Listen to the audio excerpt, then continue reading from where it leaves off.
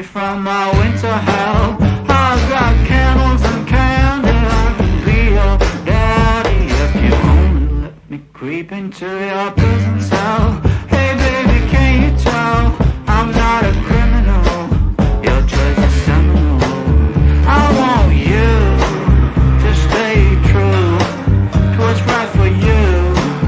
No matter who or know what will others say, just find your way and try to stay true.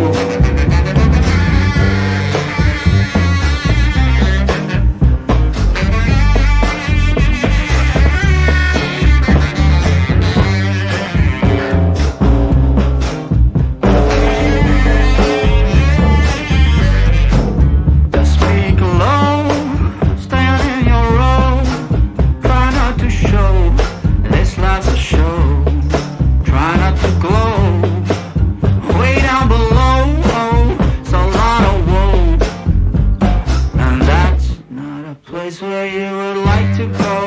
I've got cigarettes and brandy, which could come in handy if you just help me loosen up my hand grenades fuse. Baby, don't refuse my truth, but it's up to you not to choose. I want you to stay true to what's right for you. No matter who or know what will others say, just find your way and try to stay true.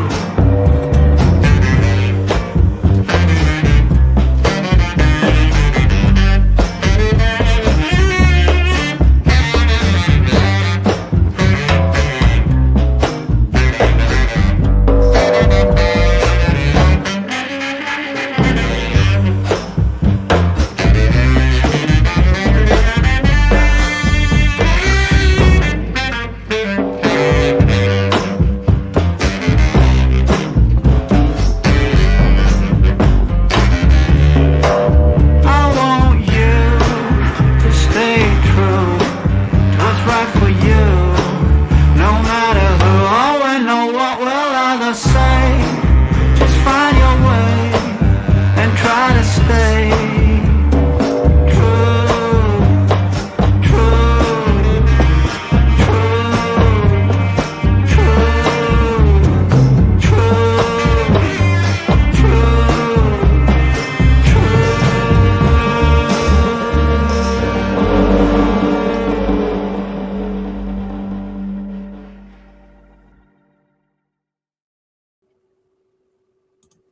Hello.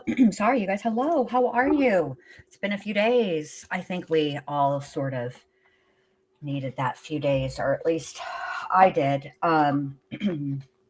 Last week was just incredibly heavy testimony. And then, in the end, the last day of uh, testimony from the state was that video of Athena's last moments. And she endured it. So we can watch it and listen to it as much, but it doesn't mean it doesn't weigh heavy, on our hearts. How is everyone? I hope you guys had a great weekend. I did. I needed some rest. I really did. And yesterday and Monday, I've been working on this intro. There's a new intro coming, but it's a fairly laborious, highly detail-oriented process with software or editing software that I am learning, and there's a very steep learning curve. So it'll be done when it's done, and when it's done, I hope you guys like it. I will say what we can expect in court today, and what went on while they were working, but the jury was not present, and so therefore there were no cameras allowed. But basically what happened was they heard from the judge, listened to a lot of expert witnesses from the defense, and I guess decided whether, because it's a Dauber hearing or Duber hearing, Duber, I think is how you say it. and that basically deals with expert witness testimony. And they're still planning to put on a number of witnesses. One of the witnesses they are trying to put on is Tanner Horner's mother, but she has substance abuse issues and is very difficult to track down. So, yeah, that is what's going on in the court today and in the coming days. I have no idea how long the case is expected to be. Hold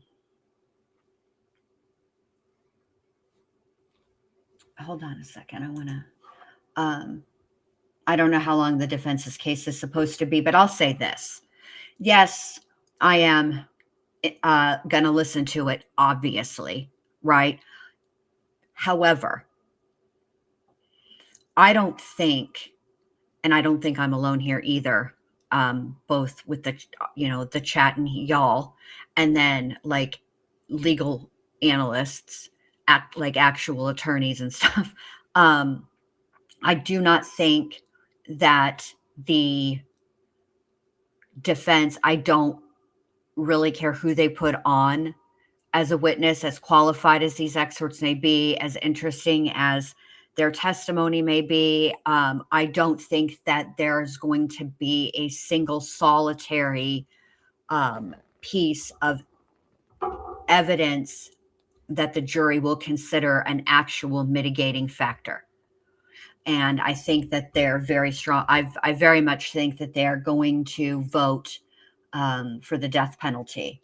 So Amber says, which I think was a fantastic strategic play, even after reading the transcript, it has haunted me all weekend. I can't imagine hearing the actual thing. Where did you read the transcript, Amber? Because I know that they were talking after Thursday, at the end of the day, Thursday. I watched WFAA, and the news anchors were talking about the judge sealing the tape, or it's not a tape. Come on, Bindi, get out of 1993. The judge sealing that video, which is really only audio, but and some video, obviously, and it never being seen. Oh, I see. Okay. So Amber meant like what we all watched, what the reporters wrote down. Yes, that was horrific and very, very difficult to hear. Yeah, it was. All right. So Amber says it was reported yesterday that it was expected to last until May 4th. Well, let's hope May the 4th be with you. There's a verdict also on that day. Also, speaking of court cases, Corey Richins. Now, y'all know that her sentencing is scheduled for May 13th. Okay. Well, the defense filed asking for a continuance to June. So basically, the date that they opted for happens to also be Corey and Eric's wedding anniversary. So it's either going to be on the birthday or it's going to be on the wedding anniversary. They cited some things. One of them was Miss Nestor had a death in the family. Mr. Ramos had a trial. But here's the thing about that, okay? The trial was scheduled after the sentencing hearing. The state is like, look, we have been very patient. We deferred to the defense to figure out the scheduling. That this was in their answer. We deferred to them, and basically, no. Let's just get this, we need to get this over. This needs to be done. The families, this impacts the victims. They, we're not going we're not doing all this. So I have not followed up yet to see if there's an update, but if and when there is, right, I will let you guys know. All right, so let's get right into it. First witness is on the stand. Just want to make sure we get to hear that witness be called.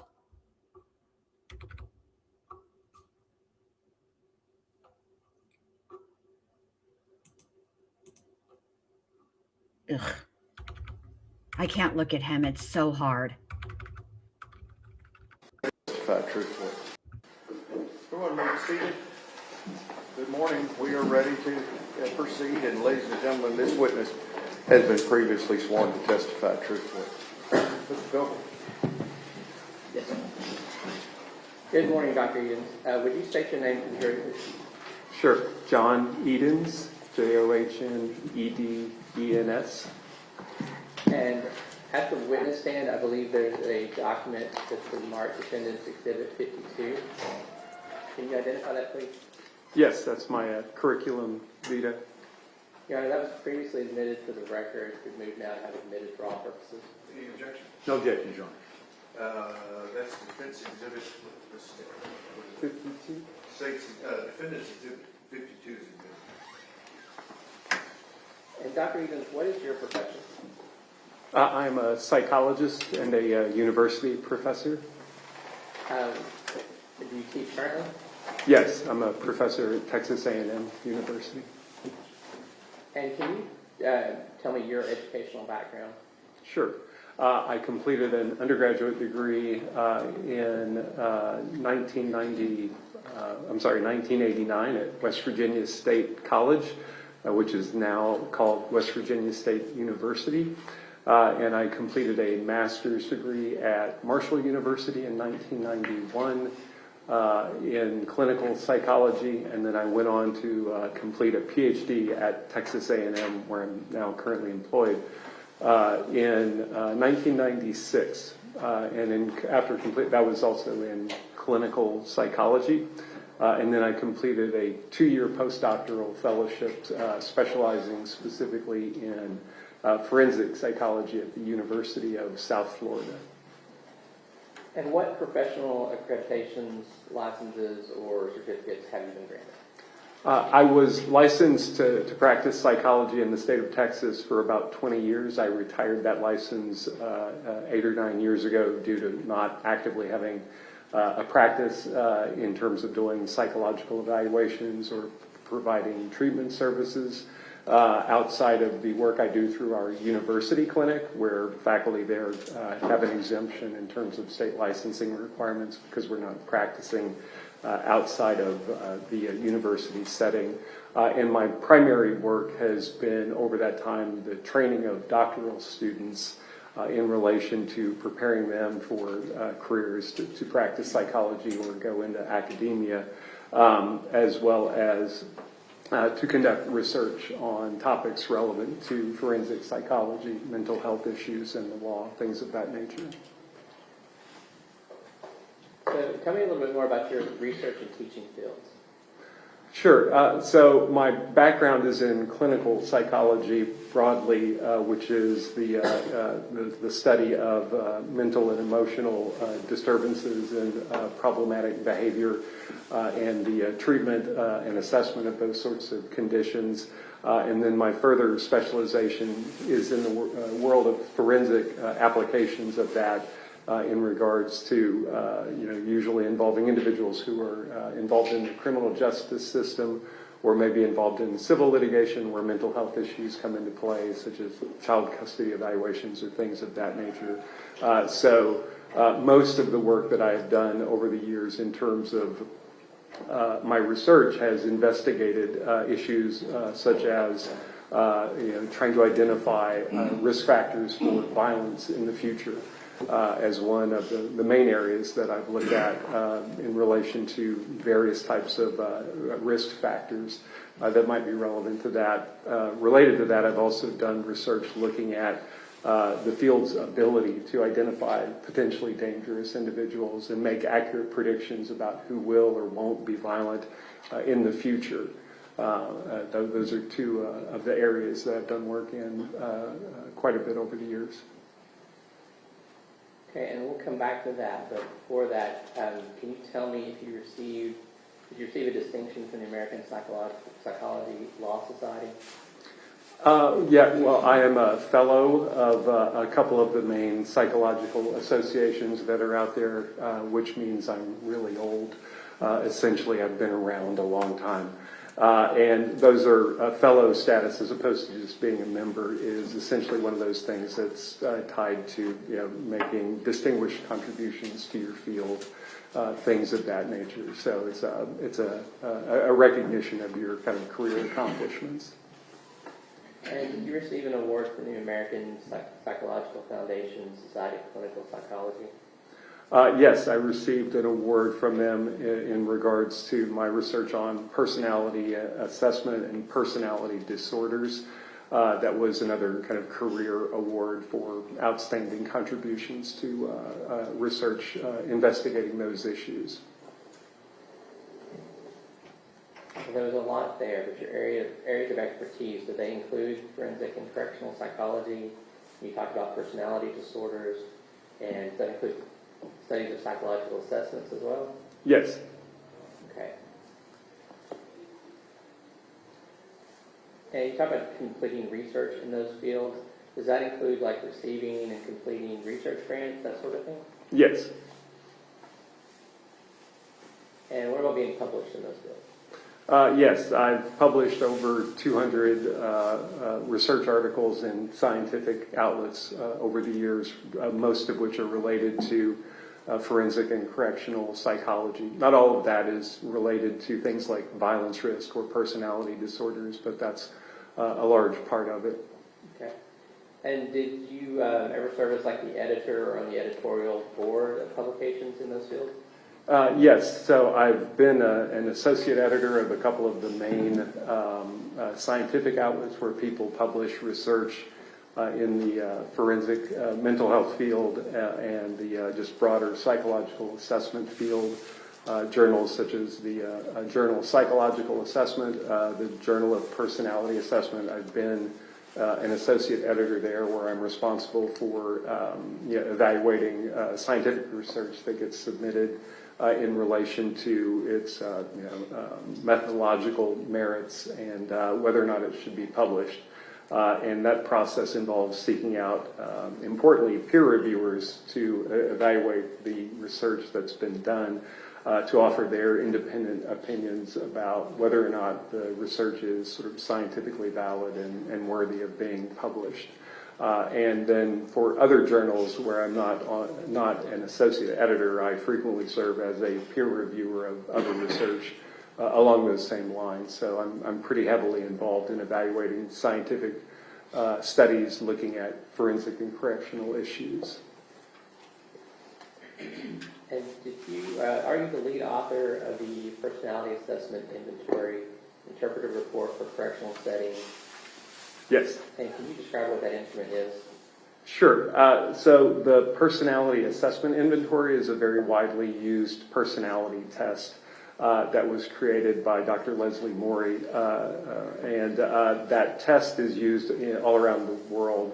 It's been translated into many different languages for general psychological assessments and evaluations. My involvement with it, aside from publishing a lot of research on that particular instrument, is that I was approached by the test publisher to create an interpretive report that is specifically for inmates going into prison settings to evaluate their psychological risks and needs. Because the PAI does not, itself does not have an interpretive report specific to that sort of setting. So I worked with them to collect a lot of data on it, specifically from prisoners, and created the sort of interpretive logic that talks about the psychological functioning, essentially, of individuals who are being administered it when they are transitioning into a prison setting. Do you know whether that instrument is actually used by the Texas Department of Corrections? I know that the personality assessment inventory has been used at various points in different facilities. Whether or not they're specifically using my corrections report, the interpretive report, I'm not aware of. I'm not involved in the keeping track of who the test marketing company is, selling to and things like that. But I do know it is being used in various prison systems around the country. I don't know specifically if Texas is routinely using the interpretive report that I created in relation to evaluating people. So are you familiar with Special Issue number 1 in Texas Capital Trials? Yes. And in this case, did you examine Tanner Horner? I did not.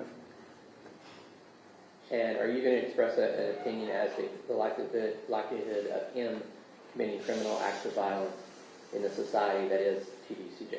I'm not. Okay, I'm a little confused.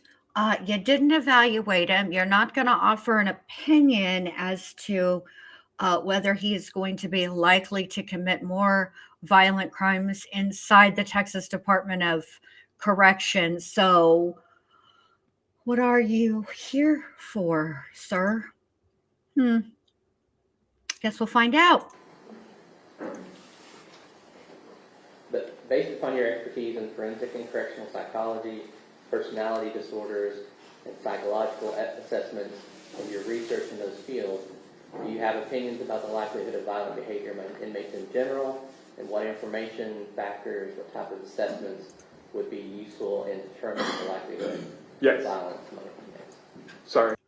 So you're going to tell the jury what I'm so, how is this a mitigating factor? Are you going to get up there and tell the jury that a prisoner with his crime is 50, 1100, 11 billion and 1 times more likely to be the victim of violent crime inside of a prison? Is that what you're here? I'm so confused. Oh, Scott has it. Okay, Scott. Thank you, Scott. Scott says he likely was asked to find, good to see you, by the way, flaws in the report or reports produced by the evaluations that were done. Okay. Well, let's see. Let's rewind. Let's hear the question right quick and continue. We'll see. Behavior among inmates in general, and what information, factors, what type of assessments would be useful in determining the likelihood Yes. of violence among inmates? Sorry, I didn't let you finish it. Fine. It was a long question. So, would you, given a lot of long questions and answers so far, but kind of break this down for me? We're talking about personality disorders, personality pathology, that kind of thing. What are we talking about? Right, so the Diagnostic and Statistical Manual of Mental Disorders, which I'll refer to as just the DSM-5, includes in it a section of mental health issues called personality disorders. And that's something I've done lots of research on over the years of my career. And a personality disorder in the broadest sense is a long-standing pattern of pervasive impairment or distress that people experience that is tied to essentially various personality features that they exhibit that can cause problems or conflicts in their lives. The DSM includes numerous specific types of personality disorders, but the general definition of a personality disorder is that it's a long-standing set of problems related to personality traits that people have that can cause them conflicts with other people or cause themselves to experience distress, and that those are patterns that are generally somewhat stable over time and usually first start to appear in late adolescence or early early adulthood, not early childhood. And that is in contrast to some extent to most other psychiatric disorders, which tend to wax and wane in terms of the severity of the symptoms that people may experience. Personality disorders are ones that are generally, relatively stable, although they oftentimes do decrease with age in terms of their severity. And yeah, that's one of the areas I've done lots of research in. Okay, first of all, back up and tell me what the DSM-5 is. In layman's terms, what do we use? Yes, so the DSM-5 is the Manual of Diagnostic Information produced by the American Psychiatric Association. And it's DSM-5 because it's the fifth iteration of it. There was DSM-1 through 4, and this is the most recent evolution of it in terms of the psychiatric community putting out essentially a diagnostic manual that clinicians rely on to try to make diagnosis about the different types of mental health problems that people can experience. So if you are in the field of mental health and you're making a diagnosis or doing research or anything like that, is this the manual you would look to, or are there other options in the United States? There is the International Classification of Diseases, which insurance companies sometimes rely on for, and that's much broader than mental health issues specifically. But the categories in that are pretty much similar to the DSM as it relates to mental health problems. So there's a personality disorder section within the ICD, but they're largely interchangeable. And in the U.S., in like legal arenas and things like that, when you see somebody talking about a mental health diagnosis of some sort, typically they're referring to a DSM-5 diagnosis. Now, in those DSM-5 diagnoses, and forgive me, I'm not a psychologist, but we hear about things like developmental disorders, mood disorders, things like that. Can you talk a little bit about how that's differentiated from a personality disorder, that sort of thing? What are we looking for there? Sure. So as I was saying before, that many of the disorders in the DSM wax and wane in terms of the severity of the symptoms, or whether or not somebody even meets the diagnostic criteria. So for mood disorders, many mood disorders are ones that somebody can exhibit for months, such as major depression, and then may basically return to a normal sort of baseline functioning. There may be cyclical episodes where they experience extreme depression again. Bipolar disorder, which we used to refer to as manic depression, is another one where there are cyclical periods both of severe depression essentially and extreme sort of manic types of symptoms, but there are also periods of time during that where individuals aren't necessarily having symptoms. And the difference there is that you don't have necessarily a specific point in time when you expect to see those symptoms first start, whereas with personality disorders, again, the expectation is that there should be signs of it in late adolescence or at latest sort of early adulthood. And again, those characteristics of one's personality generally don't wax and wane as much. Although if you do look at long term, as I was saying, the diagnostic stability even of these quote-unquote personality disorders sometimes are relatively unstable. And part of that is probably the unreliability of psychiatric diagnoses, which is one of the reasons why we're at DSM-5, is because the history of psychiatric diagnoses in terms of the stability of two different examiners coming to the same diagnostic conclusion has been relatively poor. And so over the years, there have been numerous attempts to make psychiatric diagnoses more consistently diagnosed across experts in criminal justice settings, but just in general mental health practice as well. So even though personality disorders are generally construed as being relatively stable, they are subject to change, and somebody might be diagnosed at one point with that personality disorder, and later on, especially if evaluated by somebody else, might not reach that same diagnostic conclusion. And you talked about differentiating personality and mood disorders. What about developmental disorders? Developmental disorders typically are ones where you're seeing them first appear at some point during childhood, and the symptoms relevant to those types of diagnoses are generally different from the sort of symptoms that you see in personality disorders. And you wouldn't diagnose a personality disorder in a child, for example, because we know that childhood personality traits are relatively unstable, whereas developmental disorders generally oftentimes appear very early in childhood, and the symptoms that you see do tend to be stable over time. Once that person reaches adulthood, who has a developmental disorder, there could be a diagnosis of a personality disorder potentially as well, but you don't make those sorts of diagnoses before somebody's approaching adulthood. Okay, and so you talked about psychological assessments. What are we talking about there? So psychological assessment is a very broad term involving using any sort of information to make either a diagnosis of somebody's functioning, or in some instances, like in relation to the special issue, psychological evaluations, mental health evaluations can be used to try to make a prediction about somebody's future behavior. So it's a very broad term, and there are lots of different methods by which somebody might conduct an evaluation along those lines. The risk assessment field, or the violence risk assessment field, does incorporate various types of information that would go into an attempt to predict what somebody's going to do in the future. So that is an area within sort of the broader field of mental health or psychological assessment.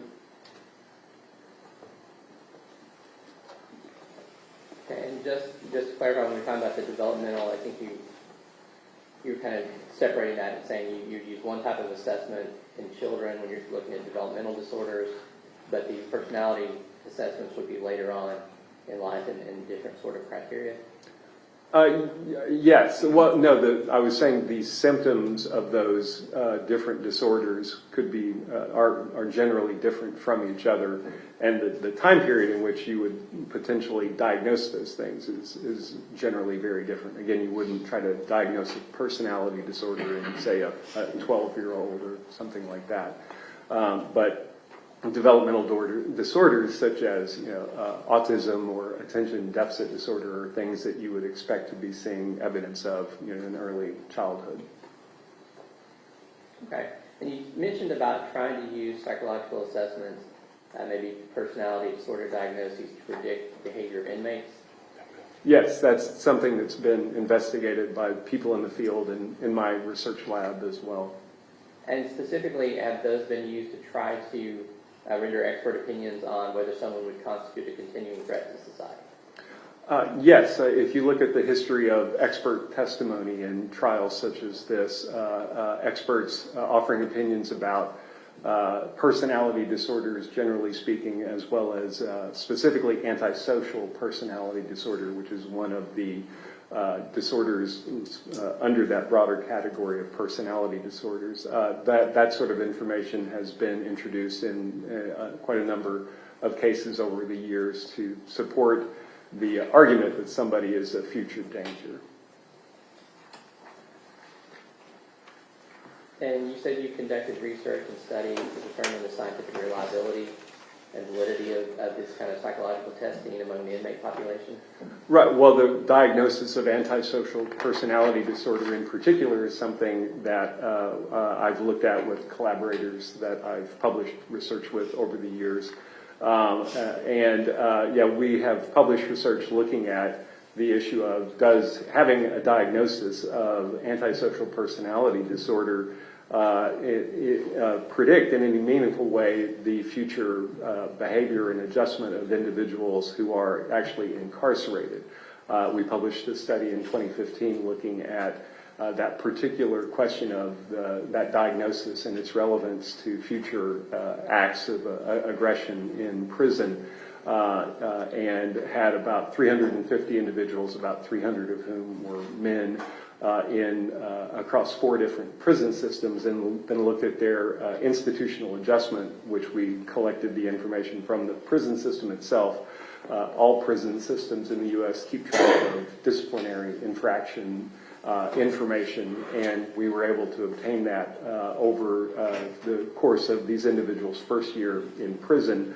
So then we were able to see if there is any relationship between having that diagnosis or having specific symptoms of that diagnosis and the likelihood that inmates would get written up essentially for just general bad behavior, but also violent acts in particular.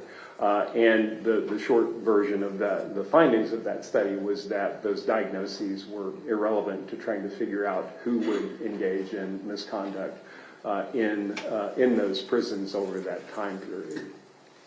And when you say irrelevant, is that, do you have like the actual number? You said there were 350 inmates, and this was prisons in Texas or across the U.S., or what were we looking at? These were, we actually collected data for this project in Texas, but not in the prison system specifically. It was actually at a safe P, which was on the grounds of a prison, but is a treatment facility. So that particular sample that was from Texas was not part of this, because these were all individuals, specifically, new admits into prison facilities, and I'm blanking on the 4 specific prisons in terms of which ones they were.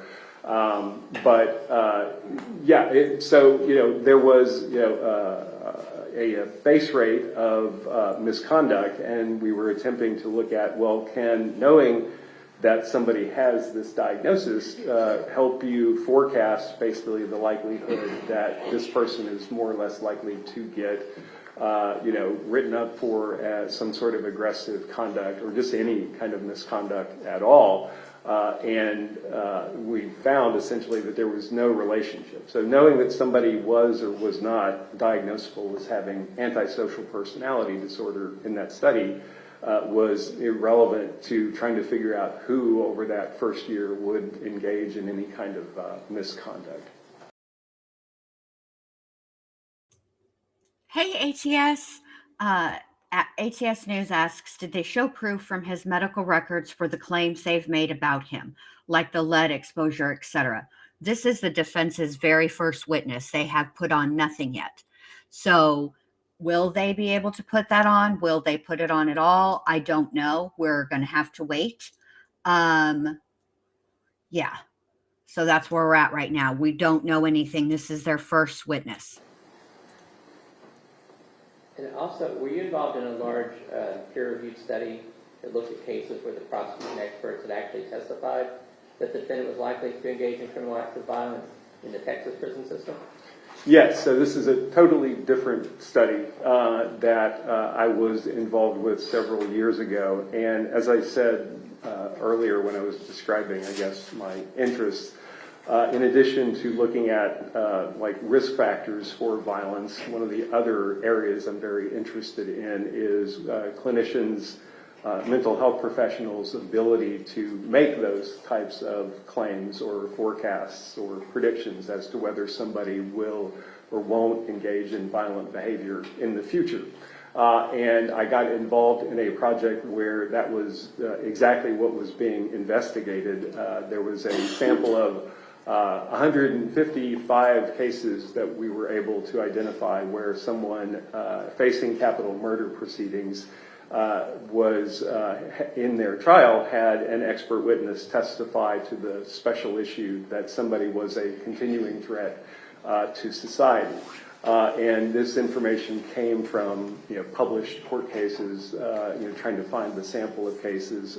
The Texas courts publish some of those cases so you can locate them that way.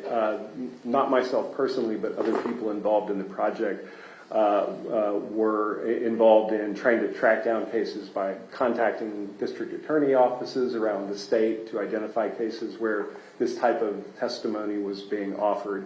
And so we ultimately found 155 of these where, again, there was an expert who went into court and said this person meets that special issue and is a future danger to society, that there is a probability that they will engage in a criminal act of violence. And then what we did as part of that study was then to follow up over the time period of these individuals when they were incarcerated what actually happened with them in terms of their behavior. And these were all individuals, I should have pointed out, were ones that the defendant in the case did get a death sentence. So these are not ones where the result of the case was that somebody got life without parole. So these were all cases where somebody was initially put on death row. And we got information about their functioning in prison from the prison systems, again, getting disciplinary information about their just general conduct as well as their potential for or their actual violent acts while in the prison system. And we also collected information from the Special Prosecution Unit, contacted them about additional information. The Special Prosecution Unit is responsible, historically at least has been, for investigating crimes within the prison itself and potentially pursuing charges against individuals. So we got information from both of those sources of information. And then looked at, of these 155 predictions, 155 claims that somebody was a future danger, looked at what these individuals actually do over the course of their time in prison. And when you're looking in that study, when first of all, I guess, who was responsible for that study? You said you worked on that study, but who was in charge of that? The journal article that was published in a peer review outlet, I was the first author on that. I was not, I was involved primarily in terms of statistical analyses and doing and the write-up of that. The Texas Defender Service is the agency that initially started that project. And I became aware of it. I don't really remember how exactly. I believe I met some of them at a conference or something like that. But I became aware that this was something going on that was very of interest to me. Can people actually go into court who make this claim? What happens in terms of the behavior of the people who were described as being a future danger? So, and they needed help doing statistical analyses and analyzing the data. And so we worked on that together. So I'm the first author of the published article that came out of that. The Texas Defender Service is the agency that initiated the project. What does that mean to be the first author? When in scientific publications, it basically, authorship order is supposedly driven usually by the first author is the person who did the most work to get the research published, and then the second author did the second most amount of work, and so on and so on. So, it's basically an indication of like how much you contributed to the project. Now, one thing I'm curious about there is you said you're familiar with Specialist Number 1, which talks about criminal acts of violence that leads us to the jury to define what that means. What criteria were you looking at in that study? So in terms of the outcomes that we looked at, we got, again, all of the disciplinary records, and then we were able to classify those into differing levels of severity in regards to how problematic the future behavior was that people engaged in, if they engaged in any misconduct at all. And 20% of those 155 people had no disciplinary misconduct write-ups at all, so there was nothing in those cases. But then we looked at, generally, did somebody get written up for any sort of infraction, and then we looked at increasingly severe forms of things that would be of relevance to considering what, again, how quote-unquote dangerous might somebody be. So we looked at things like making verbal threats towards other inmates or staff. That's a disciplinary write-up you can get in prison.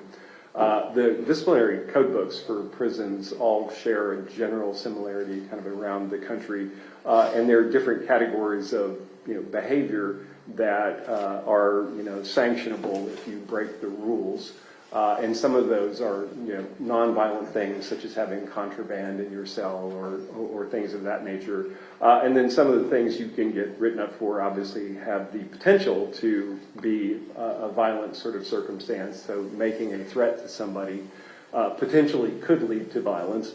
And then we had another category where we're actually looking at specifically violence that the prison system would classify as severe or significant. And the prison system's kind of definition of a significant or severe sort of violent act is one that would require more than first aid.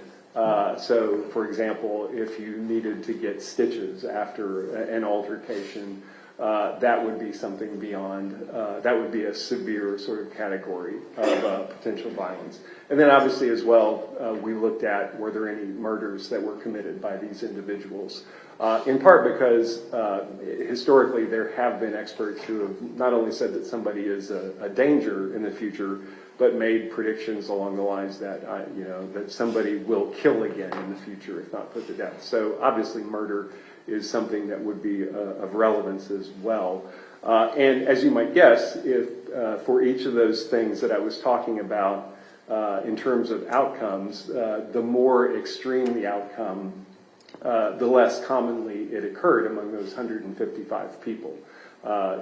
Threats were something that were somewhat prevalent over the disciplinary histories of these individuals. When you looked at that more severe category of violence requiring something more than first aid as an outcome, what we found was over about a 10-year follow-up period for these individuals, that 8 out of the 155 had engaged in that type of violent act in prison.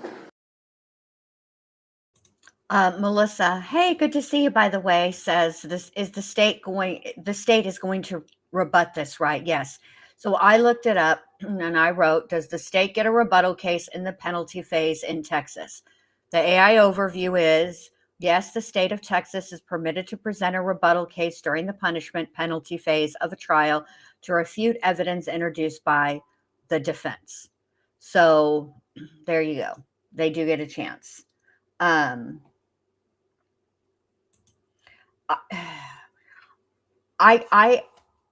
believe that this expert witness, who I have zero doubt that he is an expert in his field and highly qualified. I'm not doubting any of that. I just I don't really think that he is going to be beneficial in this case. I think what he's basically trying to say is that prison is a place where we put criminals to protect society. So, in essence, because this defendant is only eligible for one of two punishments, it's either going to be life without the possibility of parole or the death penalty. I think he's making the argument that he will then, there's no need to give him the death penalty to further protect society, which in this case would be the other prisoners in the prison with him, right? There's no reason to protect that society from him either. That, yes, that's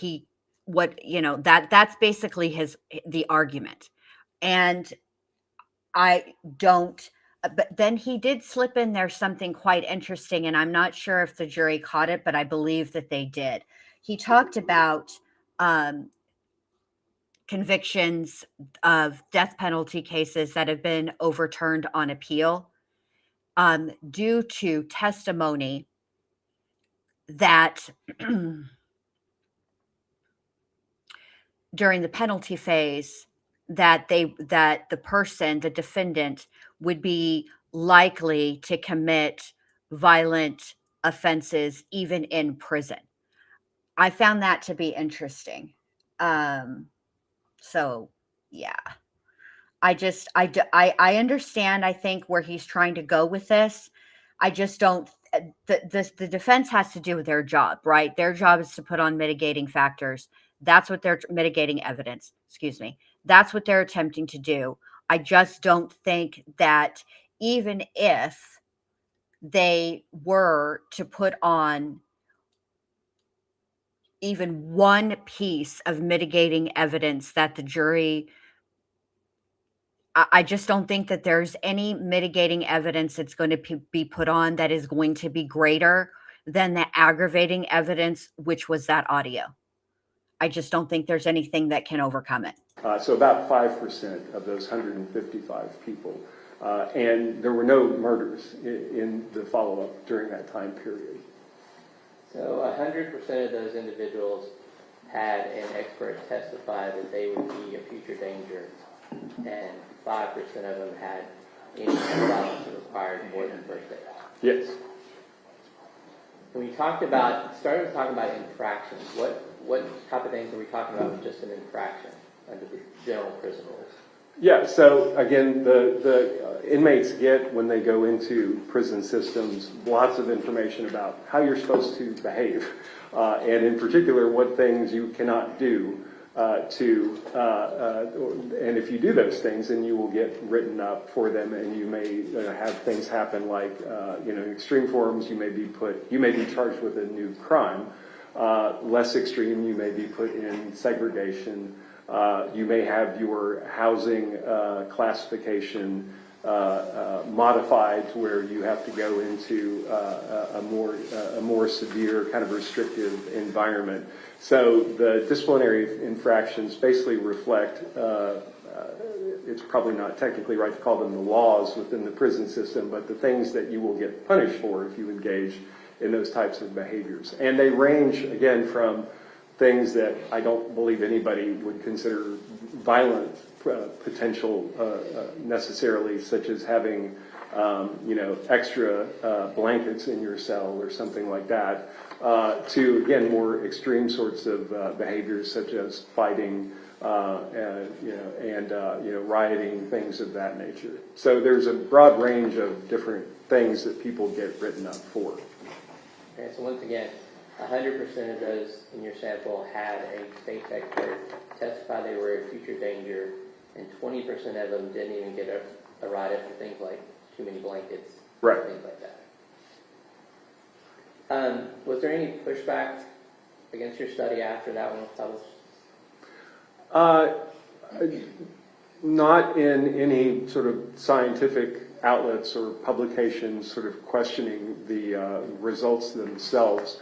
I have testified about the results of this work in previous cases over the years, and I'm aware that there have been some things written about the study in regards to questioning the validity of what was found in it, just through cross-examination and things of that nature. So there have been some criticisms of it, but I have not seen anything that fundamentally counters that argument that when somebody comes into court and makes those sorts of claims, that if you look at the actual behavior of the individuals going into the future, again, for on average a solid decade, that these are individuals who are committing severe acts of violence, again, that the prison system would classify as violent, or that they're committing, future murders in the prison sort of setting. And you already mentioned one study that you conducted later with the 350 people across 4 prison systems.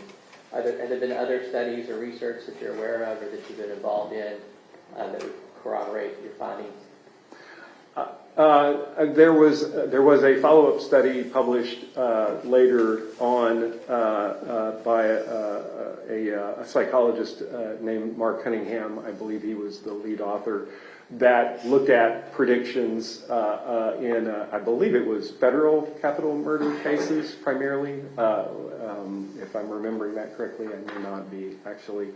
But it was predictions of future dangerousness and looking at outcomes as it related to the same sort of thing. In that particular instance, Dr. Cunningham was testified, I believe, in all of those cases, and offered the opinion that someone did not meet that special issue and was not a future danger.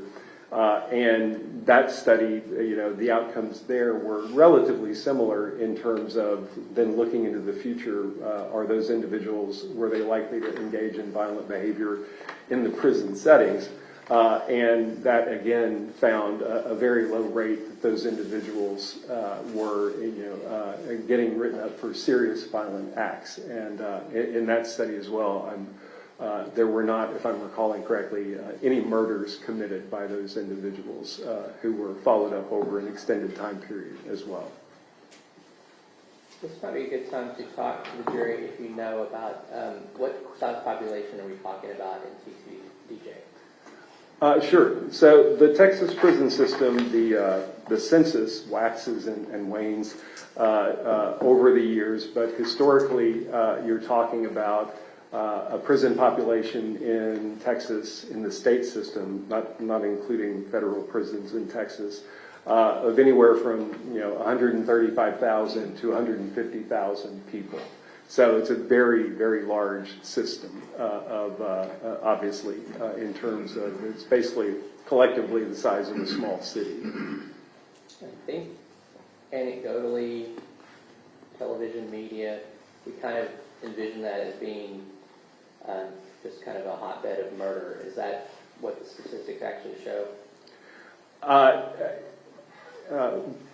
The word hotbed is that I don't want to. I'll just be descriptive. I try to be. So yes, I have seen media headlines, particularly recently, about things like the homicide rate in TDCJ, which historically was very low. There were years in the 90s and 80s where there would be very, very few homicides within the prison system. Over the last decade or so, those numbers have gone up somewhat. I believe the highest number of homicides in recent memory was 20 in 1 year. I believe that was 2023. And again, any homicide is a horrible thing. I'm not in any way trying to trivialize that or minimize that. But that's 20 homicides, again, out of a system that has 135,000 people in it. So you're talking about things that are extremely rare in terms of trying to prevent them. So, it is that type of extreme violence is very, very uncommon. And as you highlighted, it runs counter to public perceptions about exactly how violent prone, prisons actually are. There was one survey conducted years ago, actually asking people who had served on capital juries about what they thought the likelihood of future murders were among people who were facing capital murder charges. And the estimate was that people thought that there was about a 50-50 chance that somebody would kill again in the future. And that is obviously a very different statistic than 20 out of 135,000 people, in any kind of given year. And again, that 20 was the largest number that I've ever seen. It's been much lower than that in various years in the past. And then in the sample or the study you did with the 155 inmates who had been testified that they were a future danger, there were 0 murders, correct? Correct.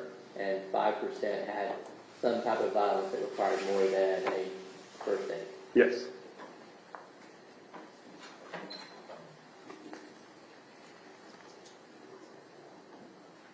So, so that based on your research, I guess based on your whole career, have you been able to identify sort of best practices for predicting human behavior for inmates in the incarceration setting? Yes, I mean there's a lot of research that has looked at trying to improve on our ability as a field collectively to identify who will and won't engage in violent behavior, both in prisons and outside of prisons as well. And there is a body of knowledge about sort of how to go about trying to forecast those types of issues. And there are known risk factors that can move the needle a little bit in terms of improving our accuracy of trying to make those predictions. So yes, I would say there's a methodology that can be employed that improves on our general ability to try to forecast who would or wouldn't engage in those types of behaviors. Although again, in regards to the more extreme types of violence, such as, again, things resulting in injuries requiring more than first aid, you're talking about an incidence of those things that's relatively small overall in the general prison population. And murders, it's a fraction of that as well, obviously. So anytime you're trying to forecast a very unlikely event, you are likely to make a lot of errors in trying to make that prediction. The example I use oftentimes, like when I teach undergraduate classes in forensic psychology, is when I was, I guess, in my early 30s or late 20s, the horrific Columbine shooting happened in the United States, where there was a mass shooting at schools. And very quickly after that, media started talking about profiles of school shooters and the risk factors for who might engage in those types of actions. And the profiles identified characteristics that were, tied to what was known about the Columbine shooters, and it was things like, being socially isolated and bullied, interest in anti-authority sort of music, violent video games, things of that nature. Those things may have been relevant to picking out those individuals. The issue is that lots and lots and lots of teenagers have all those characteristics as well. So if you try to use that profile to identify who's likely to shoot up a school and engage in a mass murder, then you're going to end up making a lot of mistakes. And that's one of the biggest sort of drawbacks to trying to make predictions that somebody will be violent in the future, is that for these extreme forms of violence that we've been talking about, that's a very hard thing to do, because you end up identifying what we call is a lot of false positives, people that you would predict might engage in that behavior, but who ultimately are not ones who would engage in that and were not acting violently at all. So you're fighting an uphill battle if you're trying to predict something that's rare. Now, and just to make sure we're not confused, when you're doing your studies on violence, predicted violent behavior, we're not limited it to murder. We're saying that threshold of anything that would require stitches, anything that would require more than first aid. Yes, yeah.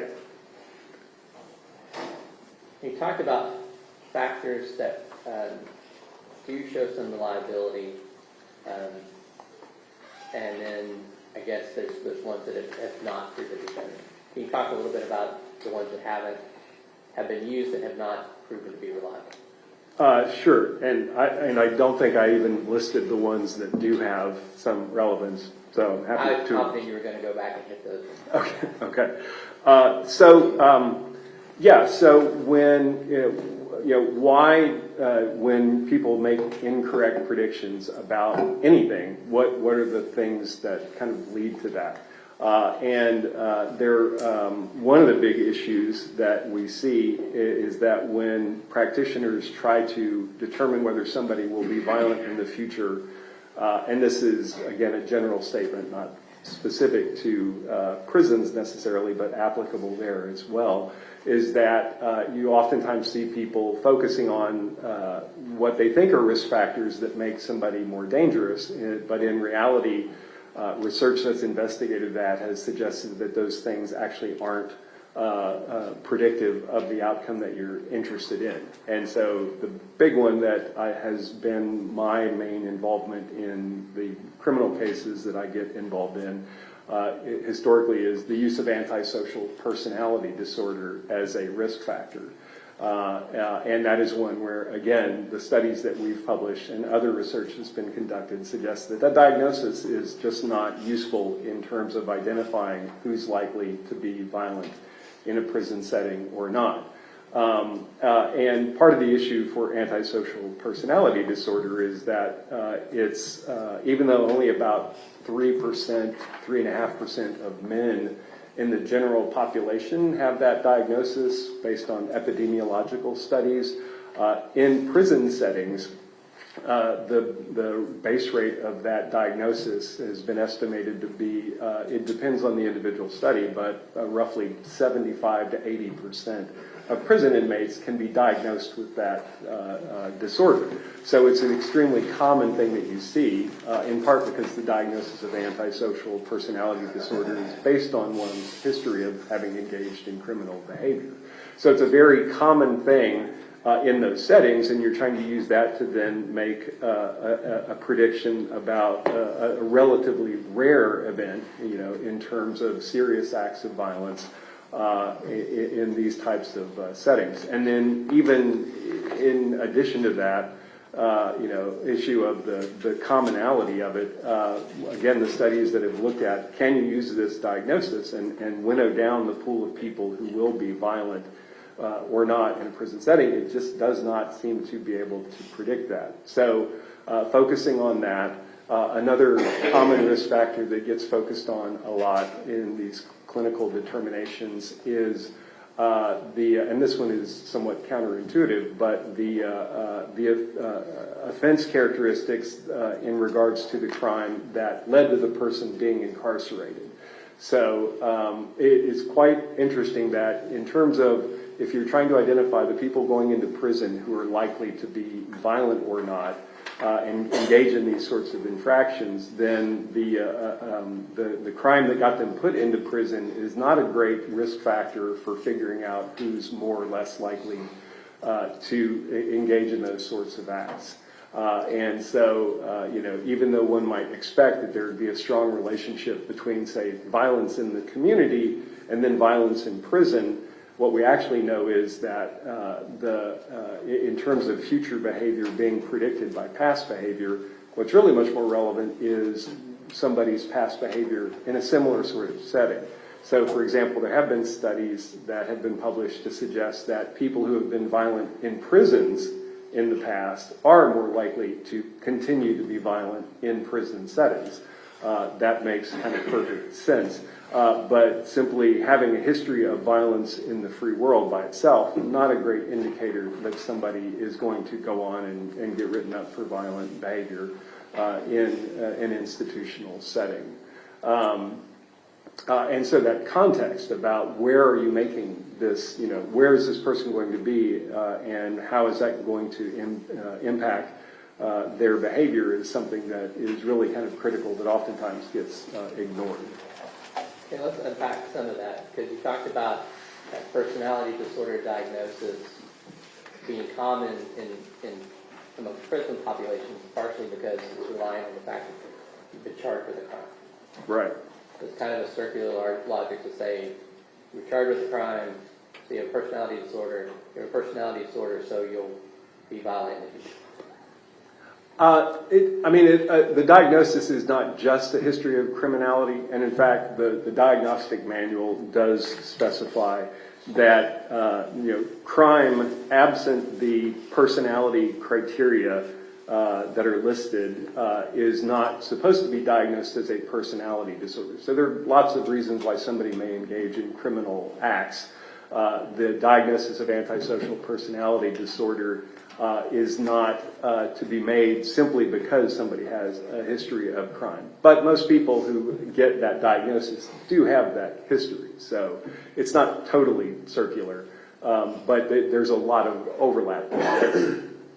So, but you were saying that it's maybe 70-80% of the prison population might qualify for that.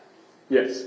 But in your study of people who had actually been convicted of capital murder, 5% of them had violence that was above the level of a first aid. Right. I mean, I don't know how many of those individuals had testimony that they had antisocial personality disorder. We didn't have that information available to us. But that is a very common thing that gets brought up in those cases historically. And knowing some of the experts who testified in those cases, I know anecdotally that they tended to rely on that diagnostic category to inform that prediction that somebody would go on to engage in criminal acts of violence. Now you said past behavior in an incarceration setting does have some predictive value. Were there other factors that you want to mention? Yes. So in terms of the prison-specific risk factors that have shown up in multiple studies trying to identify who is likely to engage in future violent acts. The foremost sort of robust factors that tend to show up that can help you move the needle in the direction of is somebody proportionally more or less likely to engage in violent acts. A couple of them are relatively straightforward and also relevant in the real world, but age is, really in most studies the best indicator of the likelihood that somebody will be violent in the future, and that's very clear in prison-based studies as well. Younger inmates going into prison are quite a bit more likely to engage in and be written up for violent and aggressive acts, as well as other types of infractions as well. So that's well established in the field. The other thing that actually is a strong factor is educational attainment. And various studies have found that basically the lower level of educational accomplishment, the Texas prison system, for example, has a test that is used to measure educational sort of accomplishment, the TABE, and I'm forgetting what the acronym stands for at the moment, but it basically measures educational issues, and that is something that is a known risk factor as well. Lower educational accomplishment basically moves the needle in terms of higher levels of risk.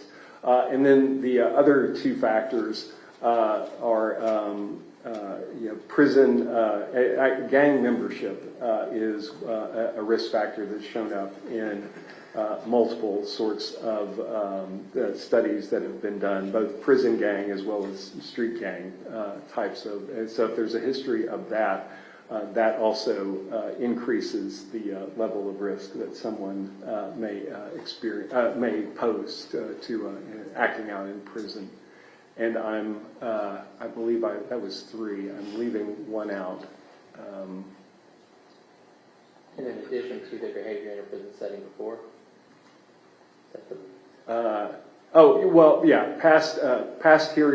Past period of incarceration. So having been in prison before, in general, and then especially if there has been violence during that incarceration period, that really moves the needle as well.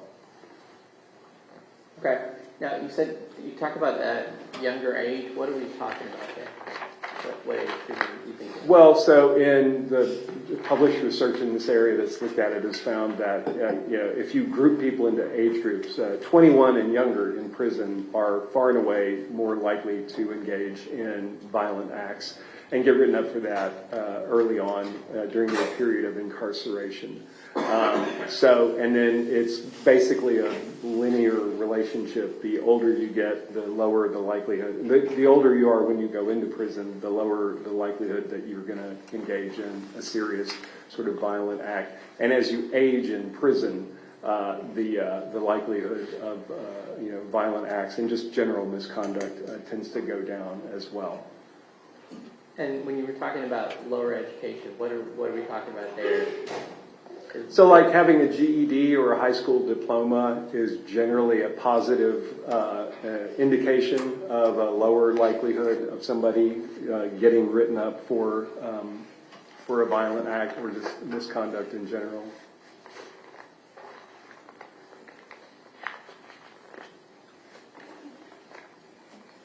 Okay, and I imagine that gang membership, whether it's outside or inside the prison system, is something that TDCJ and other prison systems are focused in on.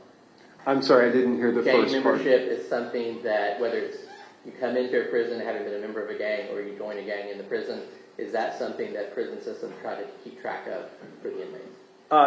Generally, yes. I mean, that's these are that has usually been something that was coded from institutional files. That person is a known gang member or something like that when they're looking at, again, trying to use this information to forecast who is likely to be violent in the future.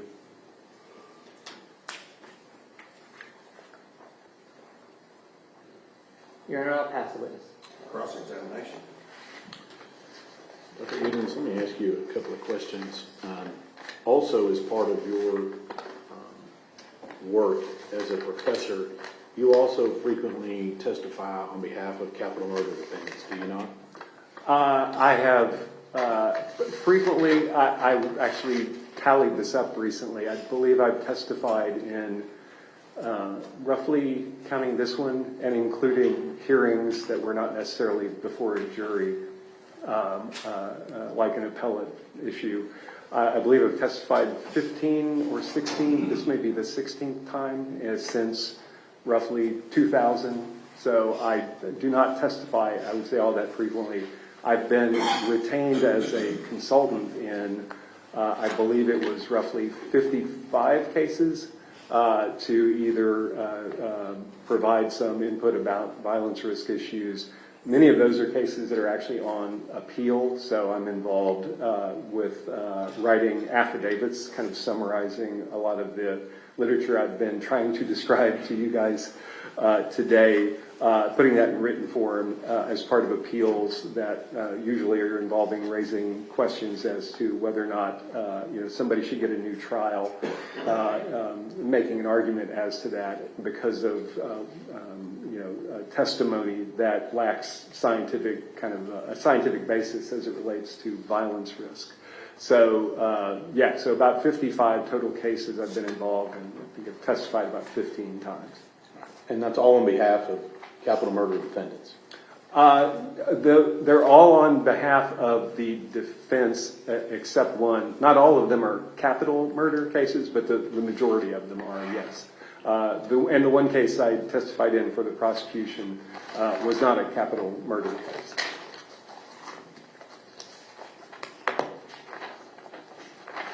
And you're not here for free today, are you? No. What's the ticket on getting you here today? In terms of... can you define ticket more? Are you talking about hourly rate or... What's the, up until today, what's your total bill for up until today, in this case? I believe until today it would have been, so my hourly rate for this case is $450 an hour. I've actually raised my rates to $550 an hour, but I'd agreed to work on this case prior to that. So that's the billing rate. And I believe it would approach probably around $6,000 or $7,000 total in terms of the hours spent involved in this case at this point. I'm going to try to go back through some of this stuff here with you. The first thing I want to hit here is that you, being the author of the PAIC, is that correct? CS, yes. CS, okay. But you're not aware of whether or not that's actually your interpretive report is being used in the TDCJ system. Correct. So we need somebody from TDCJ to see if they found that to be relevant in use in the TDCJ system. Yes. Because they are using, as I said, I know the test itself, which is independent of an interpretive report that gets spat out in relation to somebody's performance, the test itself is used, but I don't know whether or not people are using the interpretive report to make decisions about classification or anything like that, specifically in Texas. And in this particular case, you were only hired to provide this information and some generalities on prison populations and risk and things of that nature, correct? Correct. You talked about, in several occasions here, about things being a rare event. I think you used that word several times. Yes. And let me just ask you, are you aware of the facts of this case? I have a general knowledge of it, having reviewed several reports that have been performed on Mr. Horner and reviewing some of the background information about the case. And I think you used the term rare and extreme cases. Did you use that term a minute ago? I think I heard that. I believe I did, yes. Okay, and so in this case, would you classify this case being a kidnapping, sexual assault, and murder, a rare and extreme case? In terms of compared to other capital murder trials, I would say I don't know that I can actually answer that. Compared to just, is that a rare and extreme and unusual event? Yes, absolutely. I mean, kidnapping as in and of itself is a rarity in the prison system, correct? But, I'm sorry, Kidnapping just as in and of itself is a rarity in the Texas prison system. yeah, I believe so. I don't know the exact statistics, but I don't think that's a common thing that people are incarcerated for, yes. And capital murder in and of itself is a rarity in the Texas prison system. Would you agree? Yes. And you wouldn't disagree with me that the kidnapping and sexual assault of an individual would not be extreme, would you? No, that's very extreme. All right. And then coupled that with a murder on top of those together, that would make it even more extreme to you, correct? Extreme in terms of the severity of what happened, yes, absolutely.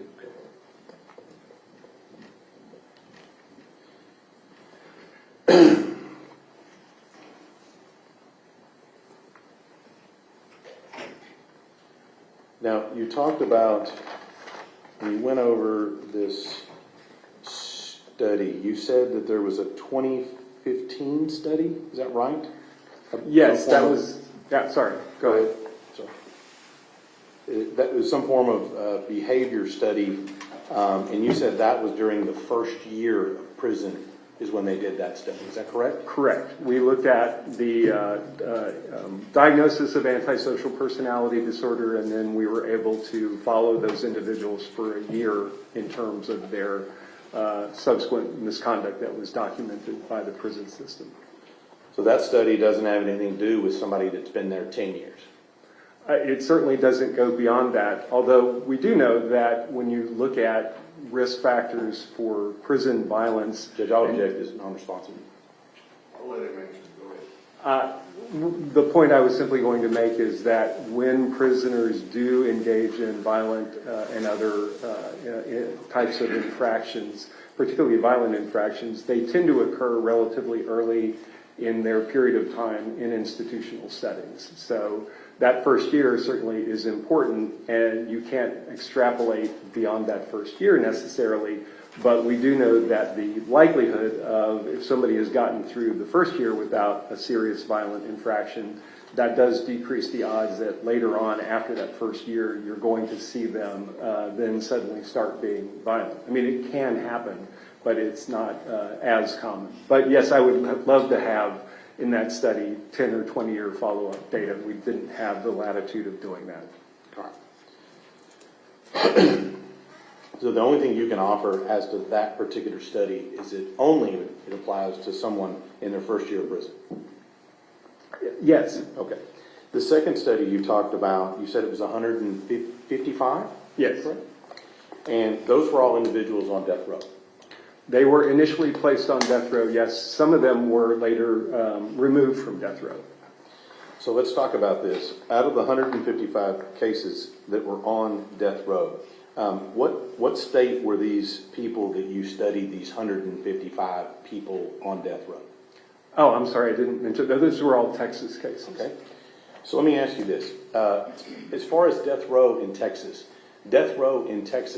is not the same as general population, correct? Correct. And these individuals that you studied in death row, they are not permitted freedom of movement, are they? Some of them were, because some of the time period that we were investigating was prior to them being moved to the Polunsky unit. So they were kind of overlapping. Part of the time period was at Polunsky, and part of it was time period when actually they theoretically could have access to general population types of settings. And then all the ones who were removed from death row were back in general population. You'll agree with me that death row is dramatically more restricted in what you have access to than general population. Absolutely. And that death row in Texas, the individuals that are on death row are subject to increased scrutiny and searches and guard presence and everything else. Yes. And in fact, they are subject to such increased scrutiny that they are not transported from place to place with any other inmates, correct?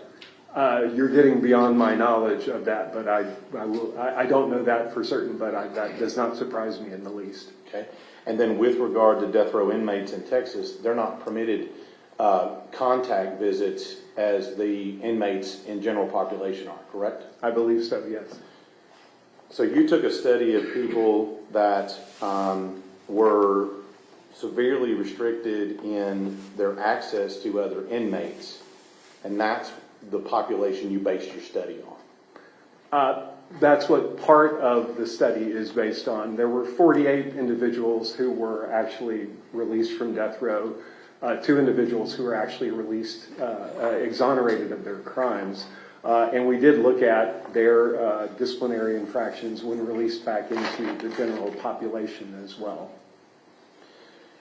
So when we're talking about that, you're not talking about a study of people that are in general population in Texas. This is only people that have that, what you're talking about, either partly on death row or not on death row. No, 48 of those individuals were released back into general population for an average of almost a decade in general population, and 2 of those 48 people actually committed one of those, again, violent acts that was severe enough that it warranted more than just first aid treatment. So those were people in general population.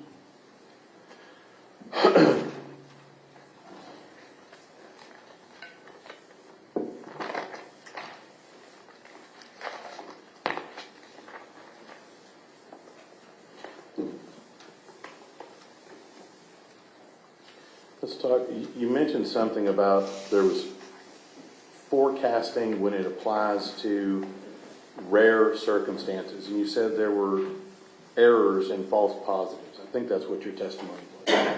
Yeah, words to that effect, yes. And what you're talking about here is that in all of this stuff in prediction, you're not able to, with any high degree of certainty, predict whether somebody will or will not commit acts of violence in prison, are you? You are extremely at risk of making mistakes if you predict that somebody will. However, if you predict that somebody won't, you are absolutely likely to make mistakes in that direction as well. So yes, that can happen. All right. And so, and for example, I'm betting that you probably have an example in your head and all these studies where you would have indicated they would not have committed any types of criminal violence in prison, and they did, correct? I have actually rarely offered a specific opinion about somebody's violence risk. My testimony has historically been more so about, are these risk factors relevant to somebody's likelihood of engaging in violent acts? So I do not go into court frequently and offer a specific opinion. In part now because I've retired my license, and that would be essentially engaging in the practice, which is why now I serve basically as the role of what we would call a teaching expert or a content expert about, well, what do we know about violence risk factors? But I don't offer, even when I was licensed, I didn't go into court and routinely offer opinions as to whether somebody was low, moderate, or high risk. Let me ask it a different way. There are people, you'll agree with me, that people have predicted, based on your information here, that they would not commit criminal acts of violence in prison that did. Yes, I'm sure there have been. And the reverse is also true. I'm sorry, the reverse being? Meaning that you predicted they would commit criminal acts of violence, and they didn't. Are you referring to me specifically, or just the general principle? Well, I mean, you've given us all these generals and generalities and risk factors and these things. Mm-hmm. And so my question is, if your risk factors say somebody won't commit criminal acts of violence while they're in the incarceration setting, there's cases where they do. Yes. And the reverse is also true, where you've said, we really think this person will commit criminal acts of violence, and they don't. Yes, yes. And with regard to your risk factors, 2 of the risk factors, I think, or potentially 3, when it comes to gang membership, require people to already be in the institutional or prison system or have that happen in the past. Isn't that right? All of those risk factors are past, past indicators of something about their life history or their background, yes. Well, you said there was the other ones, you said it was their age, education, am I right so far? Yes. And then you talked about gang involvement in the prison system. In the prison system, but also gang membership in general. So street gangs, if that is present, that again increases the level of risk for violent acts. And then you said conduct under prior incarcerations. Yeah, if somebody has been previously incarcerated and they've been violent in those sorts of settings, that does raise the risk, yes. And then you also said something about their conduct while they've been in jail. Is that what you said? There's a lot of stuff. Yeah, I apologize. That's the same thing my students say in my lectures.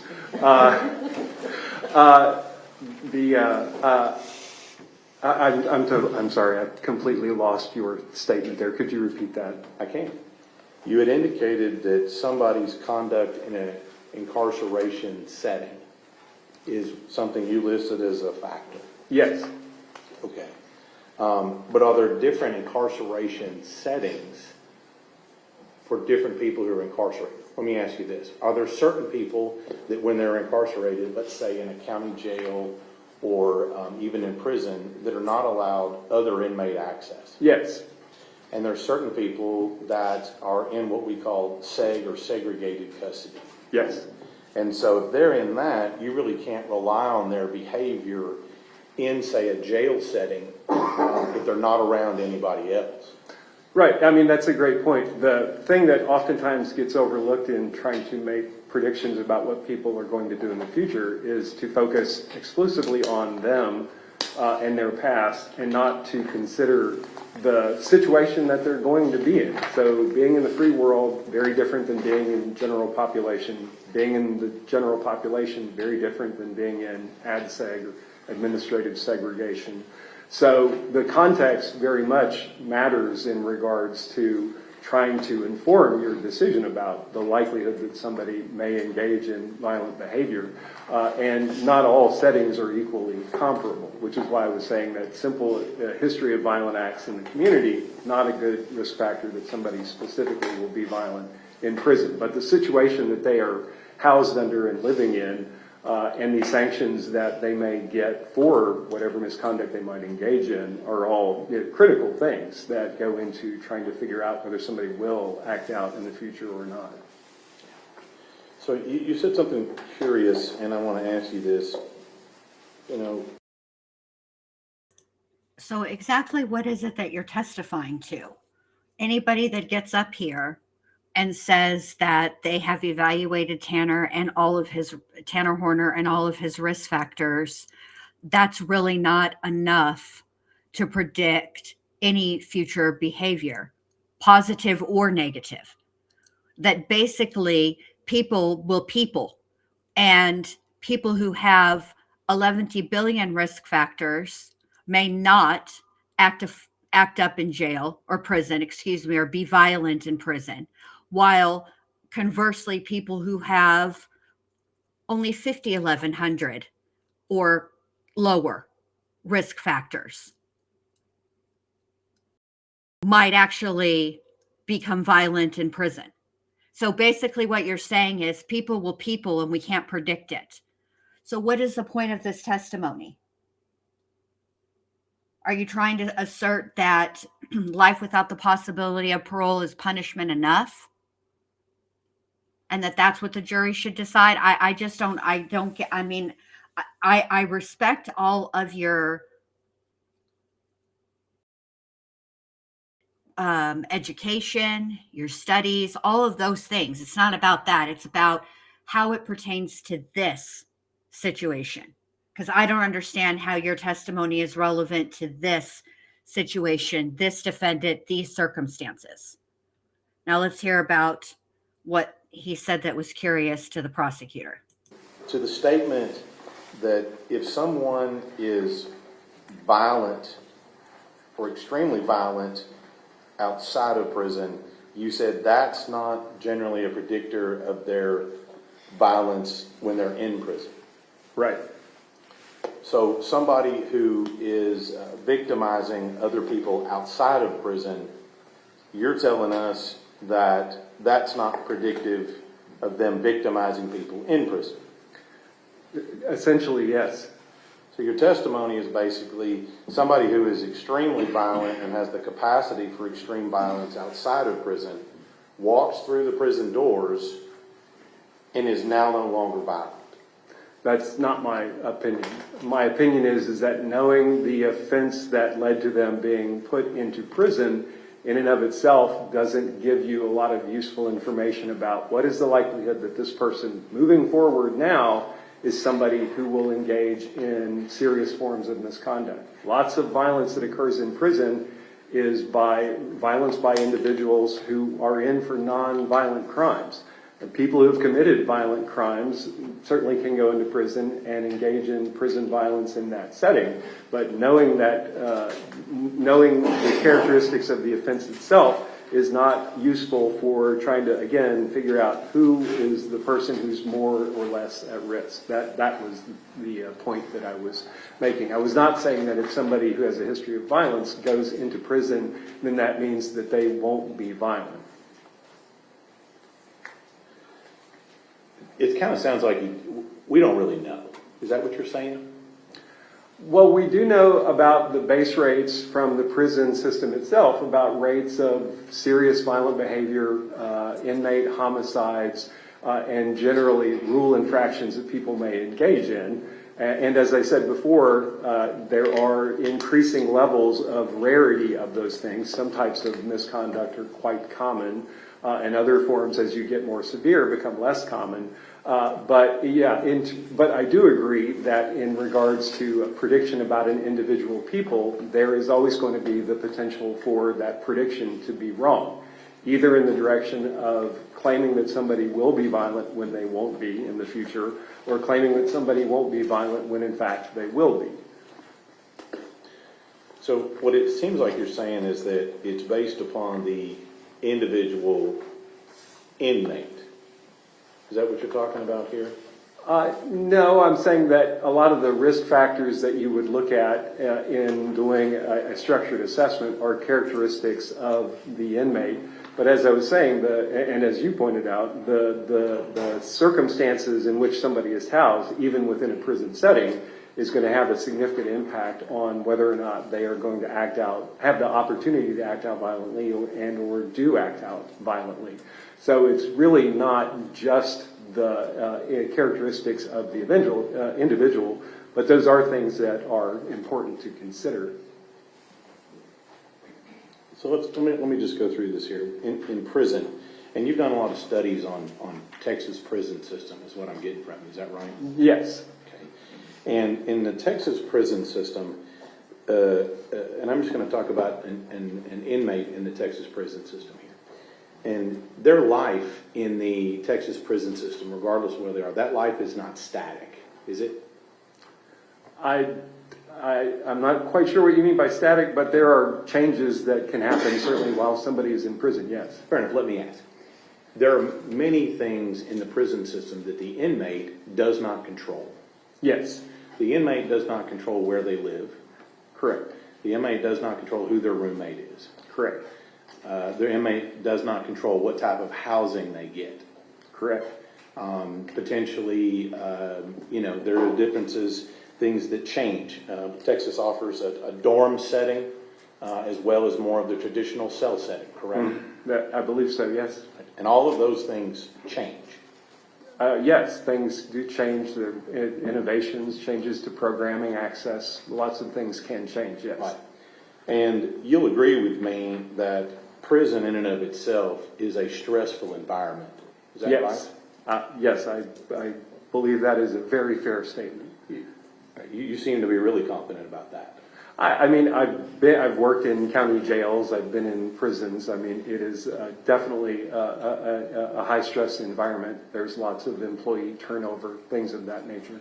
I was going to ask you that. As far as the stressful environment, things like the guards change, other inmates change, wardens change, volunteers change. Yes.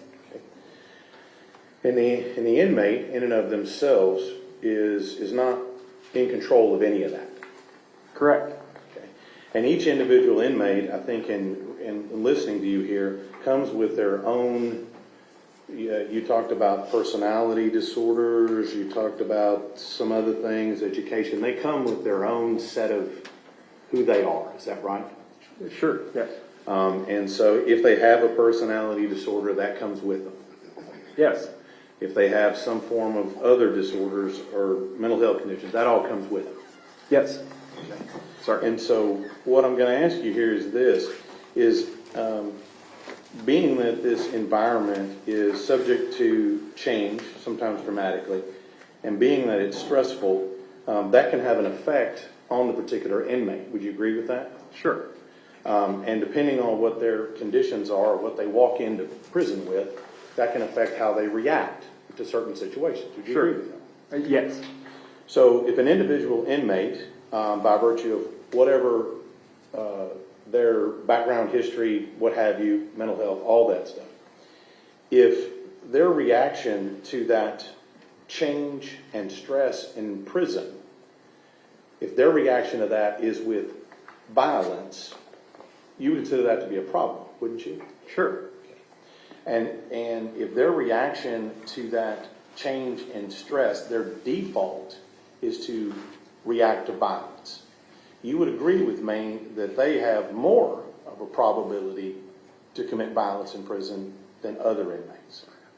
In general, that's not something that's been thoroughly researched, but issues of impulsivity and poor regulation is something that's been investigated, and that is something that could move the needle again in terms of the likelihood that somebody might act out violently. There's not tons of research on that specifically, but yes. But if you know on an individual inmate, you've been in the prison system, Yes. that their reaction to certain things is to react with violence, you'll agree that their probability to commit violence goes up.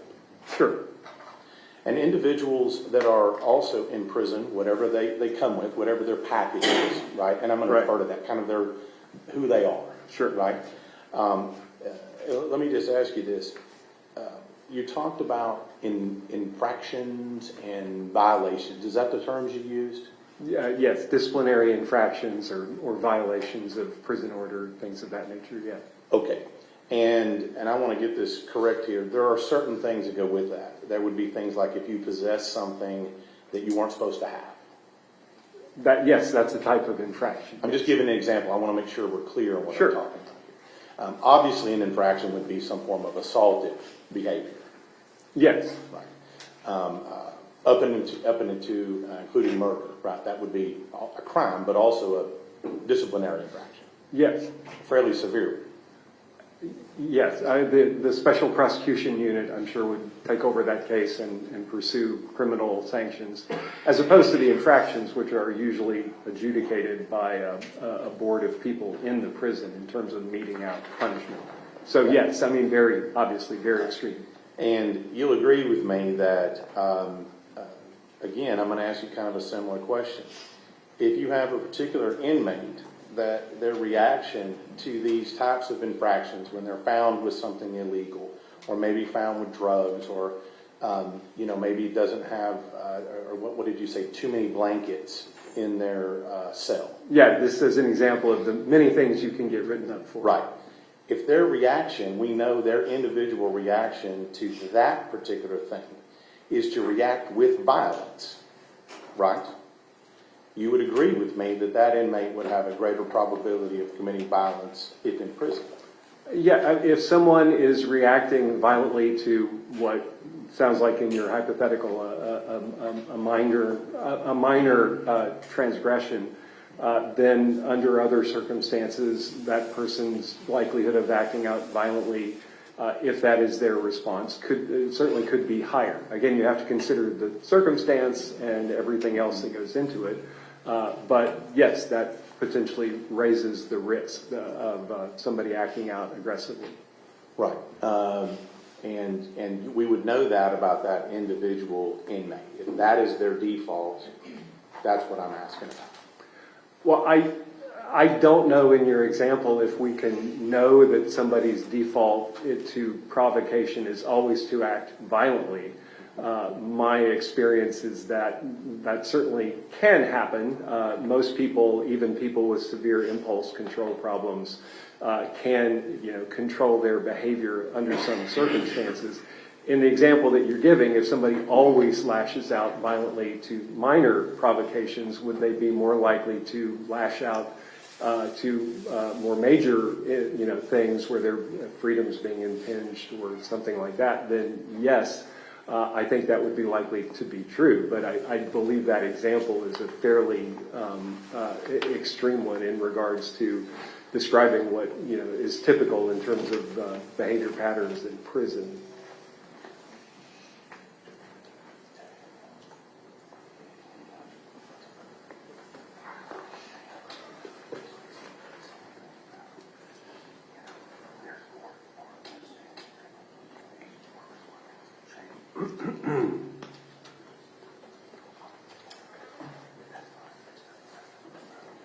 That's witness, Your Honor. Do you anticipate much redirect? It's me, Your Honor. I got 5 minutes. Okay, I'd like, if possible, I'd like to finish with this. I'll try to keep it under 5 minutes. Not Gotta help me Christian. out. Alright, so real quick, the old study with 155 people, those were all people convicted of capital murder. Yes. So those are all murder plus that's something extra. Yes. So that is, statistically, that was a narrow, it's statistically an unlikely charge to be in prison for. Yes, I mean the number of people in prison for murder is much just murder relative to capital murder is much higher, and so capital murder cases are obviously a much smaller subset of those. But 100% of the people you were looking at in that study fit that category. Yes, yeah, everyone. And you said there was a follow-up on that over 10 years? That was on average the amount of time that they had been tracked in terms of collecting their disciplinary records.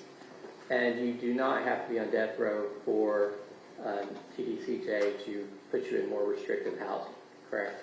That is my understanding of how the classification system works, and I believe I read a deposition or a testimony by a TDCJ official in relation to this case earlier who talked about some of those same issues, that you can definitely change people's status to move to more or less restrictive environments and things of that nature. So that's consistent with what I thought to be true. Okay. So I understand that's not your area of expertise, but it is your understanding that there are professionals at TDCJ who make those determinations about how someone should be housed. Oh, yes, absolutely. That's their careers are making those sorts of decisions to try to, engage in risk management and reduce the potential for giving somebody the opportunity to act out violently or have other adjustment problems.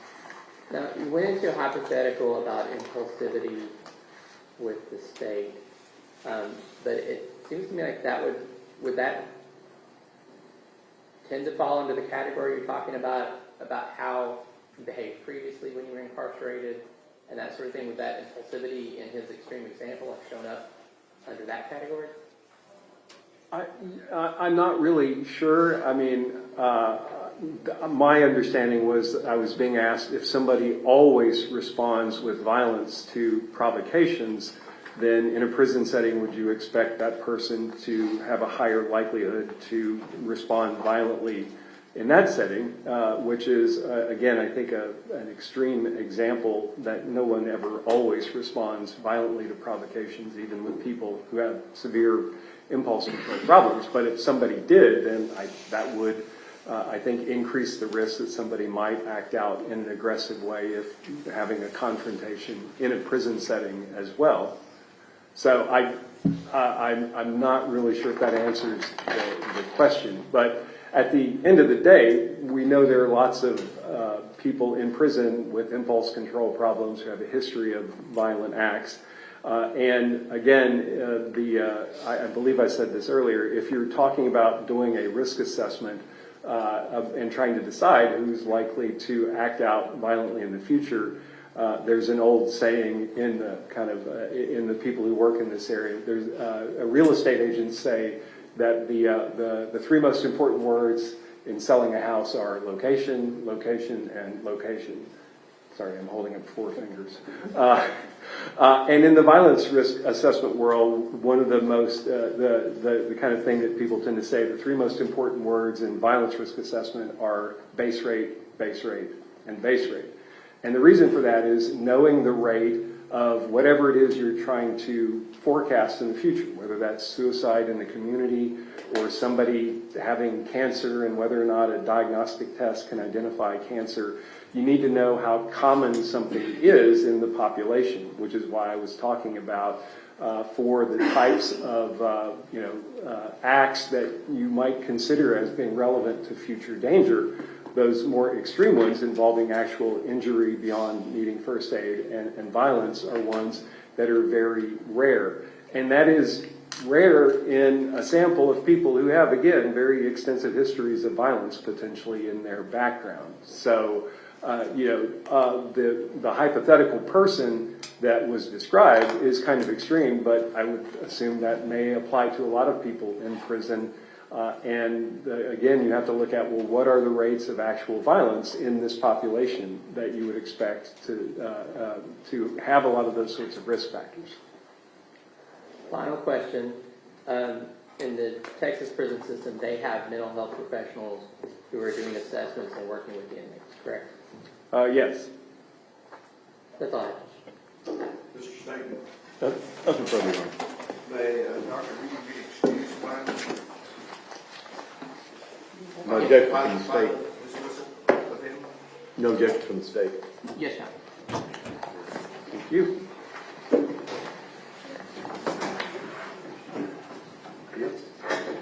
Okay, let's take our morning break. I need to visit with the lawyers for a few minutes, so it may be a little bit longer than what we do. I'll call you back in when we're ready.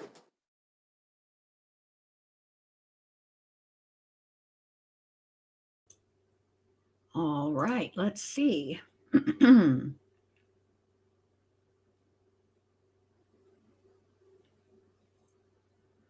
Well, I found that bit of testimony wholly unhelpful for the prosecution, for the defense.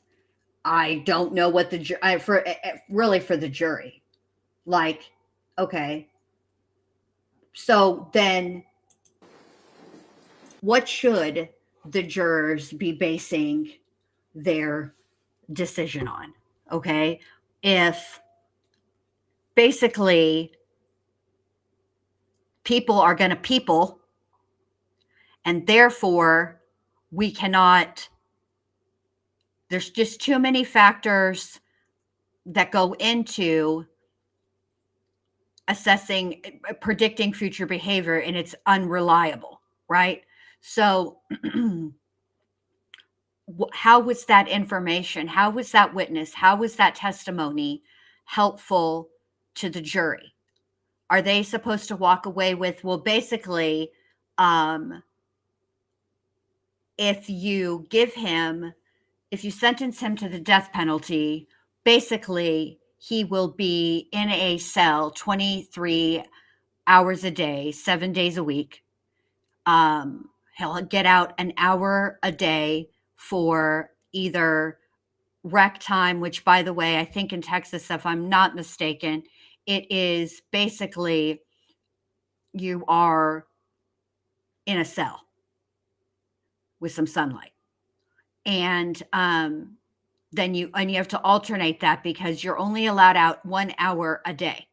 So sometimes that hour out is for rec time, and sometimes that hour out is for showering. But basically, they're constantly supervised. And by the way, the reason that they're at a new facility in Texas, it used to be that the death row was in Huntsville. Okay. But there was a fire a few years back, and that part of the death row part of the prison was damaged significantly. So they put him in there's a different I think he said, I forget what, it starts with a P. But anyway, that's where the new death row housing is. Okay. So then the jury has to decide, okay, so if we give him death penalty, then he's basically protected all the time. Whereas if he gets life without the possibility of parole, he will be housed with people who are similarly situated, meaning they've committed the same types of crimes. So basically all the chomos get put together. Okay. What is the jury supposed to do with that? How does this help them at all? It doesn't, which is why it doesn't. I mean, I know that the defense has to put on witnesses. I just feel like this witness might have been a big, huge waste of time. All right, let's keep going. Like that rambling that I just did was a big, huge waste of time. All right, here we go.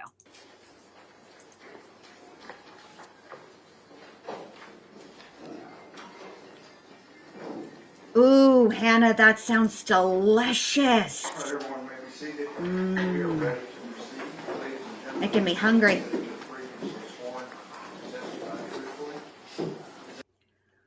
Okay, I guess they did. It looks like, from all appearances, from the huge amount of blur, but from what I can make out, and perhaps our resident expert in this case and the goings on behind the scenes, Amber, can help me out. But it does appear that this is Tanner Horner's mother, Polonsky. Thank you. I could not remember how to say that unit, Polonsky. Thank you, Jonah's mom. Hey, Jonah. I hope he's listening. I think this is Tanner's mother. Guess they were able to track her down after all. Here we go. Yes, Your Honor. I need to make sure my media is working with me instead of against me. Okay.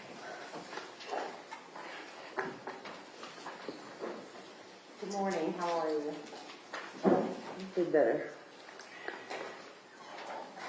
Would you please introduce yourself to the jury?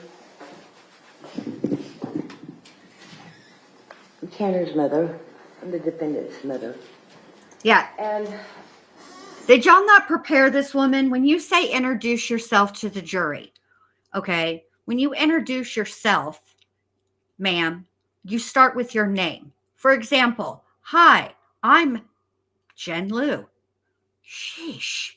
I mean, I know you're nervous and I'm trying to give you a little bit of a break here, but geez, Lou, my patience is very, very thin today. I'm very frustrated with circumstances outside of what's going on in this courtroom. So I'm going to try to rein it in. Here we go.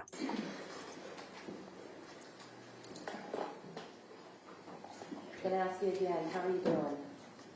I'm in pain, but I'm working through it. What kind of pain are you having today?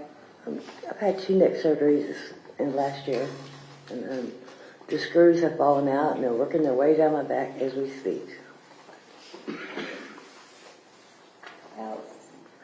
Miss Horner, where were you born? May 3rd, 1971. Oh, it's where were you born? Oh, Fort Worth. And where were you raised? Fort Worth. Did you move around a lot while you were in Fort Worth when you were a child? Yeah. How far did you go in school? No. Not far at all. It's, I think, 9th grade. Did you like school? No. Why didn't you like it? I had a lot of issues in school, at home.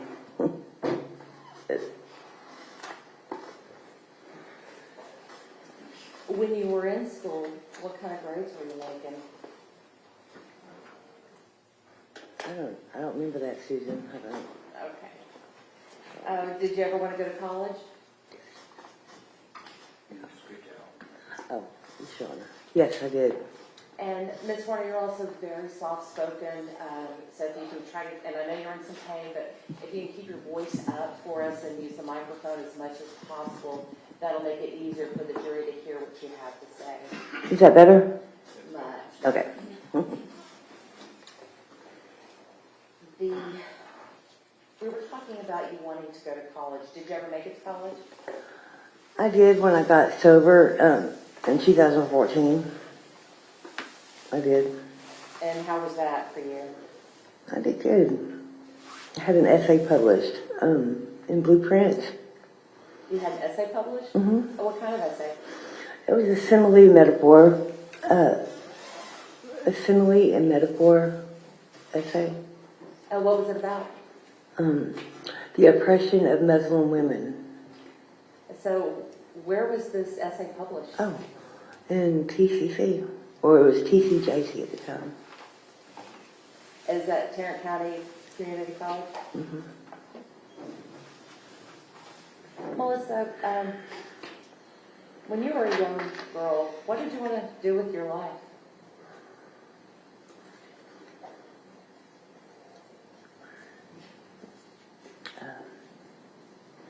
I don't remember having dreams. I didn't have a good childhood.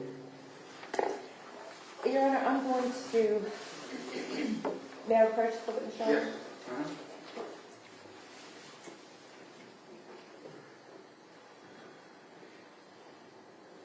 Actually,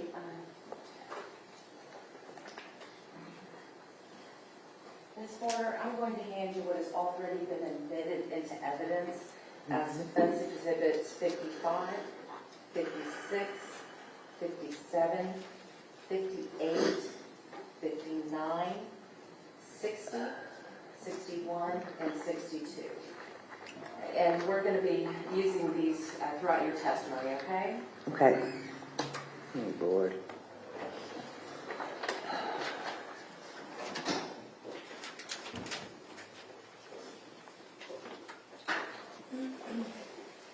Yeah, publish, Your Honor? Yes, ma'am.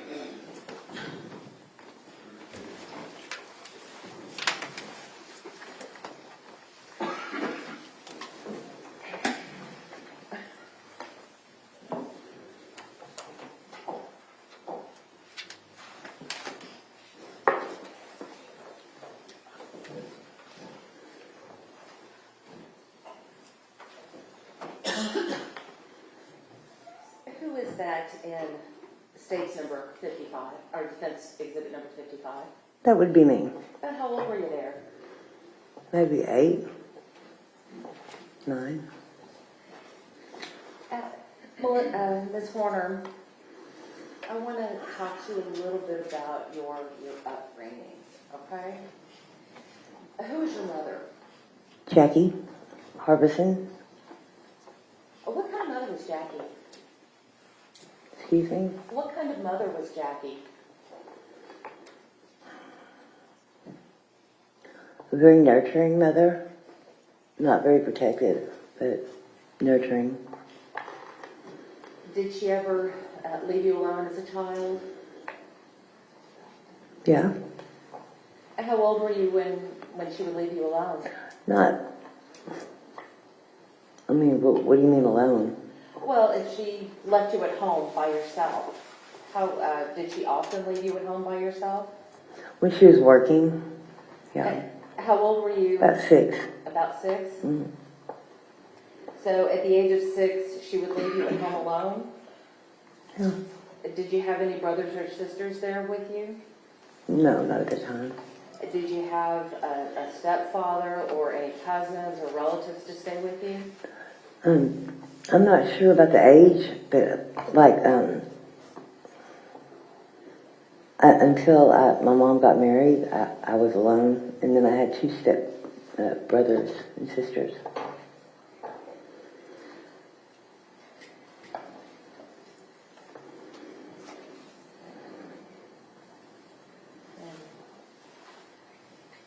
May I have a moment, Your Honor? Yes, ma'am.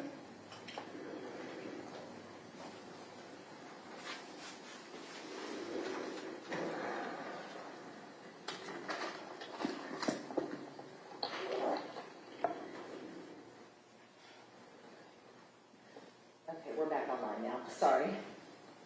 Okay, so, Ms. Warner, we were talking about your mother. You had said that she was nurturing, but not always. Do you feel that your mother met all of your emotional needs as a child? I'll let her lead, go ahead. And I'll repeat the question. Do you feel that your mother, Jackie, met all of your emotional needs? She tried. She's very young. She tried. I don't think I did, no. I don't think they were. She turned 16 the day after she had me, so, you know. So a child having a child? Right. And Ms. Horner, I want to talk to you a little bit about your father. Did your mother and father remain married after having you? No, ma'am, they didn't. And how old were you when they divorced? 1 year old. At some point, did your mother remarry? Yes. And how old were you when they remarried? 5 or 6. Did you like your new stepfather? No. Why not?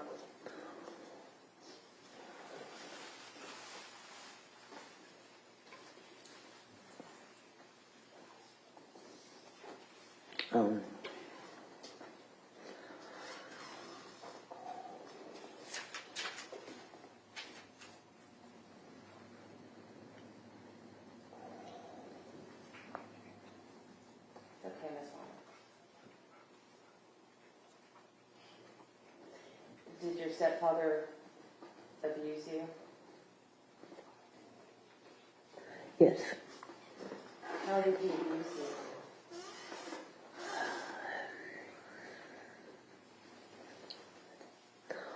First time he abused me, they weren't even married. I was 4 when he tried to have sex with me.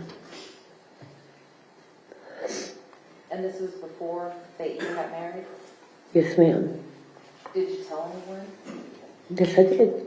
Who did you tell? My mother.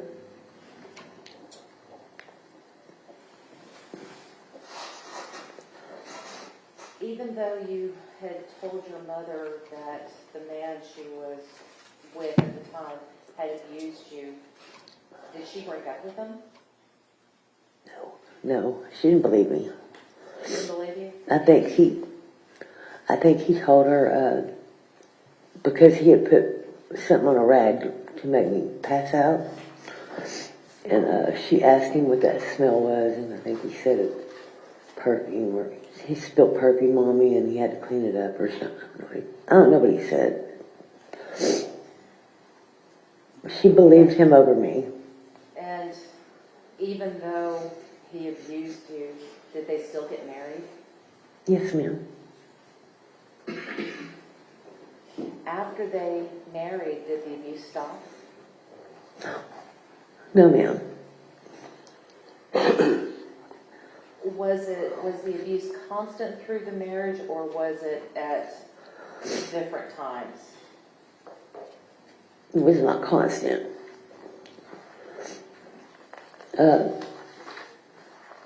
I think he felt lucky that I didn't die. And he quit for a while.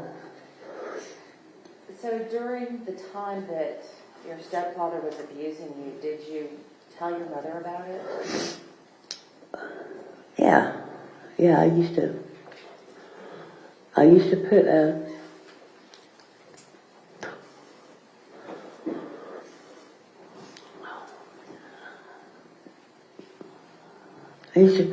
like a note on my door, whoever's coming to my room at night, and please stop. Did that person stop? No. No. At any point, were you able to report this abuse to anyone? Or let me rephrase that, to anyone who believed you? Well, when I was 14, they sent me to rehab because I was smoking weed. And I came out then. When you got out of rehab, were there any conditions placed upon your household for your release? Yeah, my mom had to leave Larry. Well, I shouldn't say that. My mom had to leave my perpetrator. And that was your stepfather? Yes, sir. Yes, ma'am. You had mentioned that you had gone to rehab because you were smoking weed. Why were you smoking weed at the time? I'm not sure. I guess it was helping me. Helping you what? Self-medicate. I found a way to escape my own head. And when you say you found a way to escape your own head, was that because of the abuse? Yes. You were sent to rehab when you were 14. How old were you when you first started smoking marijuana? I guess about 14. Were you using any other kinds of drugs? No, not at the time. You had mentioned that you had gone to rehab. While you were in the rehab, did you have any counseling related to the sexual abuse? Yes. Did that help? I don't remember. Probably not. And Ms. Horn, I want to fast forward a little bit. You had mentioned that you had dropped out of school. How old, or that you didn't finish school? How old were you when you dropped out? That was a lot of weed ago. I don't remember. I just don't. I'm sorry. There's a lot of things I don't remember. That's okay. That's okay. Were you still a teenager? Yes. Without saying what your mother told you, Mm-hmm. how did she feel about you dropping out of school? I don't remember her saying anything. Well, after you dropped out, how did you earn a living?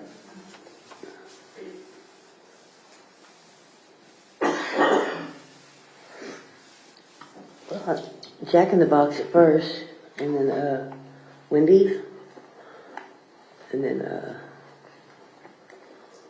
Sinbad's and Illusions. What is Sinbad's? It's a club. Oh, what kind of club is that? A male topless bar. So, after you dropped out of school, did you start stripping? Yeah.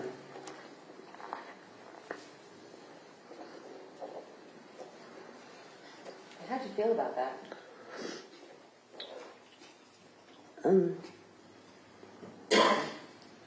It seemed to fit in with my life pretty comfortably. You know? I'm sorry? It seemed to fit in with my life, you know? That's what I think when you're abused at such a young age, it becomes a self-concept, you know, this is what I'm here for. I wish I hadn't. I really wish I hadn't, but I did. Now, did your mother ever discourage you from working in a strip club? No, I don't remember that either. She's not a bad mother. I don't want anything bad about my mom.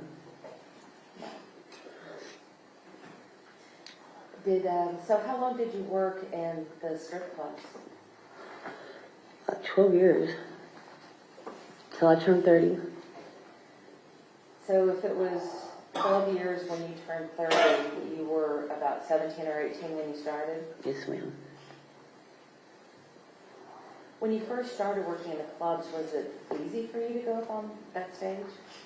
Oh, no. No. What did you do to get up the courage to go up there? Drink heavily. What did you drink? Jack and Coke mostly. At any time, did you have to use drugs in order to go up on a stage? Yes. What kind of drugs did you use during that period? Meth. Meth? Mm-hmm.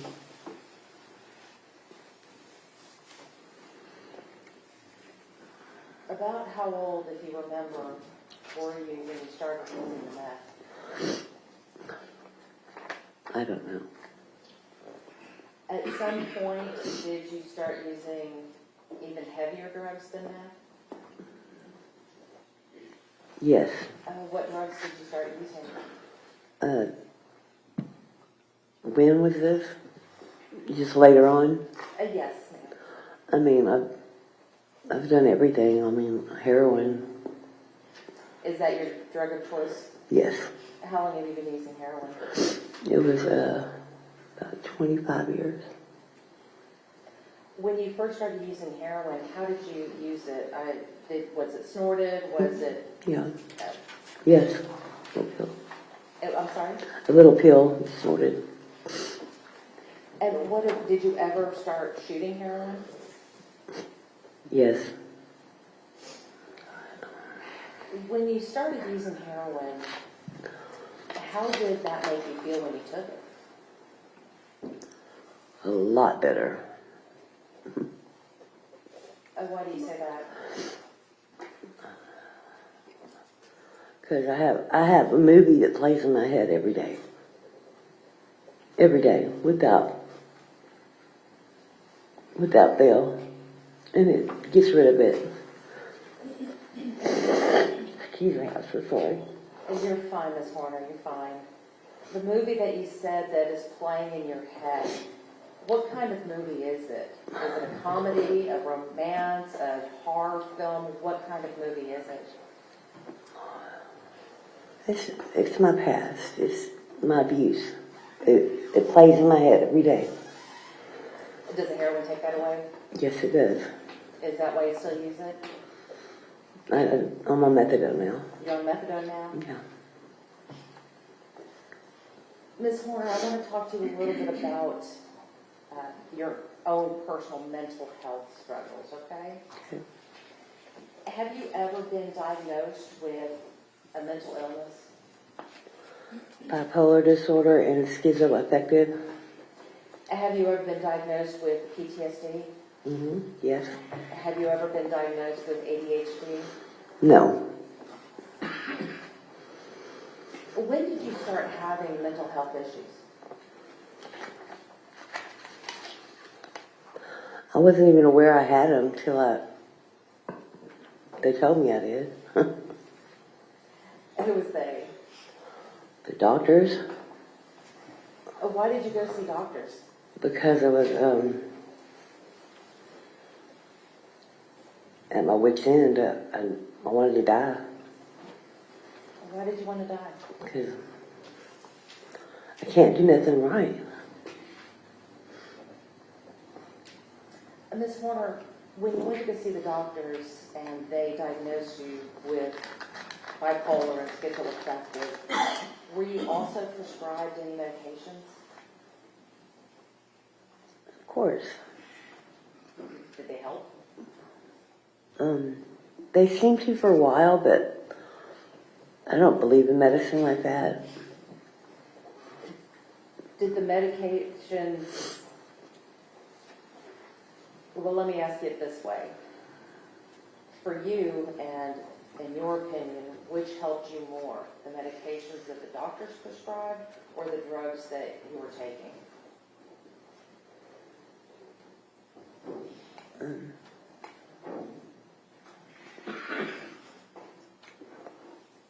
I'm not sure. I didn't really give the dummy drugs a try, a chance, you know.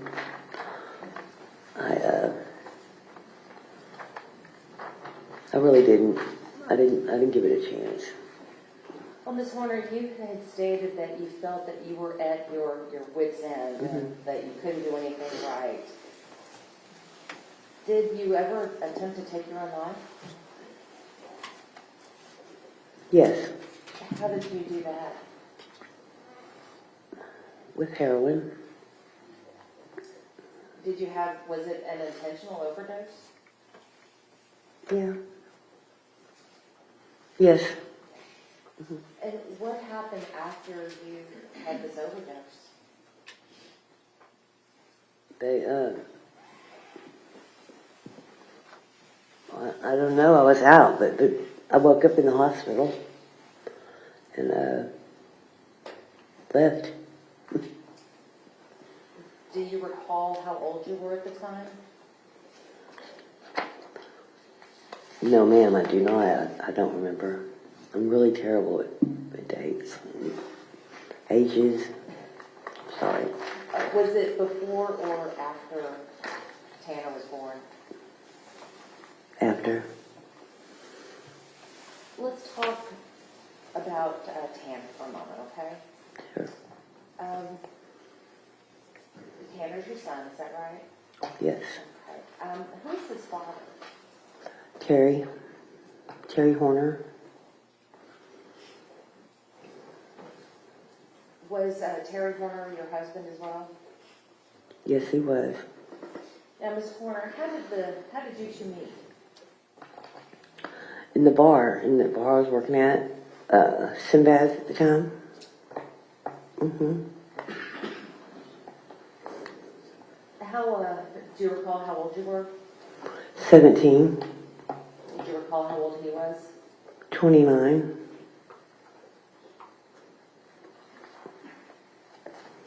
Tell the jury about the night that you and Terry met. What was that like?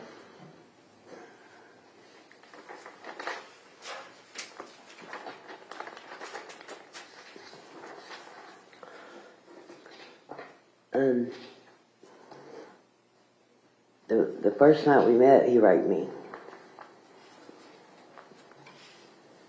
There.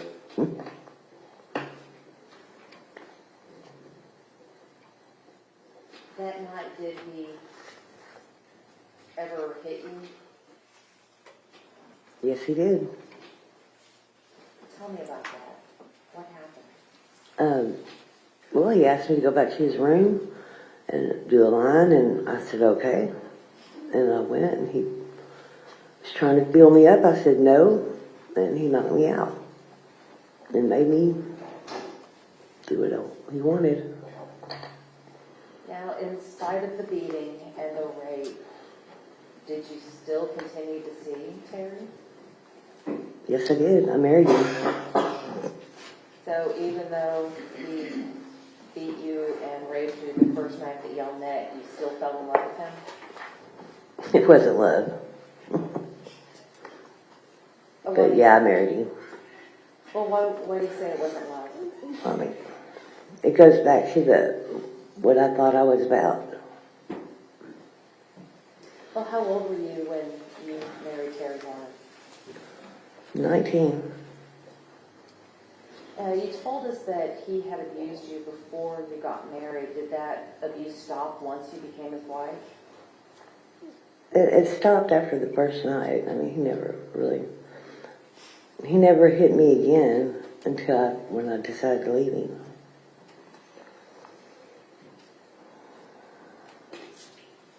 When you and Terry were married, did you ever do drugs together?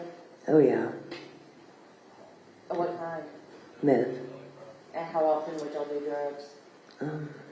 Not much, not too many times. We had rent to pay.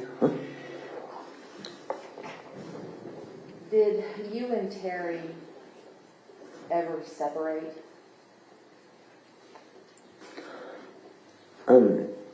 Once. Did you ever divorce? Once. Well, are you officially divorced from him? Yes. No. Are you still married to Terry Horner? Yes, I am. He's deceased. I was just about to ask that. Posthumously married. What happened to Terry? He got killed by a lady on a motorcycle. When did that happen? 2 years ago? Did that happen while Tanner was still in jail? Yes. I want to talk to you a little bit about your life before Terry and before your pregnancy with Tanner. Had you been pregnant before your pregnancy with Tanner? Mm-mm. Had you ever been pregnant? Was Tanner your first pregnancy? No, he wasn't. How many times before had you been pregnant?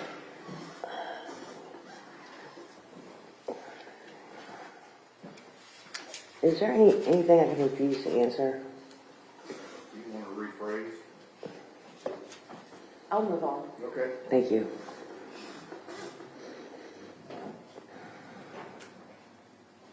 Let's talk about your pregnancy with Tanner, okay? Okay. Thank you. When you became pregnant with Tanner, were you still dancing? Yes, I was. And when you became pregnant with Tanner, were you still drinking alcohol? Till I found out I was pregnant. How far? But by that time, I was already like 8.5 weeks. So you didn't find out you were pregnant until about 8.5 weeks in? Yes, ma'am. And during that 8.5 weeks, you drank on a regular basis? Yes, I was. How often would you drink? I drank pretty heavily. Enough to get cirrhosis. You currently have cirrhosis? Yes, I do. Once you learned that you were pregnant, did you stop drinking? Yes. And why did you stop drinking when you found out?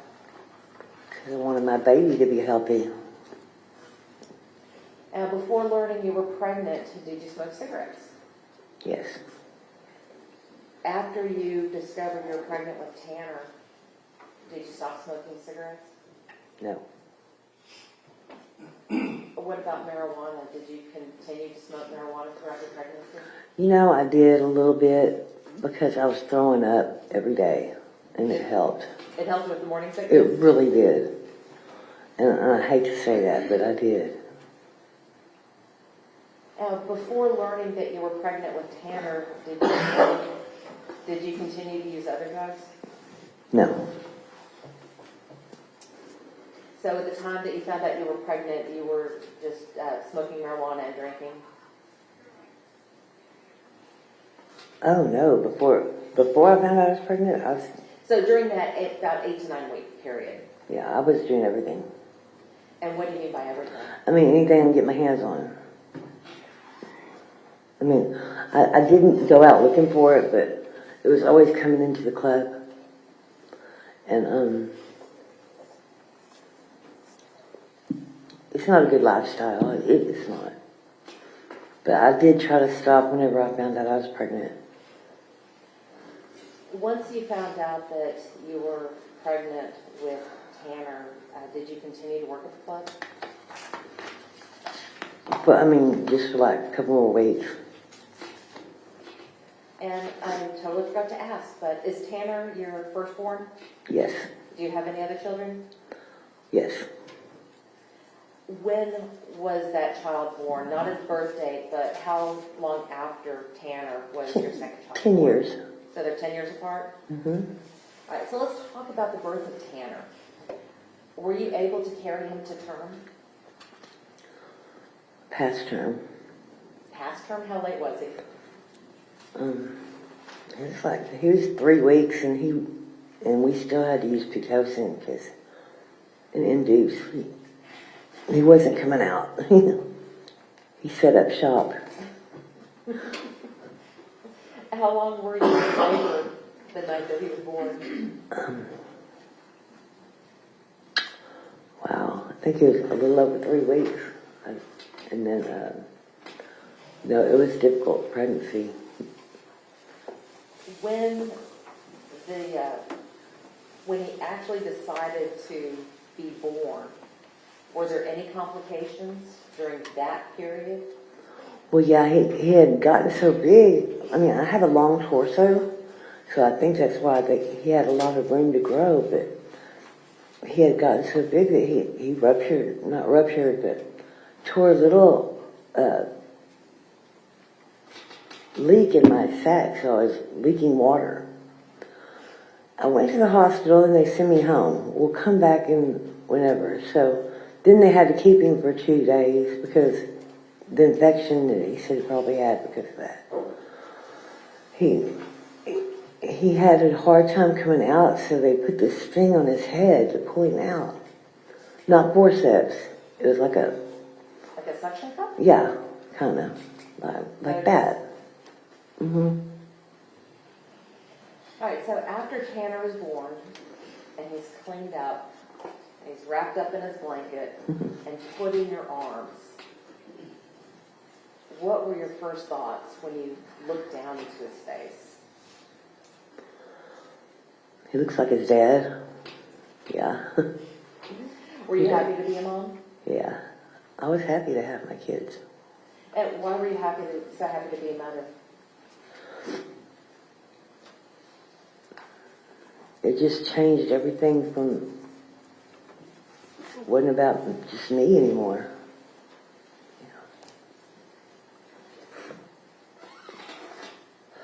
Where were you living at the time that Tanner was born? White settlement. Were you living with Terry? Were you living with your mother? Who were you living with? With Terry. In White settlement. How long after you came home from the hospital with Terry? Well, let me ask it this way: Did he stay around? Did Terry stay around? Yeah, he did. How long? Couldn't get him to leave. I'm sorry. I couldn't get him to leave and get a job or anything. At some point, though, you two separated and broke up. How long after Tanner had been born did y'all break up? 2 years. 2 years.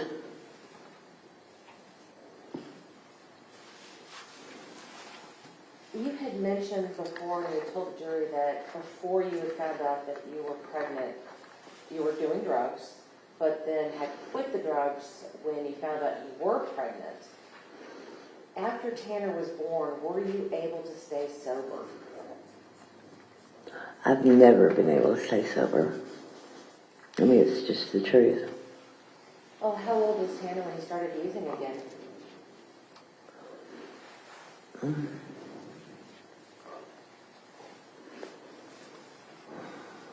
This is embarrassing. It really is. I'm sorry.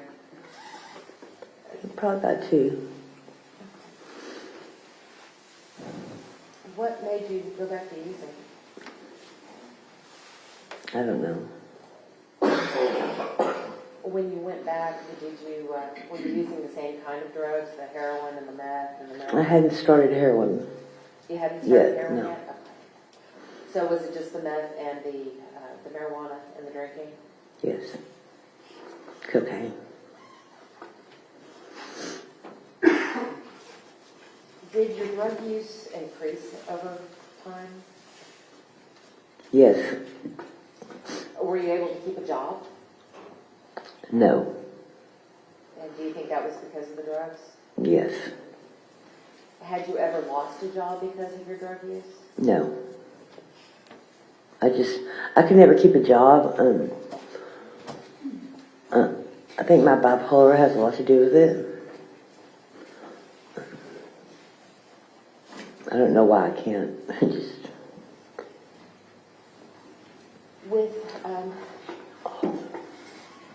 You had mentioned that you had gone back to using drugs when Tanner was 2 years old.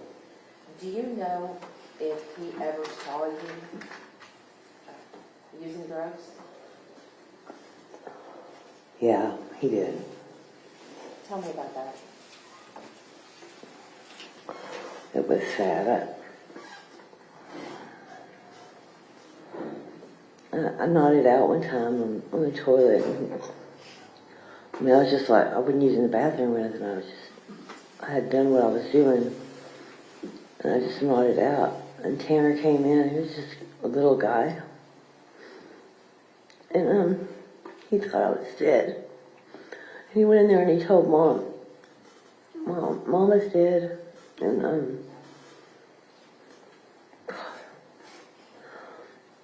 How'd that make you feel? terrible. Just terrible. Do you think your drug use at that time affected your ability to be a mother to Tanner? There were several times when I knew I was out of control. Have you ever been arrested because of your drug use? Yes. What were you arrested for? Drugs, prostitution. There's about no violent crimes. I've never victimized anybody. You mentioned that you were arrested for prostitution. How many times have you been arrested for that? I don't remember. Quite a few. Did you ever go to prison behind any of the drug charges? Yes, I did. Before going to prison, were you offered the ability to do any sort of rehab?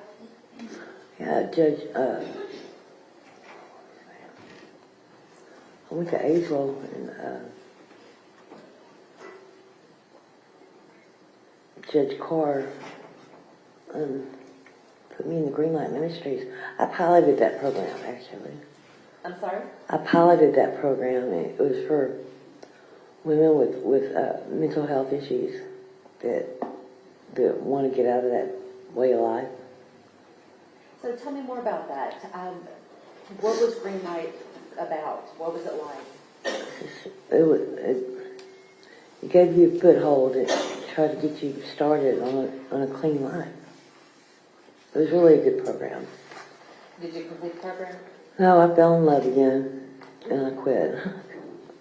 While you were at the program, was that an inpatient or an outpatient? It was residential. Mm-hmm. Were you able to have Tanner there with you? Yes. Well, he visited there. Where was he living when you were at Greenlight Ministries? In Lake Worth, Lakeside. And who was he living with? My mom.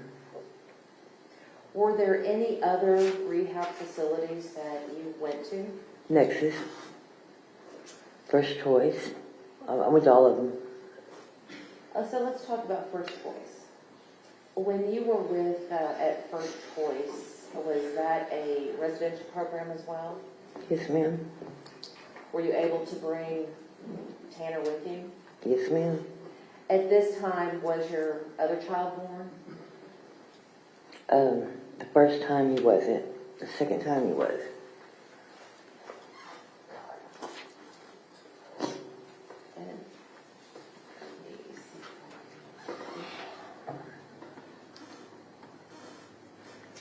I want to show you what has been admitted as Defense Exhibit 56.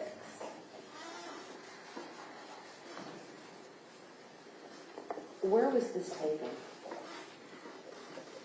At Nexus. At the Nexus? And who are the people in the photo? Me standing up, my grandmother, Mary, sitting down on the left, and Tanner is between me and my mother. And so that's your mother on the right? Right. Jackie.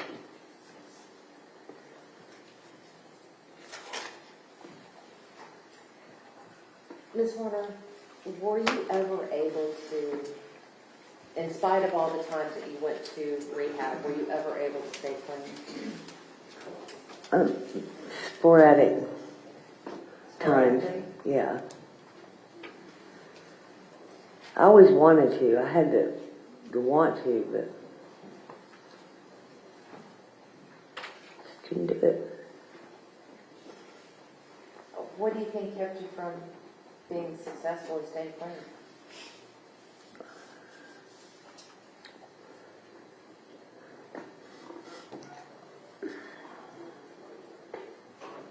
I'm hard-headed, and I really am. And I don't take suggestions like I should.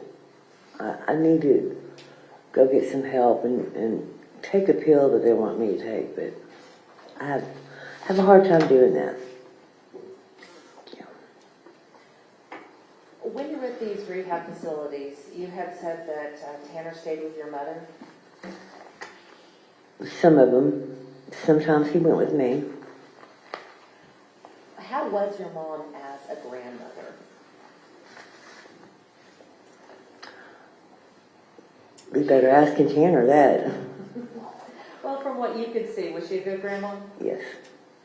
She loved Tanner? She spoiled him. I mean, both of them were just spoiled rotten. And even though you were in these rehab facilities, did you still try to be present as a parent in Tanner's life? Absolutely. How did you do that? I mean, if I wasn't there, I always made sure they had insurance and, had stuff. I always wanted them to be taken care of because, I wasn't taken care of as a child very well. And where I wasn't, I always wanted them to be. And that was with your mom? Mm-hmm. She was just really young.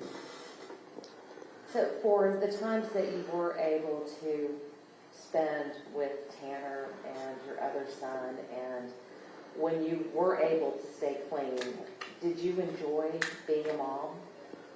Yeah, absolutely. What was your favorite part about being a mother? Like going to the park with my kids and hacky sack and frisbee. Melissa, Miss Warner, I'm sorry. I want to show you what has been offered as Defense Exhibit 57. Who is this? It's me and Tanner. Do you know how old he was in this picture? About one or two. Let's look at Defense Exhibit number 58. Who is that? That's Tanner. Do you know how old he is in this picture? About 3.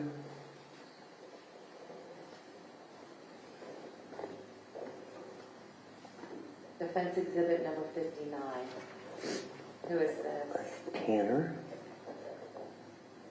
And about how old is he in this picture? Really, about 7. And what about Defense Exhibit number 60? Is that also Tanner? Yes. Know about how old he is there? 13. Maybe. Now we have Defense Exhibit number 61. Can you describe what's going on in this picture?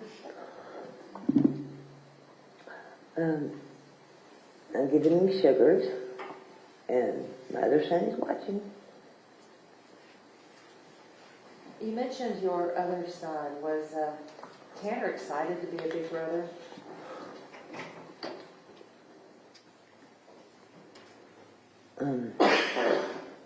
Was Tanner? Yeah. I don't know. I think he was a little jealous, actually. Okay. As most big brothers and big siblings are. Yeah, I was lucky enough to be the baby, so. yeah. We've talked about your rehab, we've talked about your drug use, we've talked about your mental health. I want to talk to you a little bit about your physical health. You had said that you had the neck surgery, but other than that, has your drug use caused you to have any other medical problems? Cirrhosis, for sure. Yeah. Were you, anything else? Have you recently been in the hospital for anything? Or have you had to go to the hospital for an extended period of time? Yeah, because of my neck. I was in there for 7 weeks.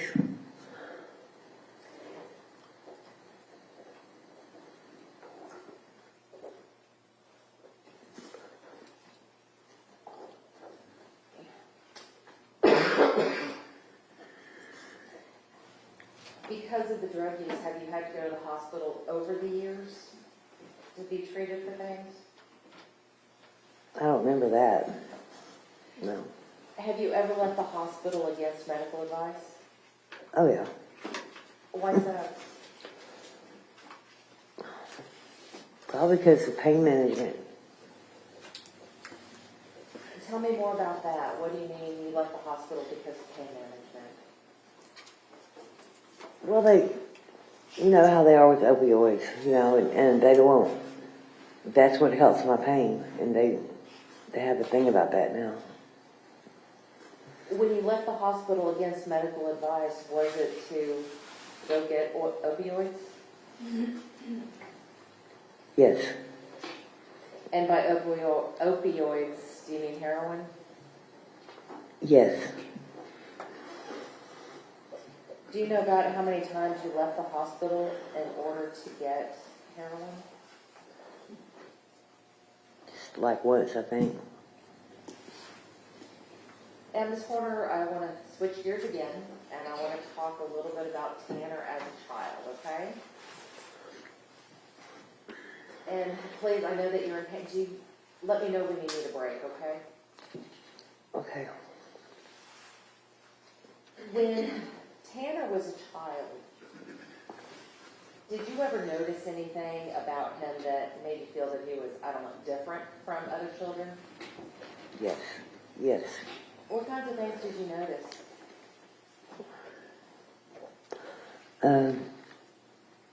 He didn't get along with, he wanted to get along with people, but they just weren't interested in having conversations with him. And having him around, it was sad to watch, very sad.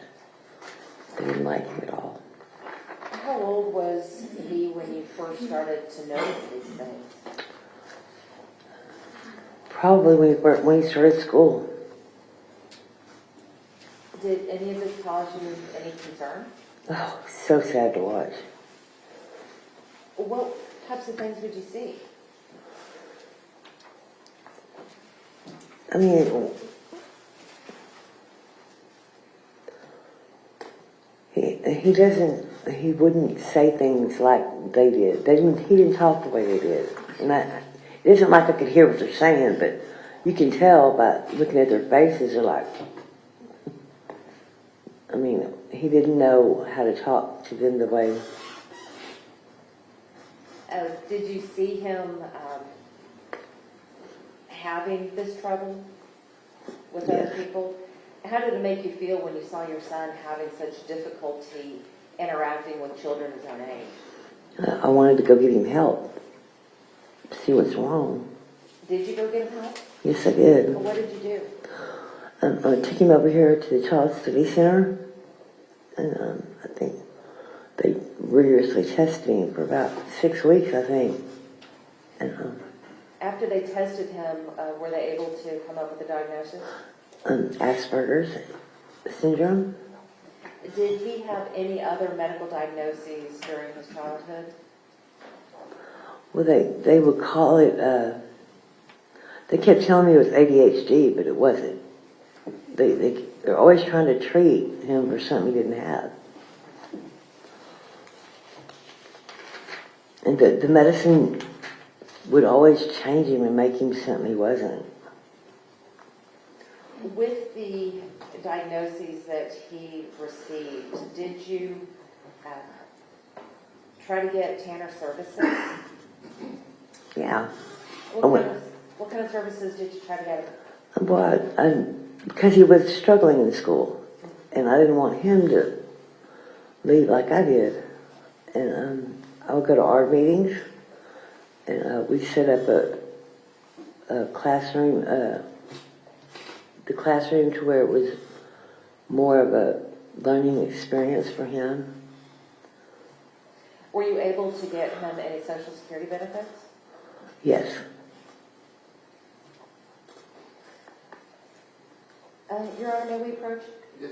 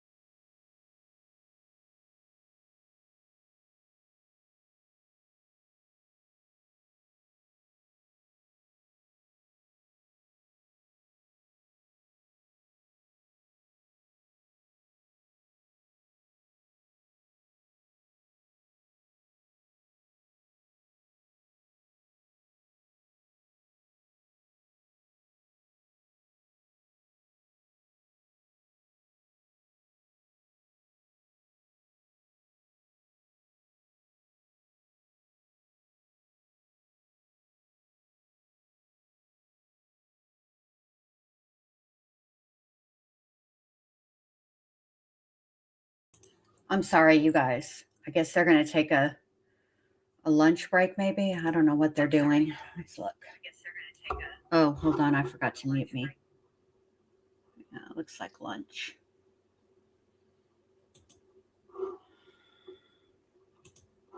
All right. So, one of the things that I wanted to talk about was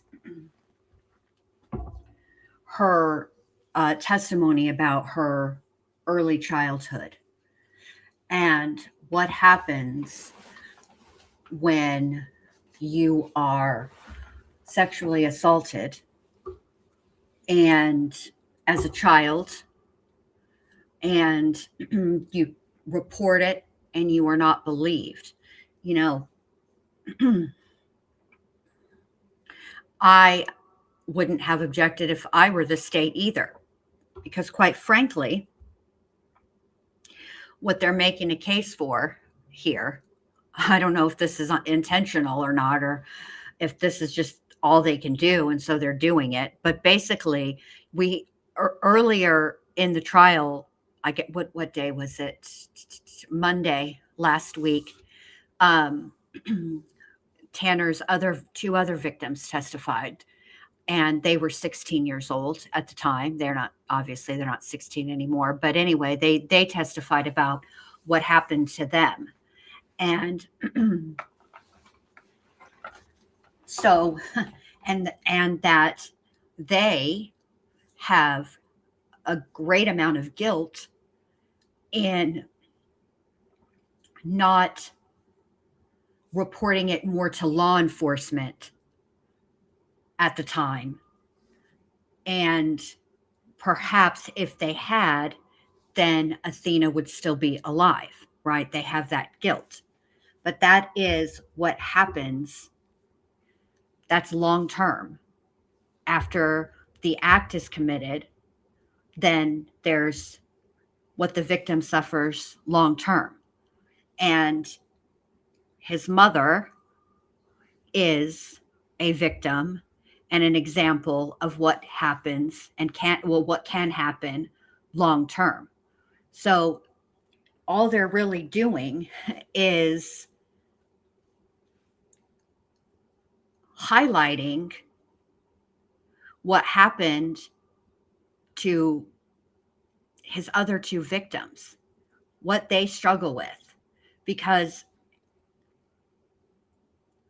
even though both of them have testified that they are in therapy, right? Therapy teaches you to cope. It teaches you it's coping mechanisms.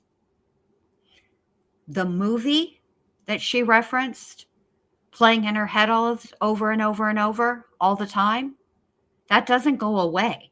You just learn, they just teach you skills to cope with it. It doesn't take away what happened. It doesn't take the trauma away. I did cover the Darrell Brooks trial. Yes. And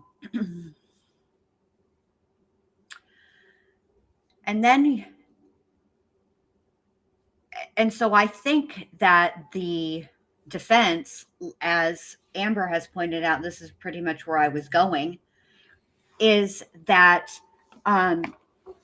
Amber says, I think a lot of this testimony is going to benefit the state more than the defense. Absolutely. I mean, I feel horribly for the child his mother was when she was abused horribly, when she reported that abuse and wasn't believed, and how it impacted her life moving forward. And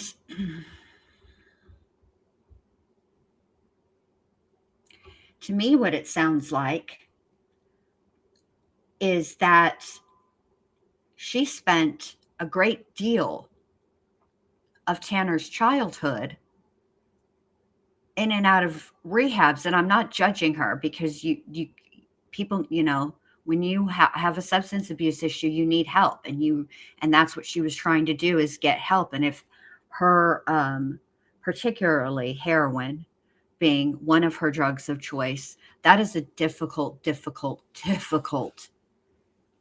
drug to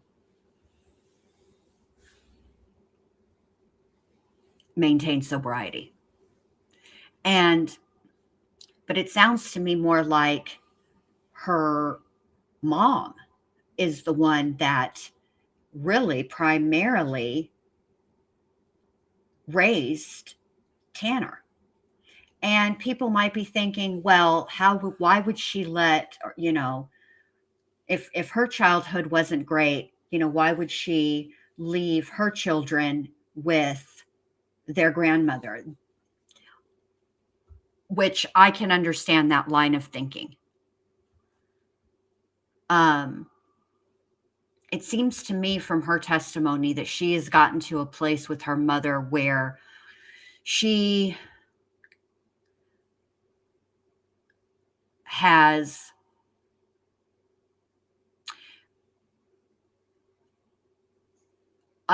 made some type of, or reached some type of understanding that her mom was very young when she had her and likely didn't have the tools necessary to raise her. I mean, the fact of the matter is, raising children is not easy. It's not like they come with a pamphlet. Okay. I mean, they will, if you buy a TV, or hell, an entertainment center, and you have to put it together yourself. IKEA has more instructions on how to put their furniture together and children come with nothing. They just, that's just how it is. I think they're back. So it seems like she's made some type of peace with that, right? And understanding that her mom didn't have the proper tools, didn't, hold on a minute, let me move this over here because I can still hear it.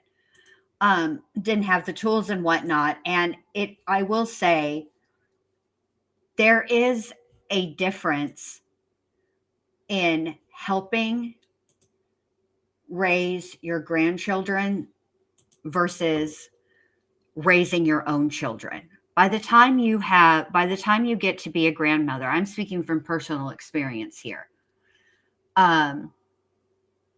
It's different.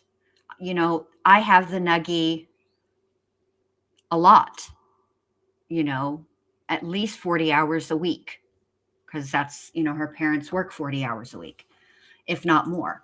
So I have her at least 40 hours a week, right? So I would say that I am helping to raise her. But I have patience at my age now that I did not have probably when I was, 18, 19, 20, 21, and I've learned some things since I've raised her mom and her aunt and her uncles, so I think it's different in that way. So I think that I agree with this as well. Neat says, I think people don't always understand the impossible positions people find themselves in. Sending kids sick to school because you can't miss work, picking lousy childcare because you can't pay more. Yes, I agree with that as well. And Hannah asks, are we supposed to feel sympathy for Tanner? I'm confused at his mom's testimony, if I'm honest. I don't think that what the state or the defense is wanting out of the jury is sympathy for Tanner. They would be ridiculous if that's what they were trying to accomplish. It is, even without that audio and video from inside the FedEx truck of Athena's murder, right? The circumstances alone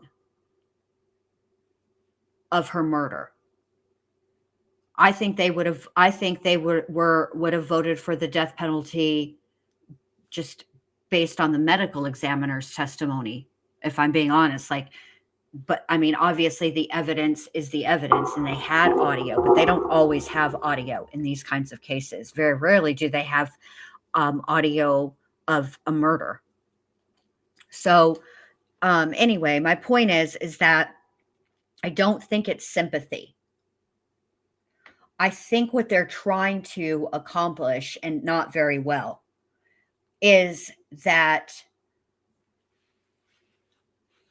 there are mitigating circumstances that exist that happened well before November 30th of 2022 that went into the culmination of everything that ultimately ended up happening, and that those are mitigating circumstances, and that they should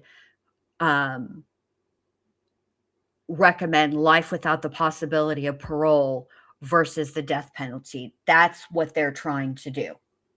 That is their sole job at this stage of the trial. Okay.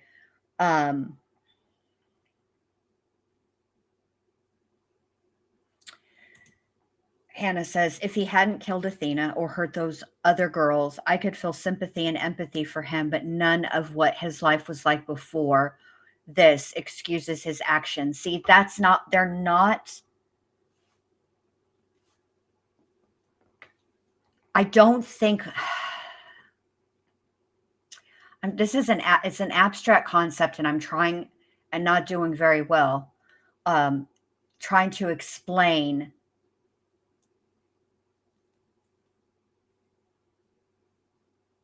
what I think they're trying to do. Obviously, I can't know for certain what's in the defense's brain, right? It just seems like I would think that at them hoping or trying to get some level of sympathy for Tanner, even as Neat Noodle said, I absolutely think the defense wants to invoke sympathy primarily for Mom and for Tanner by association. I mean, if that is their goal, they're not going to be successful.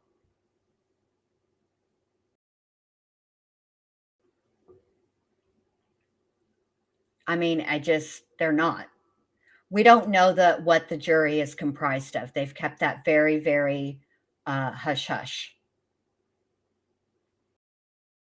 I just think that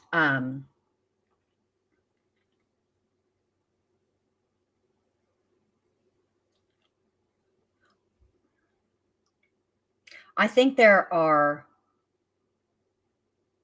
certain crimes where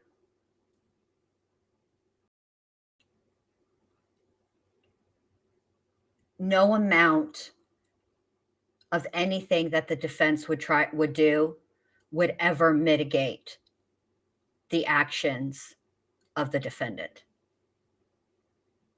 And I think this is one of those cases. I think cases involving children in general,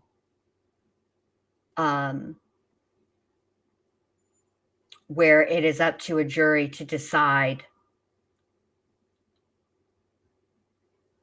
whether the person gets life without the possibility of parole or the death penalty. I think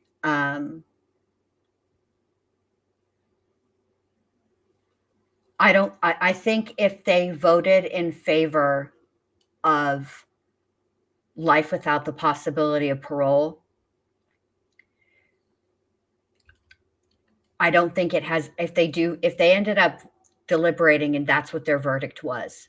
I don't think their verdict would have any, I don't think it would be because they listened to whatever case the defense is going to put on and they found that there were mitigating factors and mitigating evidence, mitigating circumstances. I don't think that's why they would do it. If they did do it, I think that it would be mainly because, well, I guess I shouldn't say anything. Mainly, if they did it based on anything that the defense put in there, it would not be because they found mitigating factors. I think it would be based on the evidence of the first witness that they put on, who basically explained how prison works for especially inmates that are convicted of capital crimes and then are sent to death row. And perhaps that might be why, hold on a second. And perhaps that might be why they decided for life without the possibility of parole versus the death penalty, because they want him to be in general population. I don't know. I mean, I guess that's the only thing that I can think of.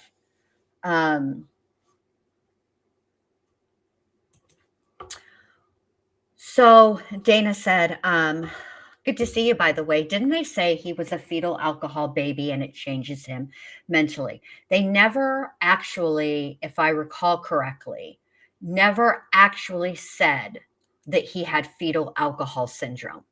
What they said was that his mother drank in the early part of her pregnancy when his brain was developing, and that impacted the way his brain developed.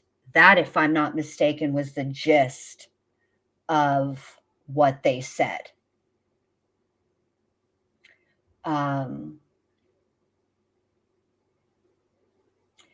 I want to look up something.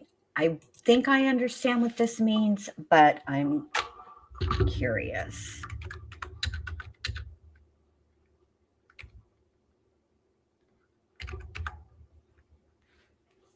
Because she said she was diagnosed with schizoaffective disorder.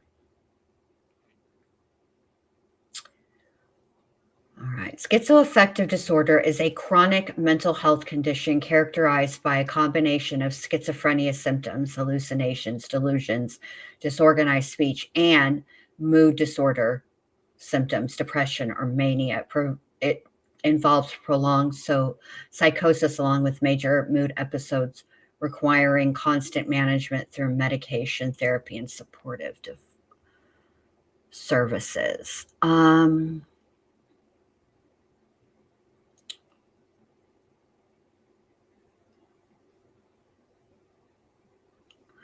See, one of my aunts by marriage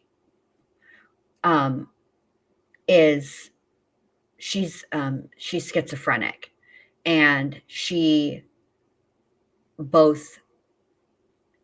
mainly has auditory hallucinations. She hears voices. And there was one point we were talking one time, and I was asking her about the voices, and she was telling me that they say the most horrible things, number one. But number two, the other thing that they do is convince you that the medication to treat is actually poison. And I wonder if that happens with a person who has schizoaffective disorder, because she talked a lot about medication and how she felt about medication, certain types of medication, right? She obviously doesn't, and the kind of medication that she is talking about is medication that would be used to treat the bipolar mania and the schizophrenia symptoms. And then for Tanner, anything that maybe he does have ADD or ADHD, whichever, both, neither, I don't know, but whatever, those type mood altering medications that are used to treat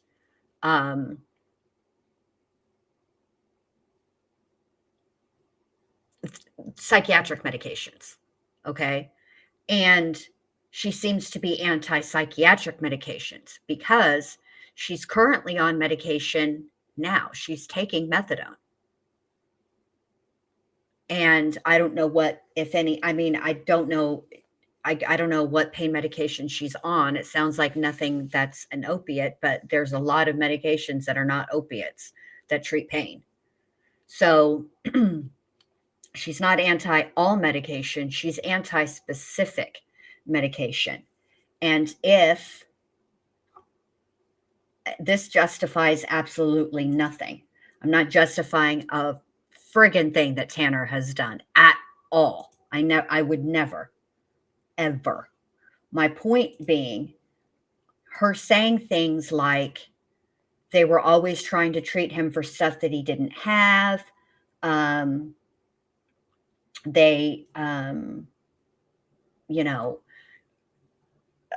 that kind of thing is kind of indicative of her being anti-mental health medication or medication used to treat ADD or ADHD. So that kind of falls like in line with, I think, her own mental health issues. However, so I'm not incredibly like moved by that. I am not going to believe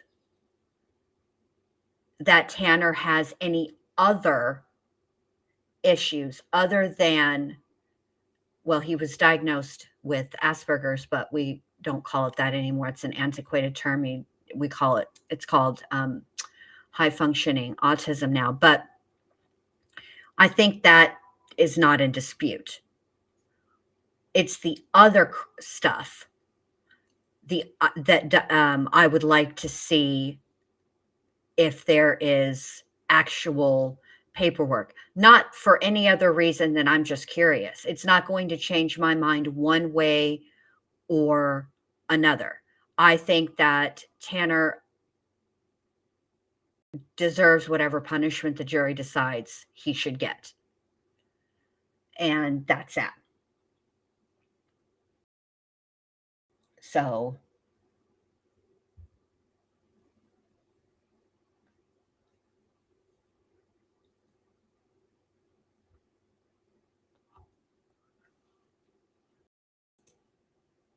Neat says, there is a wide variety of research into fetal alcohol syndrome, and some indicates it can happen after just a couple of incidents of drinking. I'm not saying I buy it, but I hope we get an expert. Right. Like, I just want, whatever it is that Tanner Horner may or may not have, right? We don't know because we haven't seen any witness testimony, right? None of that, in my opinion, is a mitigating factor. He was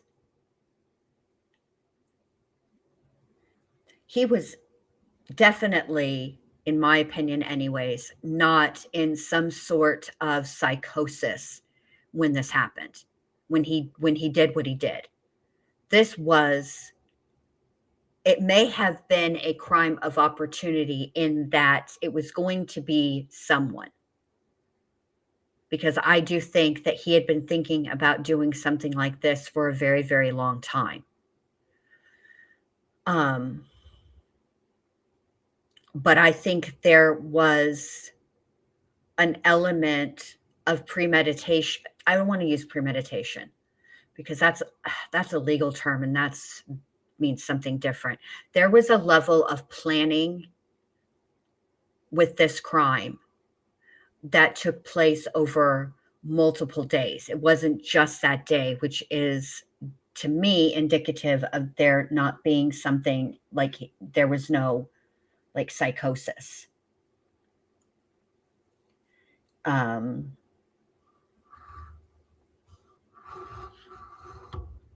I agree. I think that had he not been stopped, had he not been caught, I agree with you, Amber. I think he would have gone on to do it again and again and again and again until he eventually was caught.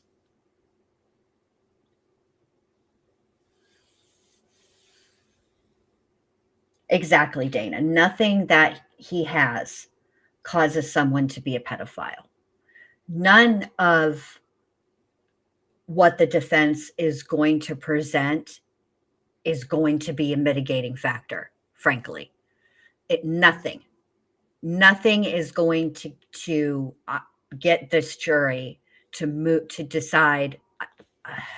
I don't want to say absolutely nothing. Like I said earlier, I think the only thing that might get the jury to move from death penalty to life without the possibility of parole is that he would be among other prisoners. Do you know what I mean? So that might be the only thing.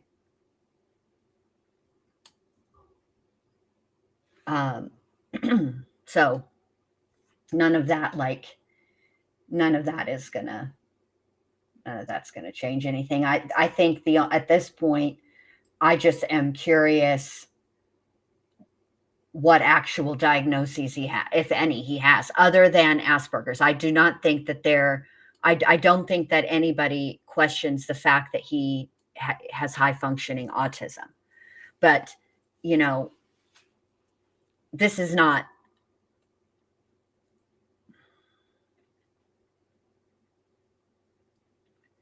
this is a different set of circumstances than, say, Nicholas Godejohn, who also was diagnosed on the spectrum. And I think that the reason that the defense brought in Nicholas Godejohn's diagnosis is because, you know, it's not like Gypsy and Nick lived anywhere remotely close. The majority of their communications took place either through text, email, internet, sending videos. You know, they were not like face to face except for once prior to the, you know, one time in all the, you know, years of planning that took place. And their purpose was to show that because of the specific features of Nicholas Godejohn's diagnosis, that he did not, he was not capable of the required deliberation under the law. And therefore, he should not be found guilty of first-degree murder. They were thinking like second-degree murder, okay? Not that he was not guilty. That's not what they were going for. But if the charge is first-degree murder and your attorney has, and an attorney has their client evaluated and the expert says, listen, he can't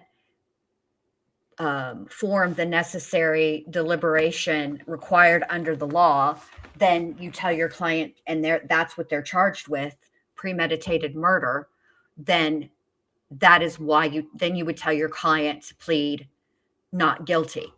And I think that, but that's a completely separate and completely different set of circumstances than what were like, oh, I cannot get comfortable in this chair. I'm sorry, you guys. That's a completely different set of circumstances than we're talking about here.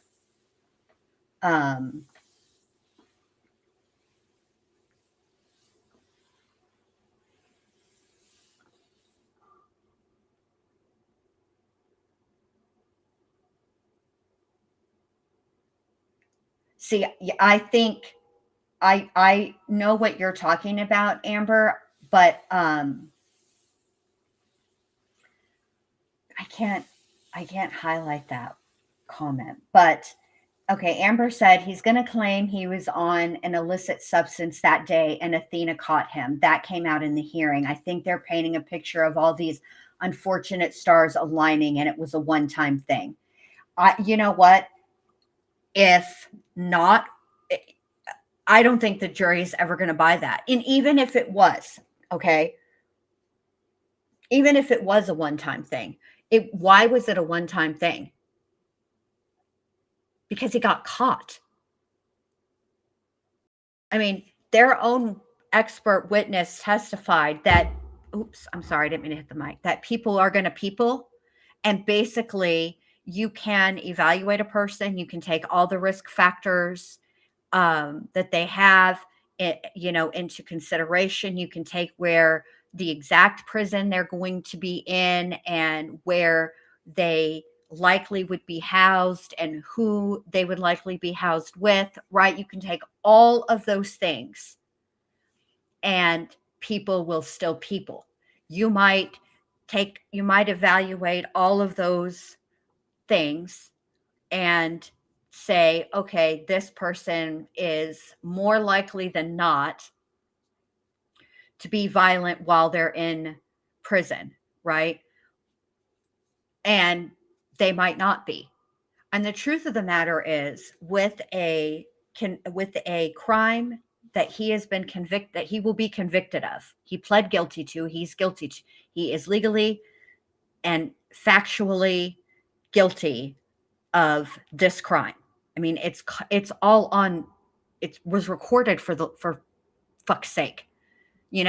He's absolutely 1,000, a million, 11 billion% guilty of this crime. And in the hierarchy of prison, people like him who have been convicted of crimes like his, their status is very low and they are frequently targeted because other prisoners think so poorly of them, just like we do.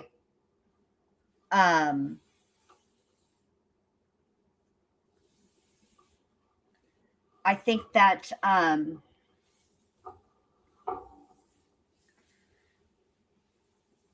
yeah, I don't know. I just don't think that there's anything that's going to get this jury to.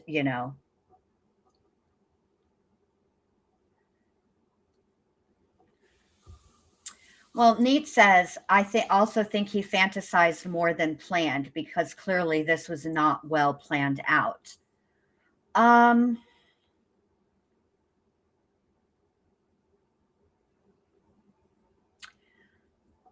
I would say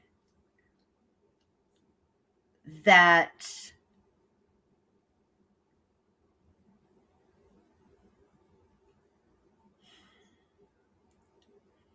I both agree and disagree with you at the same time. Okay, I agree that he fantasized about this.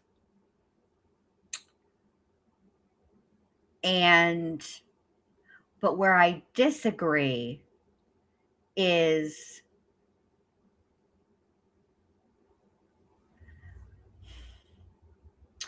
that this was not.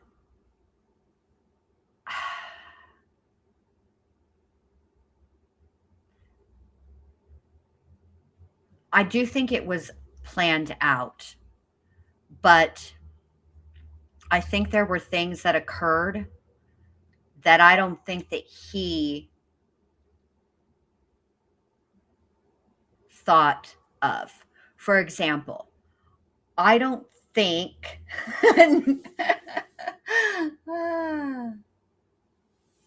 I don't think that he counted. I don't think he understood. See, he put Athena in the water for a purpose. To wash away evidence. But the problem is that for him, right, where his plan fell apart is in the temperature of that water. Because it was so cold, it actually preserved things more than erased things, which more than washed away things, which is what his intention was. Because And I do believe that he had them running all over Hell's Half Acre in the wrong direction because he wanted her. I think he thought the longer that her body was in the water, the more evidence of what he did would be destroyed. And that, it's not wrong thinking. Like, it's the fact that what he didn't take into account was the temperature of the water. I'm glad he didn't. I'm glad there was a series of fuck ups on his part that led to him getting caught. And I'll say this, had he not left that package, I think it would have taken him longer to get caught. And this is where I am with this. Is Amber, is saying it so much more succinctly than I can, or did. I mean, I'm capable of being succinct, but just not right this minute, apparently. Amber said, I think he planned more than we give him credit for. I do too. I will agree with this as well. Neat Noodle says, I'm saying Athena herself wasn't planned. It could have been any other child. Correct. I think that part, that the who element of this crime was opportunistic. That's what I think. I do think, however, that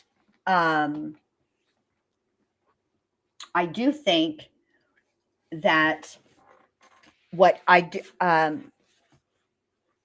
he did have his eye on that general vicinity with children.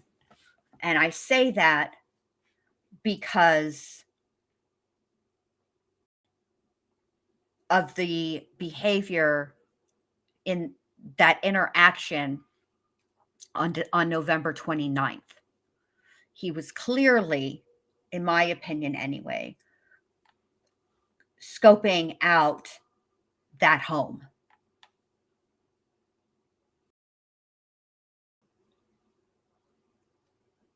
And that, I think that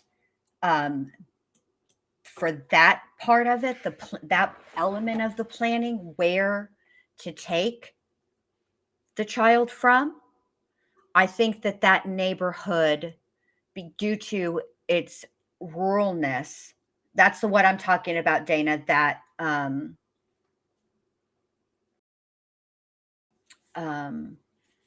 what happened on the 29th of November. I think that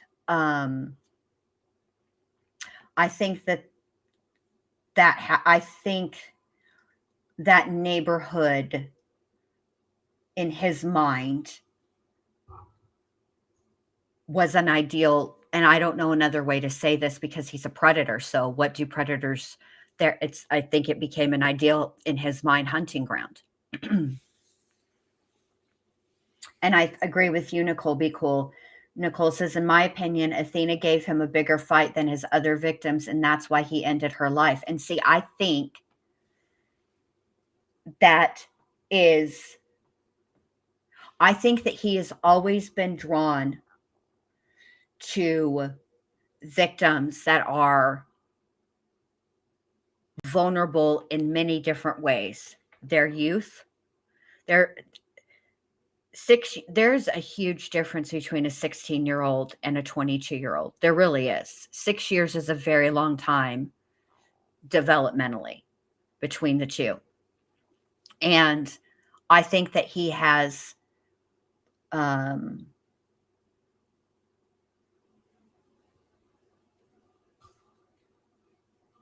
I think that and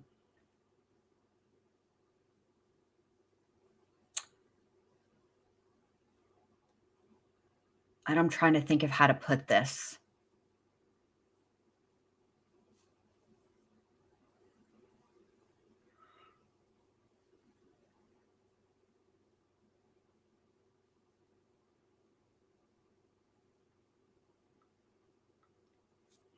So I'll come back to that. I'm trying to think how to put it, and I don't want to just sit here and like in silence while you guys wait for me to complete a thought. Dana says, did they say where the package was found, the yard or the porch? I can't figure out how he didn't think he would be first one checked out after she went missing. So the way that Athena's family's property is situated is that there's like a circular area where you know you can, that's the driveway or whatever, but in the front porch, because it's a large piece of property, but there is an abandoned mobile home that wasn't occupied by anybody, and he actually left it there. What I think is that I think that he used that package to lure Athena.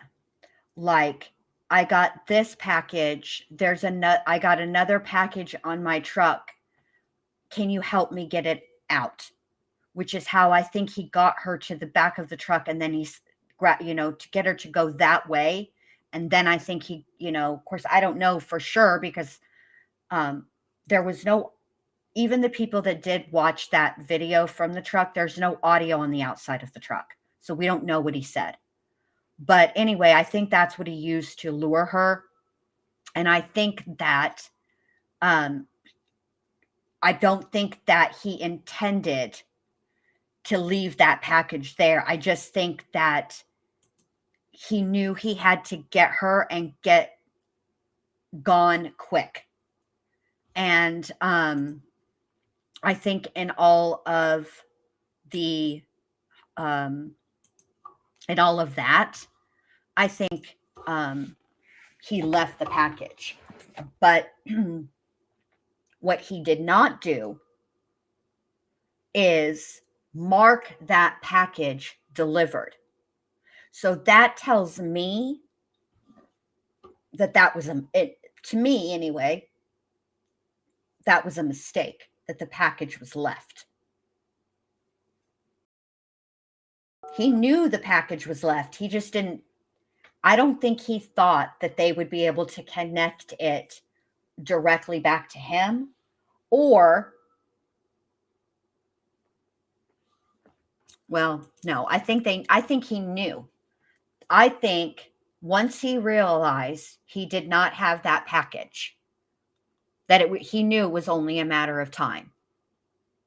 And I think on December 1st, he was trying to gauge, because the FBI called him on the 1st. After they found the package, tracked it back to him, his employer called him to let him know, and then the FBI called him to talk with him. And then on the 2nd, after talking with him on the 1st, the FBI made contact with him again, but this time in person, because there were some discrepancies and they had some follow-ups, right? And I think at that point, once the FBI made face-to-face contact with him, I think from that moment on, he was working on his defense, which is why he led them to the bamboo fields in an effort to make it appear as if he were being cooperative, right? Stalling them out. And then he wrote that note on the whiteboard while he was drawing the map in the interrogation room. And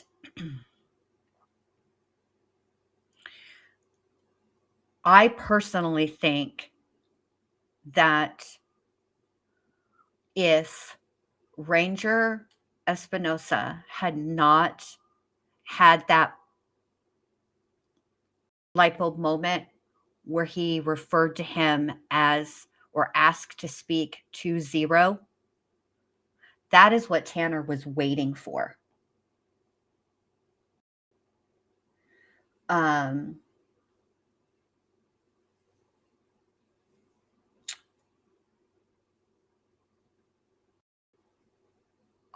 I think that they would have found Athena, but I think it would have taken a little longer.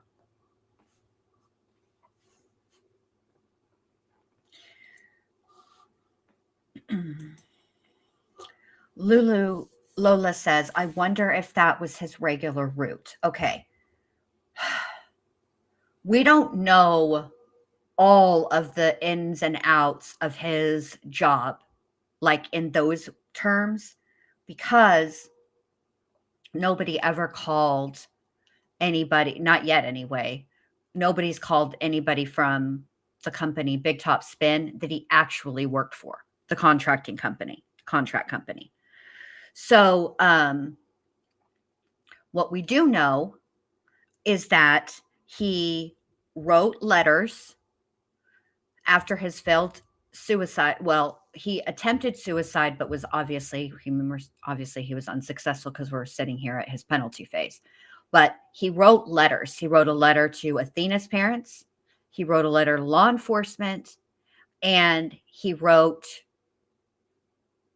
a letter to his family, and he wrote a letter to a clergyman. In the letter to Athena's family, he said that basically he was going to, quote unquote, help them with their lawsuit against FedEx, that he had wanted a regular route for a very long time.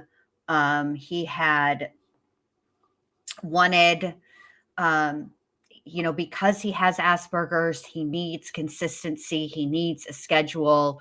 So to answer your question, at least in the days leading up and after her murder, at least the 26th,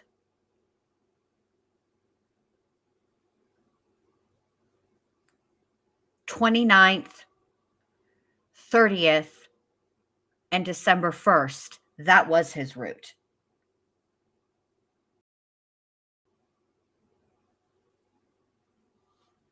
Pretty much cray-cray, like the movie Primal Fear, although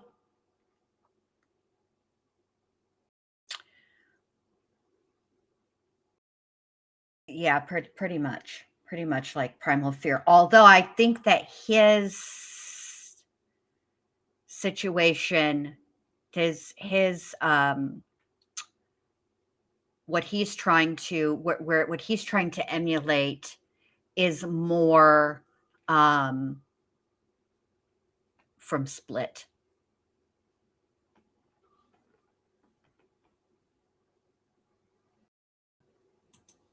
Cray, you had a special day. Was it your birthday? Did we miss your birthday? Would you like me to sing to you? Well, I'll wait for you. I'll wait for you to answer. Oh, Brandy, we all don't blame you at all. We needed a break. Everybody, it was, I will say, on the part of the prosecution, see, what we heard was bad and was awful, right? And we heard a very small portion of it, right? What the jury got was all of it. And I think that having that long of a time off between hearing that horrible audio and then seeing the video after,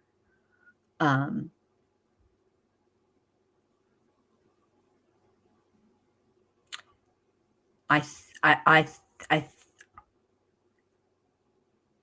think that was a good idea on the part of the prosecution.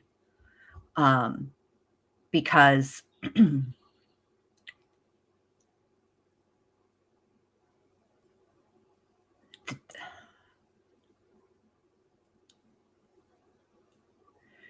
I think that letting the jury, they're never going to be over what they heard. Like, it's, you know what I'm saying? Ever. It was awful. I was telling you guys on Thursday when it happened, Rebecca Lopez did come back after trial, after the court ended that day, and she came on for a little bit to talk about what they had seen in the second part of it after lunch. And like I said, I have watched WFAA since I was like, we moved to Texas when I was 10 years old. Okay. So I've grew up and then into my, teenager and adulthood and young adulthood. And then like where I'm at now, actual adulthood, right? I've watched her for years. I've never, ever, ever seen her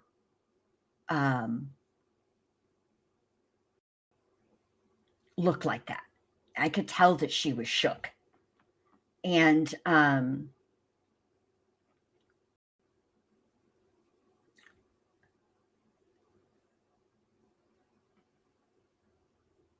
oh, duh. The 420. My bad. Anyway, I do think that they needed time to sit with it, but to also process what they heard and not have to be in the same courtroom with Tanner for a few days. Like, I don't know that I don't know the state necessarily intended it for it to be more than like Friday, Saturday, Sunday, right? Back on Monday. But, and then, but instead it's Wednesday, obviously, right? I don't know if they intended it to be that long, but I do think that that was a really, really good trial strategy. All right. They're back in session, back from lunch. I'm pretty sure the mom is still going to be on the stand. Yes, Amber. Yes. Hey, Pointer Lover. Good to see you, babe. Just hearing her take on that video shook me. Those words replayed in my head all weekend. That was rough. Yes. Okay. I thought I was the only one, and I didn't really want to talk about it. Pointer Lover said, I just had it. Where did it go? She looked traumatized. I didn't want to talk about it too much because I felt like it would be a dick move of me to say how that video that we did, that the video that we did get to see, right, which was him, and then hearing Rebecca's relaying what was in that audio, I felt like I was being an asshole by saying, like, it stayed with me. It stayed with me for the rest of Thursday, all of Friday, all of this weekend. And I clicked to get an update on what was going on in the courtroom on the days we weren't there. And they talked, that's what they led with, was that what happened in that video. And I just felt like, I don't know. Anyways, let's get back. We were talking about Tanner's diagnoses. One of those diagnoses that you had mentioned was Asperger's. Did you ever see Tanner have any, I guess what I mean is meltdowns when he was younger? Yes. How often often did these meltdowns occur?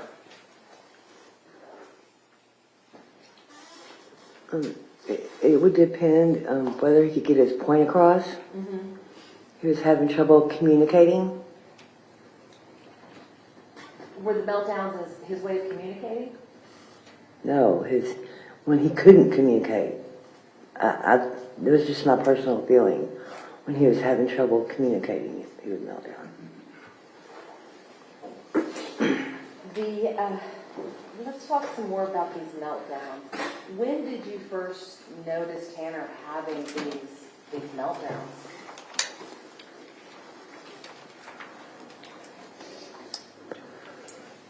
Well, I thought they were temper tantrums first, but it got so much more violent. He would Go ahead. he would like punch himself in the head real hard. Well, he said he punched himself in the head. Do you know if he ever punched himself out or lost consciousness because of that? Seems like he would, but no, he didn't. When he had these meltdowns, he said that he felt that it was his frustration with not being able to communicate. When he had the meltdowns and got angry, did he direct the anger towards anyone else, or was it always directed at himself?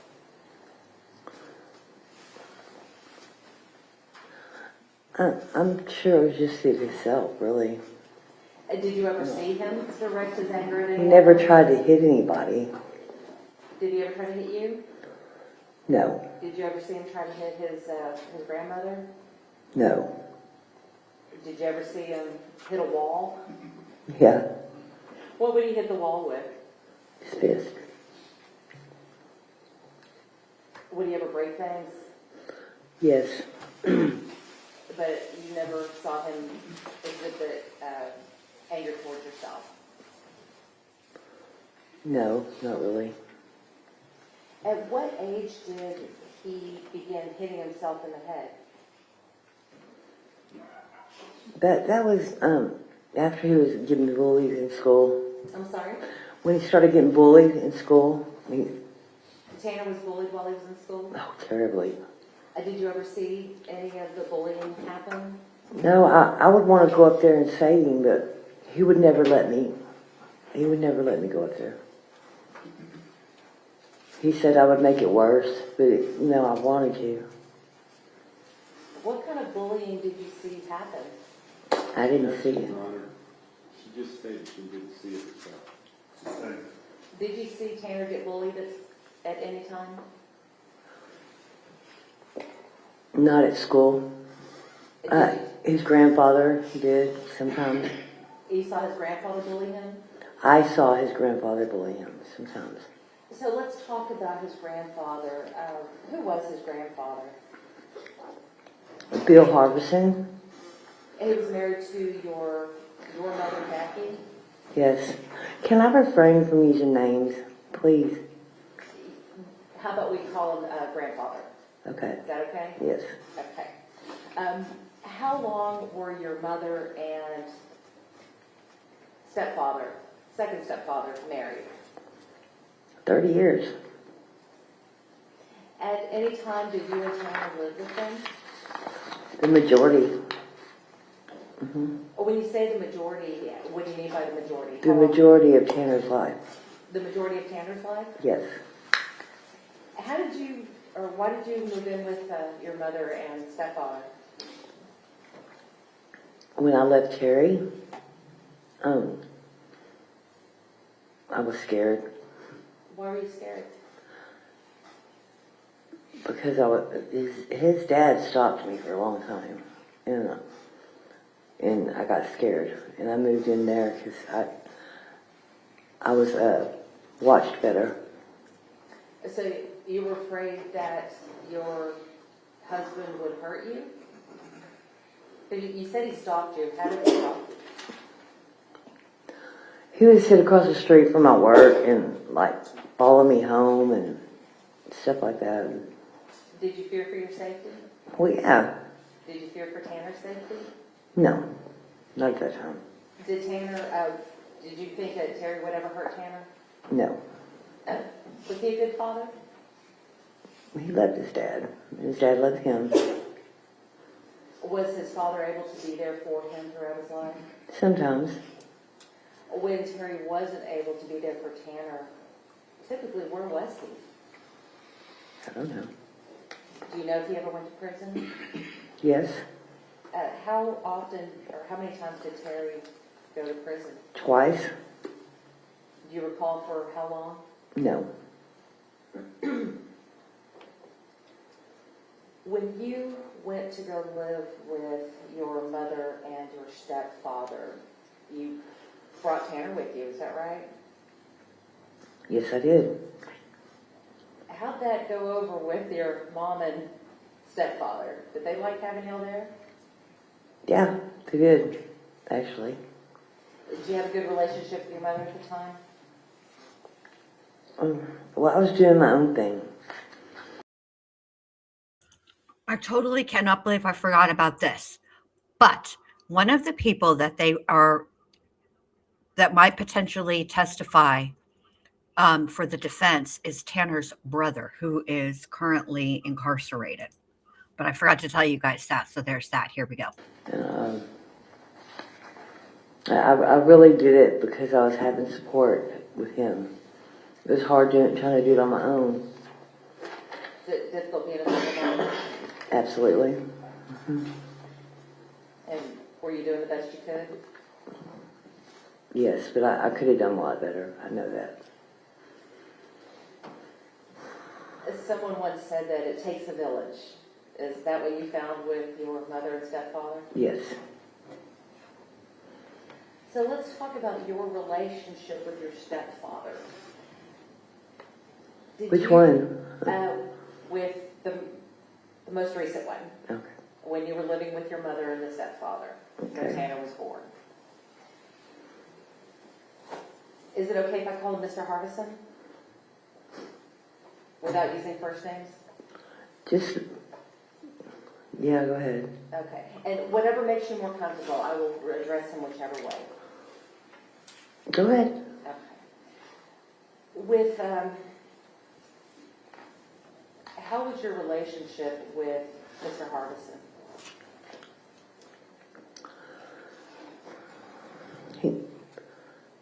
He was, well, he was a Vietnam veteran. He's very gung-ho and he very disciplined, and I wasn't. How old were you at the time that you moved in? Well, when him and my mom got together, at first I was 17. And then when you moved back in with Tanner, how old were you? Probably about 20, 21, maybe. Did you and your mother's husband ever get into any arguments? Oh yeah, it was a lot of them. Huh? Did any of them ever happen in front of Tanner? Yeah, several. Now, when we're talking about arguments, are we talking about disagreements or full-on yelling matches? I mean, we would yell, but I'm not proud of anything I did. I'm not. I wear my shame like a badge now. Well, did any of the arguments that you had with your mother's husband, did they ever turn physical? Yes. Yeah, he did. He ripped my other son out of my arms one time, and couldn't believe he did that. How old was he at the time? Me? Your son, when that happened? The other one? Yes. I think he was like 3 or 4 when that happened. Did any of these physical fights ever happen in front of Tanner? Yeah, I mean, one time, well, just that one, I think, Tanner had already grown up, and,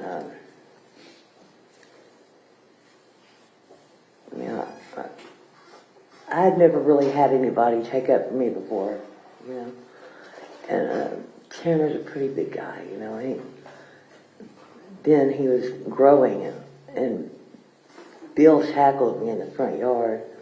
And he started to put his fingers in my eyes like that because he was mad at me, and he wasn't going to do that. But all of a sudden, I feel Bill is pretty stout, and I feel him just get lifted off of me. I looked up at Tanner and picked him up off of me. I was like, wow, I have somebody taking up for me, but yeah, that's something Tanner shouldn't have seen as a child either, but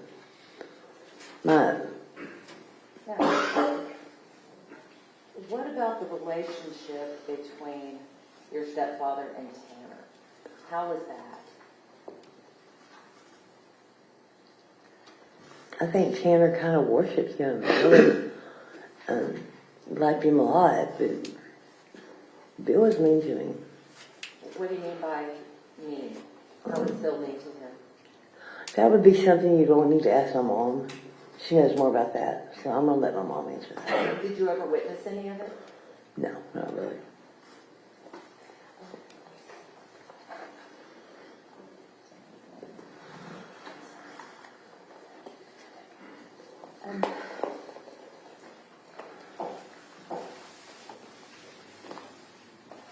Melissa, are you a grandmother? Yes, I am.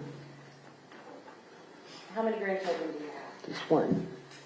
And who is that? Well, we're not going to say names. Yeah, please. Is it a granddaughter or grandson? Grandson? How old's your grandson? Almost 4. Where's 4? Who is the father of your grandson? Tanner. Were you around when Tanner learned that he was going to be a father? Yes. How did he react when he learned that he was going to be a dad? He was very excited. And were you around when your grandson was born? Yeah, I was around. How did Tanner react when his son was born? He's just happy. I mean, everybody is, you know. Your babies are born. Based on your observations of Tanner and his son, did he look like he enjoyed being a father? He was a new father, you know. He'd never had a kid before, so he was scared. It scared him, you know. He was scared. What do you mean by scared? Like one day he goes, "Mom, please come I need you to take the baby for a little bit." He was scared, I think, of hurting the baby.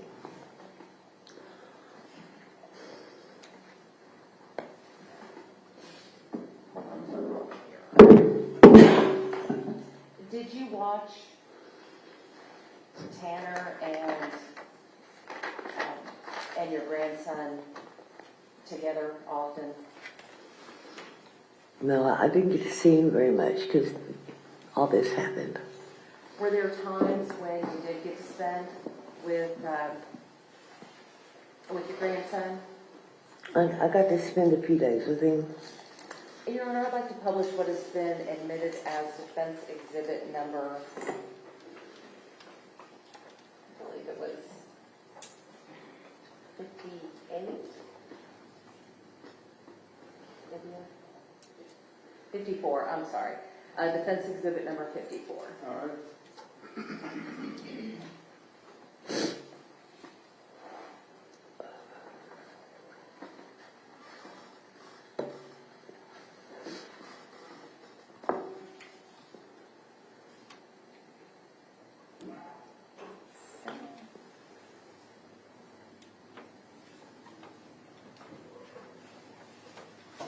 Good boy. Good boy. Yeah. Yeah. Oh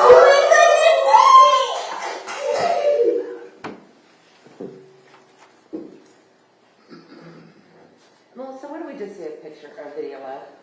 His first steps. Was that you also in the video? Yes. Excuse me, Miss Defense Attorney, ma'am. But given the circumstances, for this trial, under which this trial is taking place, don't you think that that video would be especially cruel to Athena's parents and serve absolutely zero purpose? That is not that's not mitigating evidence. He had a baby before he killed another baby. He took Athena's life. He had a child and he took the life of somebody else's child, an actual child, not like we're all somebody's children, but excuse me, an actual child, right? So you show this video. It's just cruel to me. Absolutely cruel. And it was stupid and unnecessary. It proves nothing. It helps nothing. I think Cassie was taking the picture. Who was Cassie? Oh, sorry. His ex-girlfriend. Were Tanner and Cassie living together when this video was taken? Yes. At any time did Tanner and Cassie live in the same house with you or at the same residence as you and your mom? Behind the residence, yes. Did you have the opportunity to observe the relationship? Not really, no. He was working most of the time. Shamina says, I wonder why the state isn't objecting. Well, I mean, I can't say exactly why, but I would guess because actually all it's doing, it is probably making the jury mad. It would, if I were sitting on that jury and they put this up, it actually makes things worse for Tanner, right? Because he had his own child. He knows what being a parent is. And yet he still chose to kidnap, assault, beat, strangle, and murder someone else's child, another child, as a parent of a young child, of a baby. It makes it worse. Oops. I need to move this mic because I keep hitting it. It makes it worse. So that's probably why they aren't objecting. Working most of the time. And she had the baby, or the mom did. Now, leading up to... Not really. Did Tanner and Cassie live... Tanner and Cassie living together when this video was taken? Yes. At any time did Tanner and Cassie live in the same house with you or at the same residence as you and your mom? Behind the residence, yes. Did you have the opportunity to observe the relationship? Not really, no. He Did was you ever working tell- most of the time. He was working most of the time. And she had the baby, or the mom did. Let's put this in perspective. All right. Tanner's mother and his grandmother lived in the main house. Tanner, Cassie, and at one point, their child lived in that shed. And according to his former bandmate, who did an interview on the Glares channel, I played a little bit of it on Thursday, that shed was always nasty like that. Always filthy, always disgusting, always unkempt. Now, leading up to November the 30th of 2022, do you know whether Cassie and Tanner had been having any problems in the relationship? Oh yeah, Tanner, before that, not long before that, actually, Tanner came up to me almost in tears. He said, "Mom, I don't know what to do. She's spending my money faster than I can make it." Did, without going into what Tanner may have said, did he have other concerns about the relationship?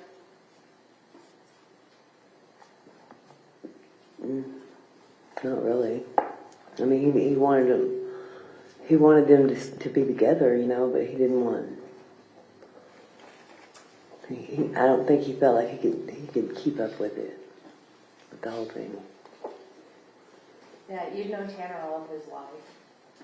Did the issues with Cassie and the finances, based on your observations, did that appear to cause him distress or stress?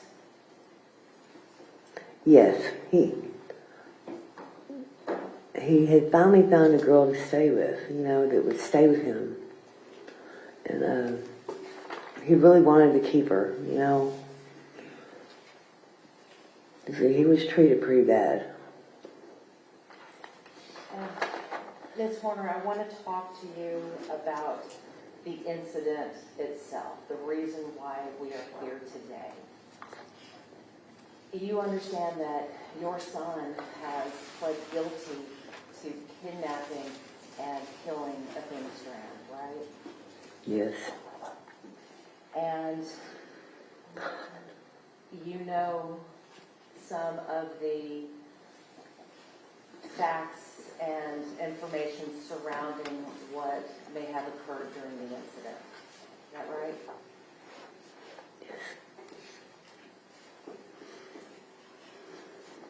Knowing that he pled guilty to this, are you angry with him? I'm so mad at him. I want to just tear his ass out.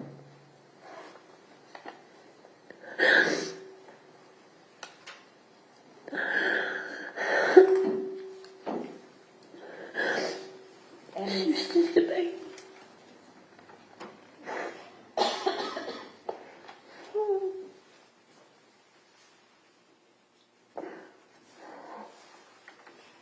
Ms. Horner, in spite of everything that you know about this case, do you still love your son?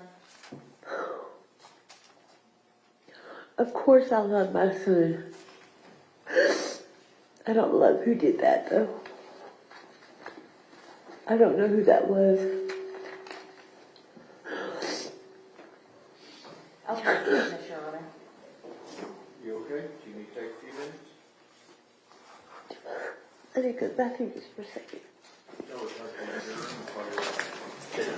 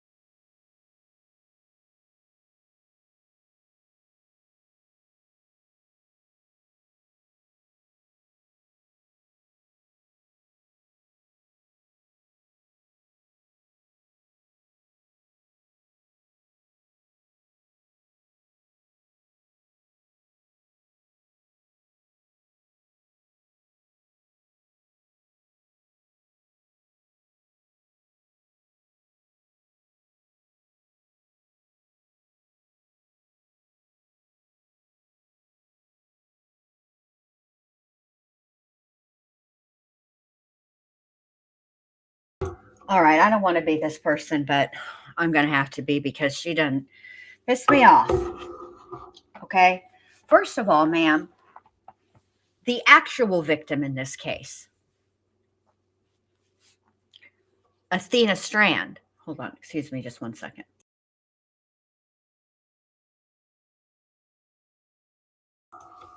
Her mother got up there and testified the whole time.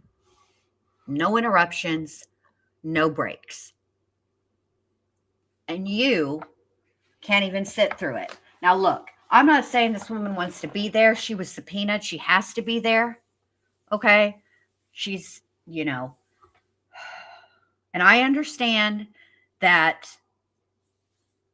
I don't understand. How should I put this? I recognize, okay, that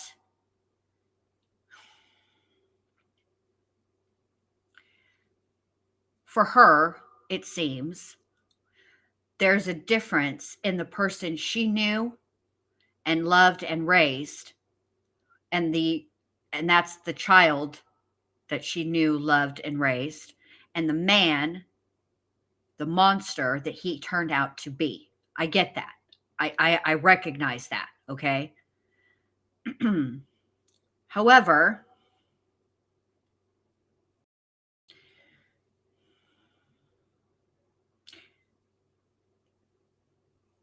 the fact that she needs a break and is essentially controlling the way that the questions are asked,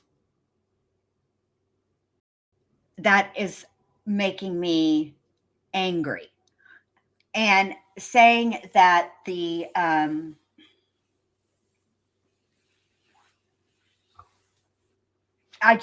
can't. What Pointer Lover said, like, this is just pisses me off. Pointer Lover, I'm going to say it in the snarkiest tone that I have, because these are my sentiments, but you're saying it so much more eloquently. You don't know who that was, but he was worried about hurting his own child, and you had to take him.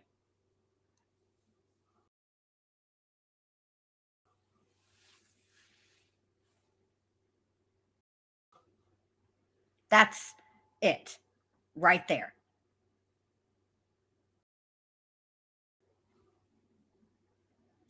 Amber says, I do feel for her. I don't think she was trying to make it all about her. She was just answering the questions she was asked. You can tell she didn't want to talk about it at all. I just wish that when she was asked about his actual crime, that she acknowledged Athena's parents. What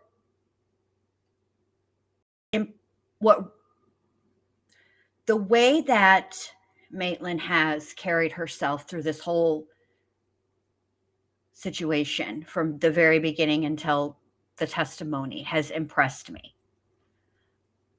And I was really impressed at the amount of strength she showed when she apologized to everyone, except for obviously the reason that audio even exists, right? Even the defense attorneys. She apologized to everyone in the courtroom that was going to have to view and listen to that audio and that video from inside the FedEx truck. And I wish that even though she is answering the questions that she is asked, the defense attorney is asking the questions, and she's answering the questions that the attorney is asking her. Okay? She did, whether inadvertently or purposefully, she did drop some interesting things for the jury to consider. The biggest one, in my opinion, being that she thought he was afraid that he would hurt the baby, and she had to take him. That's really huge. We're not talking about him being reluctant to hold the baby. A lot of new parents, both genders, male and female, are scared to hold a newborn. They're so tiny, that it's nerve-wracking for some people.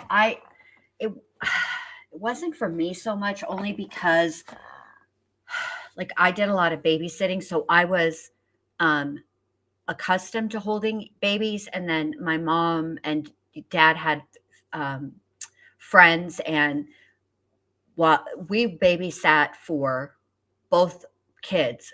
But I remember when the youngest was born, like we went to the hospital after he was born. And so I remember like him being a newborn, and I remember being around newborns, and I had I'm the oldest of the grandchildren from on my dad's side, and then I am the third on my mom's side. So like I've been around like a ton of babies. So holding a newborn wasn't nerve-wracking to me. Bathing a newborn, that scared the crap out of me. That did scare me. But that's not this. That's not what he was afraid of. Those were her words. And those words are going to stick with the jury. And I do think also Lola is correct. I think she knew. I think prior to the 16-year-old victims that testified, I think there were other situations that gave her pause. And the reason that I think that is because the second victim that testified testified that Shaylee testified that she was specifically told to lie to his mother about her age. And that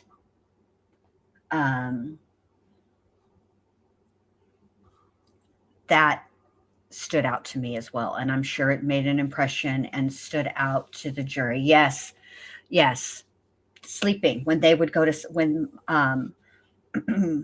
when my kids were new, I did not feel comfortable. It was very nerve-wracking to me until, well, no, even with Mini Bendy, I was forever checking on them to make sure that they were still breathing when they slept. I have to say, my oldest, though, like he was not, bless his little heart, he was not a good sleeper. So the opportunity to check him to see if he was breathing didn't come around frequently. That child, I swear to y'all, he was a preemie. And so he had to spend 6 weeks in the NICU. And so there were all these like classes and videos and stuff and learning like infant CPR and everything like that I had to do before he could even be released from the NICU. And I'm glad that I had those, because they really talked a lot, and maybe things have changed. I don't know, because this was back in the 90s, but then they talked a lot about swaddling.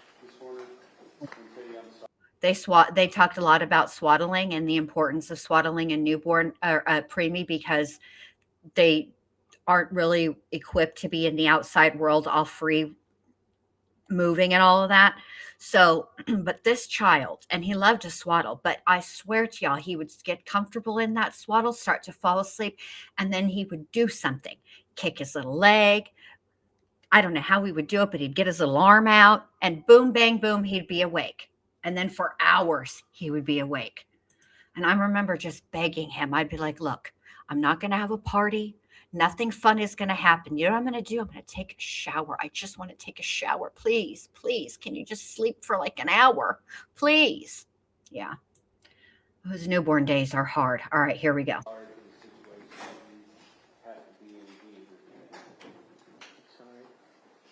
I'm so sorry. Back in February of last year, 2025, you were in the hospital, correct? Yes, it was. And at that time, did Ms. Anderson, the defense attorney, and myself do what's called a deposition, where we ask you some questions, kind of like we're doing here in court today? Yes, Okay, you remember that, right? yes. And, so I just want to tell you, I kind of know you a little bit more than just from what you've said here today, because we spent several hours talking at that time, correct? Yes. All right, so I'm going to kind of try to just quickly go through a few things. You had a difficult childhood that you described for the jury here. And there came a point when you needed a place to go, right? Yes. When you separated from Terry. Yes. And where did you go? To my mom's. And that was home for you, correct? Yeah. And from the point that you went to your mom's, when you separated from Terry, when Tanner was 2 years old, was that Tanner's home, essentially, from that point forward? Well, I dragged him in and out. You know, I took him to several residential facilities, trying to get it right. I really did try. And I understand that. You always knew, he always knew, that that was his home where he could go back to, correct? Yes. And when you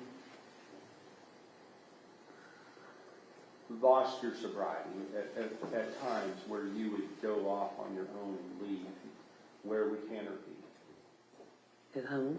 Okay. And at home was where? With my mom. Okay. And who else? Bill. Okay. And did Tanner have a name for your mom and for Bill? Mimi and Papa. Okay. And when we talked before in February of 2025, you said that Papa was a good Papa to them. Yeah. Tell us what kind of things made him a good Papa. Well, he showed discipline, you know, took him fishing. Did you teach him how to do things? As far as I know, yeah. Mow the lawn, things like that? Yeah. Okay. Did you have expectations of him, of Tanner, and your other son as well? Yes. And there were rules in the house that they had to follow. Yes. And your mom, was she a good and a loving provider for those boys? Yes. And knowing that, that they had a safe and good place to live, did that make you feel better about everything? Yes, we did. And did you always feel that Tanner and your other son, I won't call him by name, but that they were safe there with Mimi and Papa? Yes. And that Mimi and Papa were going to provide them with the support that they needed, even if you weren't in the picture. Right. Is that right? Right. And then there would be times where you would come home as well, right? Right. And how would things change when that happened? Well, I would be, you know, sorry that I was gone, and once again I was gone, and I'm almost sorry, and Bill would give me the talk, and you know. But were you essentially welcomed back into the family? Sure. And Well, they know I was a good mother. They knew when I was around, I was a good mother. that you loved your sons. Absolutely. Right. But as far as their schooling and whatever benefits that they might be receiving, who was the person handling those kind of things for the most part? Me. You? Me. Okay. So, who would be handling it when you were not there? Now, my mother, I would get the insurance for them because my mother was working at the time. She couldn't. And me and the boys were staying behind, so in the back. So it would work out like that. And with regard to the time that all this went down, you were living there. Bill had passed away some time ago, correct? Yeah. Papa. About 4 years ago. Papa had passed away. When was that? About 4 years ago. And after that, were you living there with your mom in the house? Yes. And was your other son also in the house? Yes. Could we not talk about him, please? I'm not going to. He doesn't want me to talk about him. Okay, I understand. But as far as the people that were living in the house, it was the three of you. And where was Tanner living? In the back. And do you call that the shed, what do you call that? The bedroom? The pigsty. Oh, pigsty? Yeah. Why do you call it a pigsty? Because he doesn't know how to clean it. Terrible cleaner. But has, over the years, that place has been cleaned and then made dirty again? Yeah. cleaned I again? mean, I would go back there and do what I could, but it would get so trashed so fast, so I don't know. Understood. So let's talk about Tanner and his, what the things that he did. Was Tanner, did he graduate from high school? Yes. Okay. Was he into music? Oh, yeah. Okay. That's his thing. Did he play musical instruments? Yeah, he plays everything. Guitar? Yeah, if he picks up an instrument, he can master it. Does he sing? No. Does he try to sing? He tries to sing. Okay. Did he play keyboard? Yeah. Does he mix his own music on the computer? Yeah, he's pretty good at that. Does he play a lot of video games? No. So he had interests similar to other people, correct? Right. Now let's talk about in high school. Did he participate in the wrestling team? Yes, he did. Did you go and watch him do that? Yeah, I went once or twice. When he was little, did he play in little league games, things like Yes, that? he did. So he was able to be on a team and participate just like other kids, correct? Well, I mean, he tried. Well, he was part of the team, right? Yeah, it didn't last long though, but he tried. And I always told him as long as you try. And when they did the practice for the bands, did they do it often at your house or back at Tanner's room behind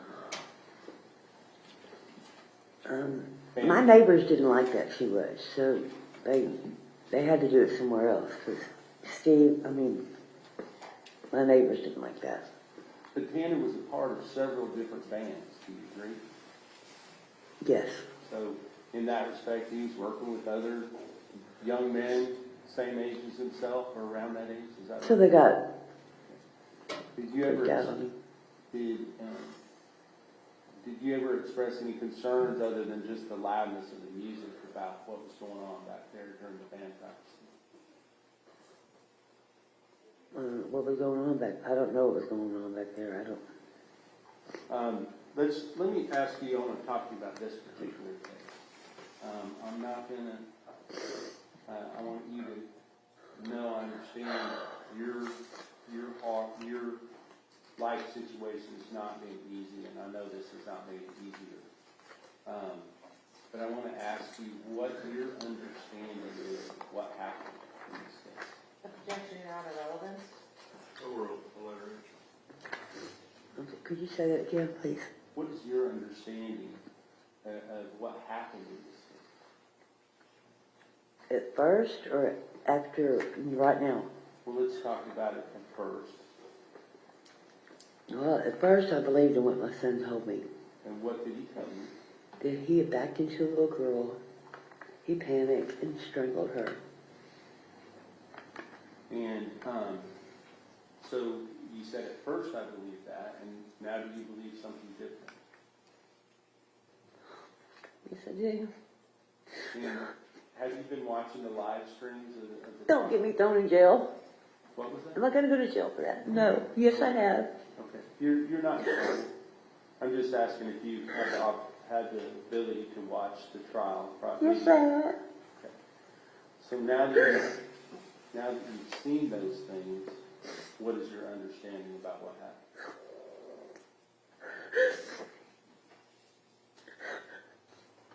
I don't know what to say. I'm so sorry.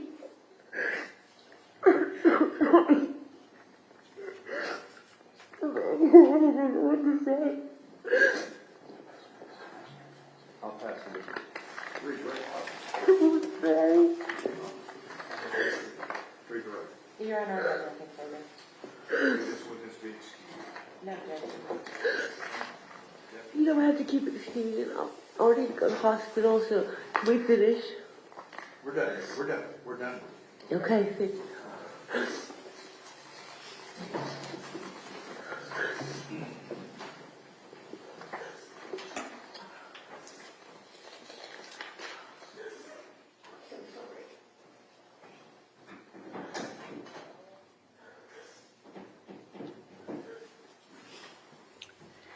So, hang on a minute. To answer y'all's, to just recap what we just heard, but first let me cough. Hold on.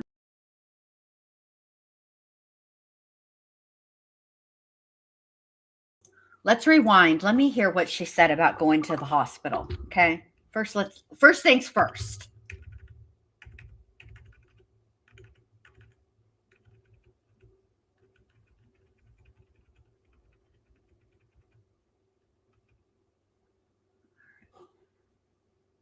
Yes. So in that respect, he's working with other young men, same age as himself or around that age, is that right? So they got Did you ever, got on. did you ever express any concerns other than just the loudness of the music about what was going on back there during the band practice? What was going on back? I don't know what was going on back there. I don't. Let me ask you, I want to talk to you about this particular case. I'm not gonna, I want you to know, understand your life situation is not being easy, and I know this is not making it easier. But I want to ask you what your understanding is of what happened in this case. Objection, Your Honor, relevance. Okay, could you say that again, please? What is your understanding of what happened in this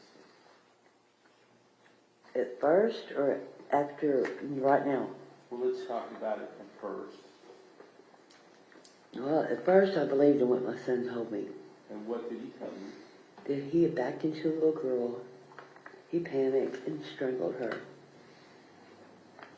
And so you said at first I believed that, and now do you believe something different? Yes, I do. And have you been watching the live streams of the Don't get me thrown in jail. What was that? Am I going to go to jail for that? No. Yes, I have. Okay. You're not in trouble. I'm just asking if you had the ability to watch the trial. Yes, I have. Okay. So now that you've seen those things, what is your understanding about what happened?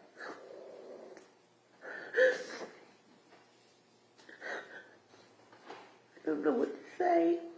I'm so sorry. I'm so sorry. I don't know what to say. I'll pass it. I'm sorry. Your Honor, I have nothing further.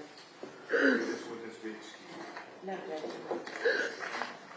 You don't have to keep excusing. I'm already to go to the hospital, so can we finish? We're done. We're done. We're done. Okay, thank you.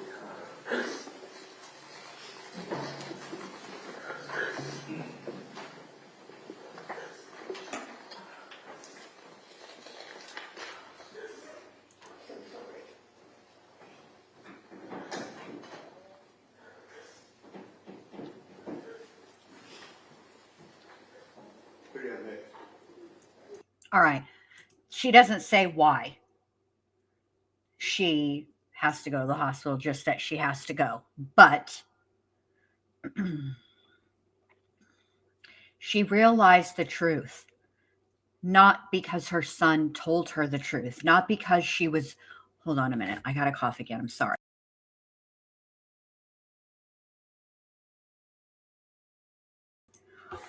Not because her son told her the truth, not because his attorneys prepared her for the truth. None of that. She found out because she watched the trial, which, no, was she supposed to? No, she wasn't. Okay. There's a rule of sequestration. But that's how she found out. She found out the details of what her son did from watching the trial. as far as the blurring,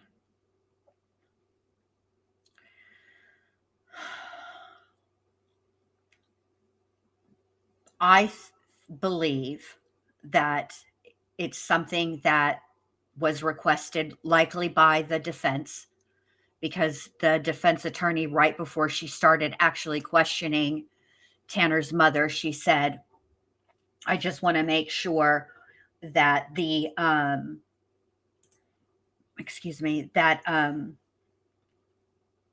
that the media is working with me and not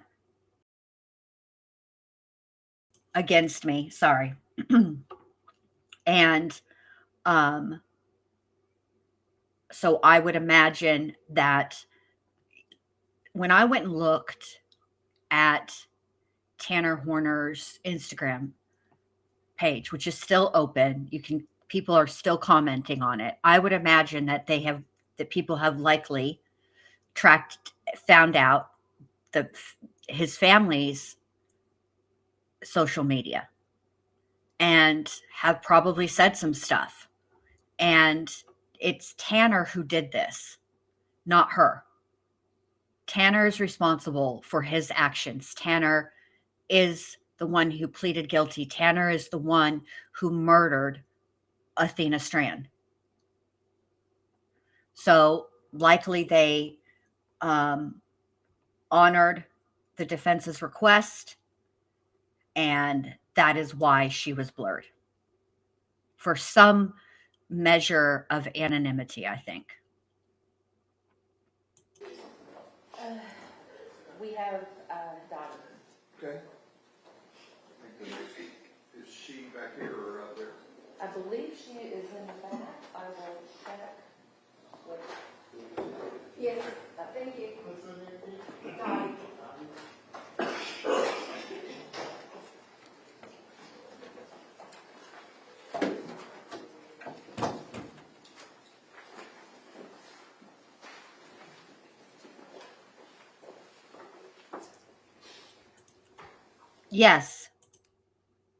Yes, Kelly, I misspoke. And I mean, it's all part of the trial. The whole thing is a trial. First, there's the guilty or not guilty phase of a trial. Then there's the penalty phase of the trial. So the whole thing is the trial. But she learned what happened to Athena from watching the penalty phase of the trial. That's what I should have said. But also everything came in.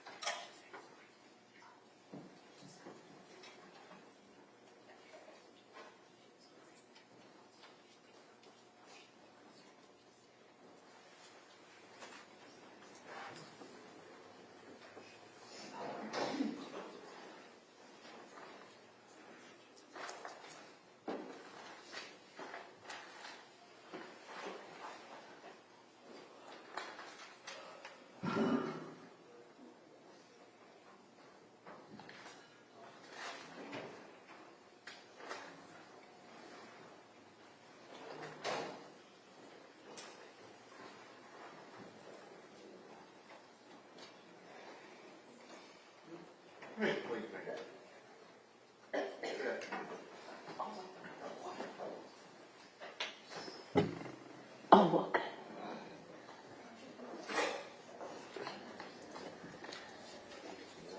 Yeah, better. I believe we're now going to be hearing from Mimi.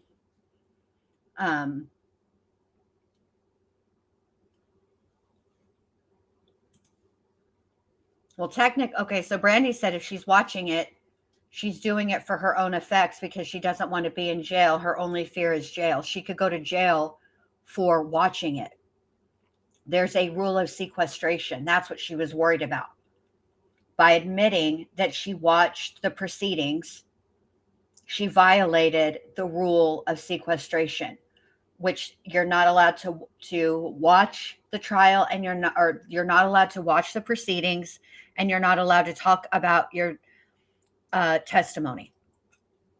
That's what she was worried about.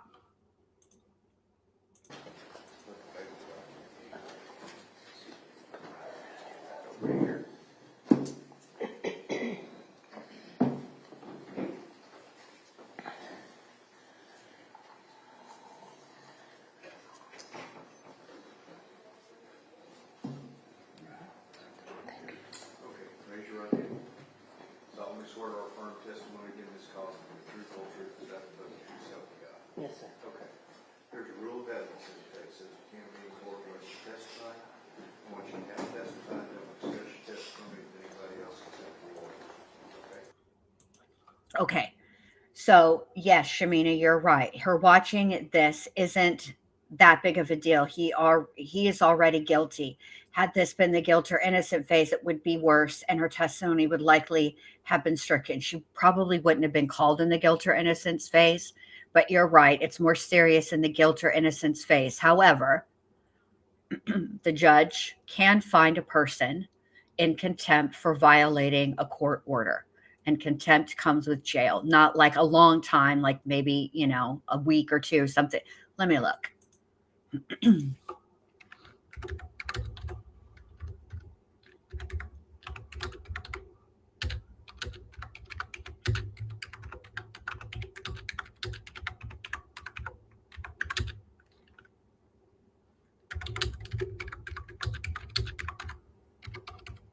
Oh. All right. It can be up to 6 months. Okay. Nobody does 6 months. It probably wouldn't have been that long, but that's what she was worried about because she knew that it was a possibility, but they're not going to charge her. That's all. That is my point. That's why she said what she said.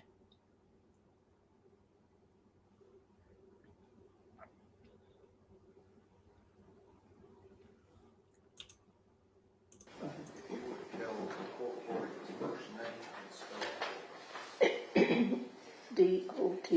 Dottie. Ms. Anderson. Thank you. Good afternoon, Dottie. How are you doing? Hold on. Before we hear from Mimi, I want to say thank you to Pointer Lover. Buy yourself a drink, even if you don't drink. This is a lot. Thank you, babe. Thank you for the super chat. I appreciate that. It is a lot. A lot. It is the judge's discretion. They're not going to charge her, but she was worried. So, yeah. All right, let's hear from Mimi. Okay. Dottie, if you will just introduce yourself to the jury, and we agree that there will be no last names here, but if you'll just let them know your name, please. Dottie. Dottie, how are you related to Tanner Horner? It's my brother's son's son, so that would be my brother's grandson. Does that make you his great aunt? Yeah, I'm his great aunt.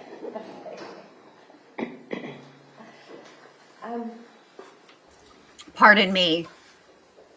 This is not Mimi. This is the sister of Mimi's husband. I want to talk to you a little Actually, I don't even know. This is his great aunt. So let me not say that. All I know for sure is that that's his great aunt. There we go. Leave it there. bit about your family, okay? You said that Tanner is your brother's grandson. Who is your brother? Elmer Horner.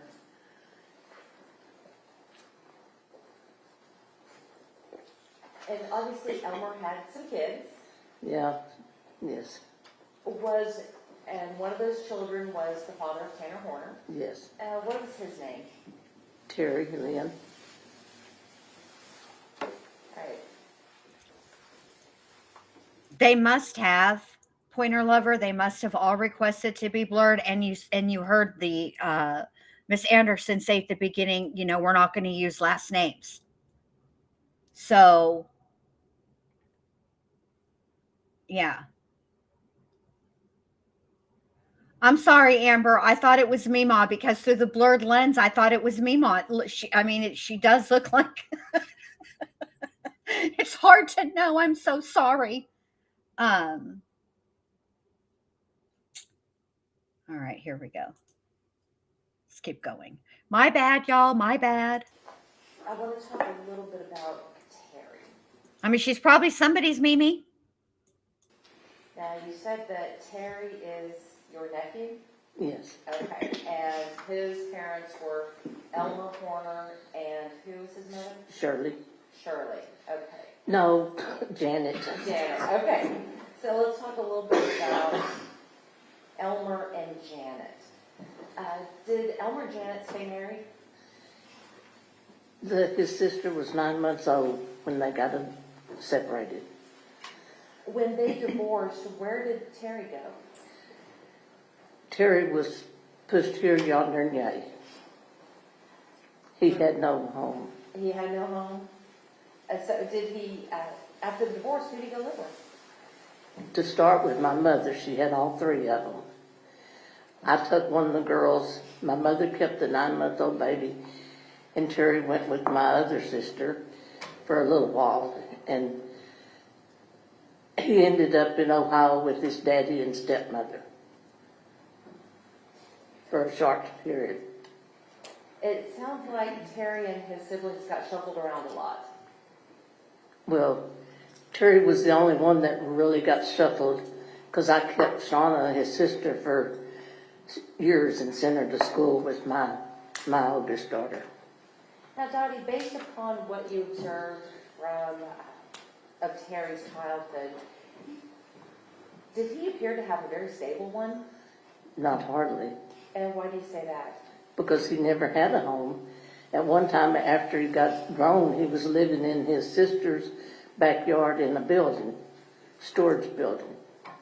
Do you know if he ever had instances where he was homeless? Oh, yeah. But I couldn't take him in at that time because of the drugs. I didn't trust. Tell me more about that. What about the drugs? I just know he was on drugs and ended up in prison several times. And that was what it was about, was the drugs. Before Terry went to prison, do you know if he had any kids? I think he had several. And I never really got to meet them all. I'd see one or two here or there. But everybody, it was a big joke in the family of how many kids Terry had. And as we know, Tanner Horner was one of Terry's children, right? Uh-huh. How old was, do you recall how old Tanner was when Terry went to prison? I really don't remember how old he was. I know he was just a baby, and I don't remember how many years because Terry was in prison several times for drugs, and the last time I know Tanner was 4 or 5 years old when he got out. Well, let's talk about when Terry got out of prison. When Terry got out of prison, where did he go live? My mother's. And what is your mother's first name? Ethel. So when Terry was released, he went to live with Ethel. Was there anyone else living with her at the time? No, just Was there anyone else that was taking care of her at the time? she had home health aid, and my daughter would go and take care of her too. Did you ever go and spend time with your mom? Oh yes, every day nearly. When did you have the opportunity to interact and get to know Terry at all when he was living with your mother? Oh yeah. When Terry was living with your mother, did Tanner ever come visit? Every weekend. Every weekend. How was that? Was Terry happy to have him over there? Oh yes, he was very happy, and Tanner was he was running around and up and down and everything, into everything. Well, how would your mother? My mother didn't want me saying nothing to him because I was wanting him to calm down. And we're talking about Tanner, not Tanner, right? yeah. Well, Donnie, let me ask you, did your mom like having her son and Her grandson, grandson yes. and great-grandson over there? Oh, yes. So let's talk about some of these visits. You said that Tanner was into everything. What did that look like around the house? He was a ringtail tutor, into everything, jumping up and down on beds, and I couldn't stand it. My mother wanted me to just be quiet. He's just here on weekends.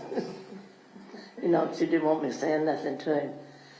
Do you know or recall how old Tanner was when he would come over? I really can't remember. I know he was 4 or 5 years old. He was just a little thing. And at that time, he was just a whirling dervish? Yeah. Or I think Tasmanian devil. How's that? Yeah, something. You said that he was into anything or into everything, but what kind of things would Tanner do when he was at your mother's house? I wasn't there all the time, but when I was there, he was just, you know, he'd run and jump and get into this and a normal, but the jumping up and down, and he would ignore it. You know, Terry would try to say something to him. I think it was because I was there. Well, that kind of brought me to my next question. Was anybody able to control his behavior? Not that I seen. So did he listen to Terry? Did he what? Did he listen to Terry? Did he mind him? Well, at that time, I felt like he wasn't. He did stop doing things, but he's going right back into it. Would he mind your mother? Mother didn't get on to him when I was there. I think because she wanted me to keep quiet with him. Did he mind you when you tried to correct him? He would look at me, and, you know, he was kind of scared because I wasn't there all the time. I'd just come by for an hour or two when I got off work. How long did Terry stay with your mother? I'm not for sure. He would probably still been there but the apartment house she lived in, they had to put her in a hotel because they had to jackhammer her floor up for plumbing problems. And I think he went then to stay with his cousin, Bert. I can't remember. I think they're cousins. Yeah, they're cousins. It sounds to me like Terry and Ethel had a very good relationship. Oh, my mother wrote him every day. He was in prison every day. She loved her kids, grandkids, and great-grandkids. And how long did these visits with between Terry and Tanner last? I mean, for not how long was each visit, but did he come and stay with Terry every weekend? Every weekend. He was coming every weekend. Did those visits ever stop? Yeah. Oh, I'm so sorry. You're all right. Just let it play. I just don't know how to shut it off.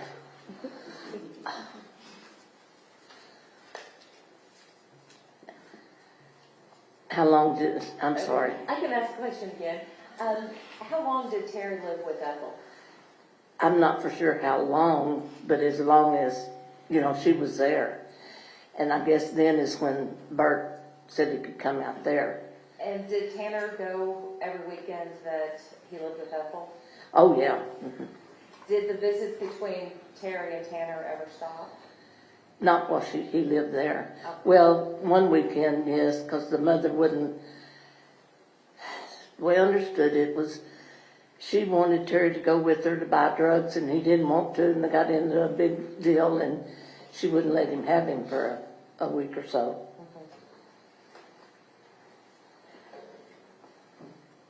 Based upon what you observed between Terry and Tanner, did Terry appear to love his son? Oh, yes, yes. I know that he did. He really did. What makes you say that? Because of the way he acted with him.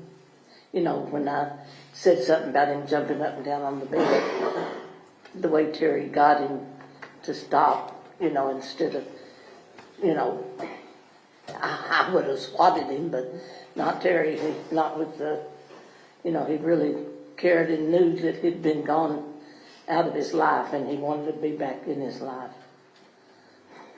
I really think he was just a very small baby when he went to prison. And based on your observations and your interactions with Terry and Tanner, do you feel that Terry was trying to turn his life around to take care of his son? Yes, I do. Was he able to do that? No, he wasn't. Okay. You have a moment, Your Honor? Yes, ma'am.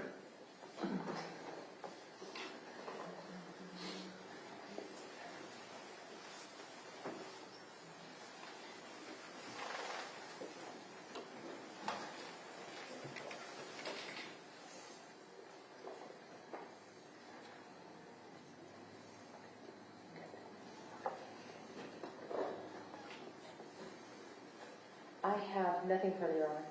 Cross-examination. No questions, Your Honor. May this witness be excused subject to any potential recall? No objections. No objections, Your Honor. Thank you, ma'am.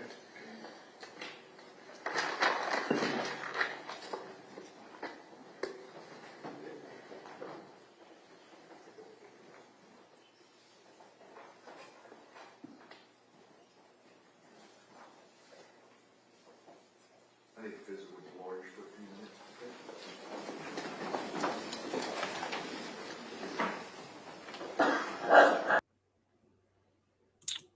Uh-oh, what happened? Hold on.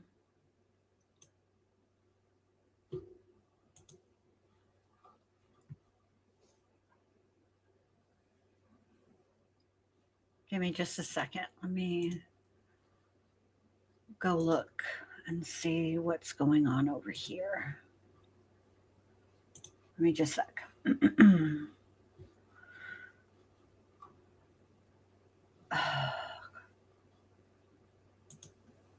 What happened? Give me just a sec.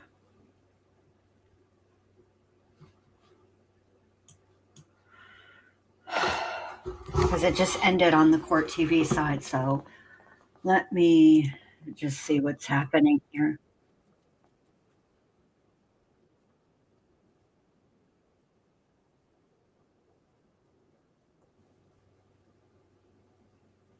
All right, hang on a minute. Hold on. Hold on. I got another stream for us to look at just to see what's what, but I need to rewind it just a little bit. All right. Let me see if I can. All right. Give me just 1 minute. This is going to be WFAA. They are going to be interviewing Rebecca Lopez again. She was in the courtroom, and she's going to talk about how, because I know some of you guys were asking in the chat about what his reaction was to some of this testimony. So it's by his mom. We have to go back to Dad great lived in a aunt. shed too, and it sounds. But Rebecca Lopez, our senior crime and justice reporter, who was in the courtroom, joins us. And Rebecca, for us, we had a kind of a wow moment at the end of Tanner's mom's testimony when she acknowledges that she's been watching the live stream, shouldn't be watching the live stream, and so I want to hear your reaction because I know what our reaction was. Yeah, I was really surprised too because they've all been instructed not to listen to any testimony or to watch the live stream. And then I guess she got scared, like, I don't want to be thrown in jail for this. Please don't throw me in jail. But I feel like the judge is going to just go ahead and let that go. I don't feel like that they're going to hold her in contempt of court or anything like that. But I did think that was really kind of shocking that she admitted that she had been watching the testimony in this case. And that's how she learned about what her son actually did, the truth of the crime. And that is messed up. I mean, he's been awaiting trial since 2022, the end of 2022. You guys were talking about dad. He has passed away. Apparently, Okay. he died a few years ago in I think, I believe that the mom testified that he died in a motorcycle accident or some sort of accident while Tanner was in jail. Oh, okay. Oh, it's recent. So we at times we were Mhm. having a hard time understanding mom. I mean, she's speaking really Yes. low, and so the reason, so we missed that, but we gathered by the way they were talking about dad that he was deceased, because they were, you know, when you talk about somebody in the past tense. But I thought that, you know, that Bree and I agree that, you know, this moment where she acknowledges having, you know, where she's asked initially, what do you understand about what happened in this case? And at first, you know, I believed, you know, what he said about what happened. And then, you know, she's asked if you were watching the live stream, and she says, you know, don't throw me in jail. And then acknowledges that, yes, she has. And then she, you know, goes on to say, I don't know what to say. I'm so sorry. I mean, that, Right. Bree and I were talking, that doesn't happen. That doesn't like, happen. I don't know that I've ever seen that particular scenario play out. Yeah, I agree. And then they cut her off pretty quickly after that. Yeah, I was sort of stunned as well, because again, they are told, you know, you take the oath, you are told not to, you know, watch anything. All these witnesses have known they're not supposed to be watching or listening to any testimony, because it can shape how. So Jenny says, I feel like she could have found out prior to this if she really wanted to. I mean, certainly her son could have told her, right? But as far as her finding out, I don't see how she would have from any other way other than Tanner telling her. And I'll tell you why I say that. Because yes, his attorneys knew all of the evidence that the state had against their client, but that's the problem. That's the point. He's their client. So to talk to her would and tell her and give her a heads up would have been a violation of attorney-client privilege. The state, she would not be recognized as a victim in this situation. It's not like with Chris Watts, right? Where his parents, because Chris Watts murdered his children, which were his parents' grandchildren, they, by extension, they become victims. So they don't, so she has like where the state gave Athena's parents an opportunity to, if to view and listen to that audio video from the day of the murder, prior to it being played in open court. That is something that is done for victims. She's not a victim, so not in a legal sense. Okay, so of Tanner's. So how else would she have found out? There would be no way for her to really find out anything other than for Tanner to have told her. And he could have given her a heads up. He already confessed and he pled guilty. Now, he would not have, she's under a subpoena.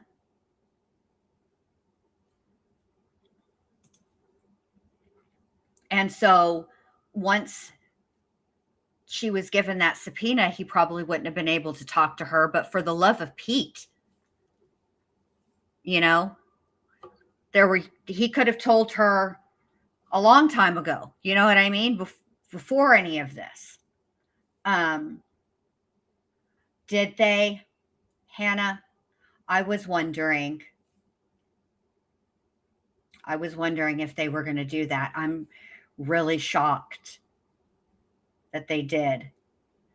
And Amber said she learned everything right along with us. I know how bad this has messed me up as a spectator. Imagine finding out your son was capable of this. Yes. And Dana says this feels like a victim impact statement day, not what it was supposed to be. Well, I think that when the family of the defendant gets up to testify in a situation like this, which these are the only circumstances under which they would be allowed to say anything, would be during the penalty phase of a trial. Okay. And so I can see how it would feel like that, because, we're hearing all about what a rough, basically what we've heard about is generational dysfunction. And it's not going to move the jury. It didn't move us. And let's face it. We're all potential jurors, right? So we're reacting the same way, now imagine us being in this case. We're in that courtroom. We had to hear that audio. We had to see that video. Okay. And that's after the medical examiner testified about her injuries and how basically from her chest up, she was injured. She was bruised. And then you have to listen to that audio. And on top of that, you can't talk to anybody about it. You can't talk to your fellow jurors. You can't talk to anybody outside. You have to wait until they are done presenting all of their evidence and the judge turns the case over to you to deliberate. Then you can talk about it, but only so much as, like you're actually deliberating, right? You can talk about it in that context. You can't even begin to heal and seek any type of counseling until you've been released from jury duty. At least we get to talk to each other.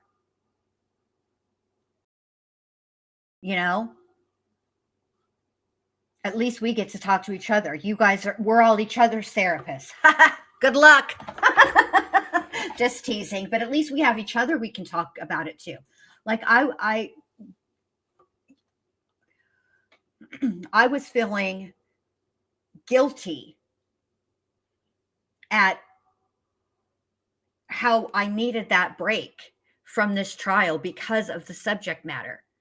And then finding out through Rebecca here, what was played for that jury, what we didn't hear, the things that Athena said, the things he said to her. And that was like an eighth of what the jury heard. And I was feeling, guilty, and but then we had each other in the chat, at least, that we could say, we're all experiencing that. It stuck with all of us, which I'm glad that we could talk to each other about that. Absolutely. But this blows me away about Hannah said, Bendy, it was ordered at David's arraignment by the judge that it be unsealed. She's a minor. I'm just shocked about that. That's why I'm shocked, because she's a minor. I'll just tell you this. In Florida, I can't speak to Texas. I don't think so. But in Florida, that would never have happened. It would have been sealed. They don't release details like that about a minor. They don't release autopsy reports, and they don't release, obviously, photographs of the autopsy or the crimes or crime scene photographs where a minor is involved. And, Dana said, not going to lie, I would have watched it also. To be fair, I think with her, Um, with Tanner's mom, watching is probably the only way she would have gotten the truth.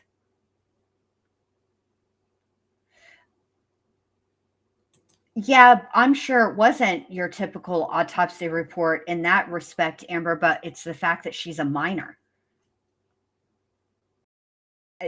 That doesn't, I mean, no, that's where I'm at with it, is that she's a minor. I'm just surprised because a lot of states have like rules about that. What can be released to the public whenever there's a minor involved, you know? That's why I'm surprised, not because an autopsy report was released or unsealed, because it happens all the time, but the fact that it was done in a case where where the victim is a minor. I think that's why I was kind of like shocked. All right, so I guess they're done for today.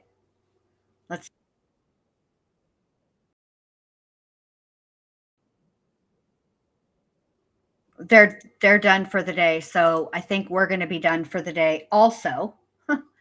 um, but I appreciate everybody being here, and I imagine if we keep ending every day 2 hours before the end of actual business day, we're going to be here for 5 ever. Well, let's be fair. Okay, how many? I mean, it's the 22nd now. Oh, you guys know something? Tomorrow is me and the Hubs. We'll have been together for 31 years. Can y'all imagine? Can y'all even imagine? Yeah, so he probably said he needed a break, and then I guess the defense attorney only wants to approach after each witness when it's on the state side. I don't know, but maybe they said, you know, hey, by the way, Your Honor, we don't have anybody today. So I don't know what they were thinking. Maybe they were thinking that the state would take longer on cross-examinations for with the mom. I don't know. 31 years is a long time. I've been with him since I was 18 and he was 21. Yeah, it's a long time. We basically raised each other for like our young adult life. That's why we don't know how to act right, because we raised each other. No, we did the best we could under the circumstances. My kids like to scare me. They're the main reason why I don't act right. I used to be normal. Music City Mom said, I don't know if I will have 31 years with my hubs, but the years I've had have been amazing. Thank you guys so much. Thank you. And that's really sweet, Music Mom. Listen, it's not, I guess it's not just about the length of time, it's about the quality of time. Like, we've been through a lot together, like a lot of good. There were obviously there were some bad. I mean, that's life, right? But the good has so far outweighed the bad. So, yeah, it is fun memories. It is fun memories. It really is. It is. All right. Well, I guess I'll see you guys in la mañana at 9:45 Central, 10:45 Eastern, 7:45 Pacific, and 8:45 Mountain. All right. Y'all behave, and I will see you later. I don't know if, look, Lulu Lola, I don't know if I was ever, like, normal is relative, right? So I don't know if I was ever like 100% normal, but I was like probably like 90% normal. And after having 4 kids and all the shenanigans they pulled over the years, I would say I'm probably like, oh, 63% on a good day, 24 on a bad. behave good. Be well behaved out there in these streets. All right, y'all have a great rest of your afternoon, and I will see you all tomorrow. Thanks for watching with me. Bye.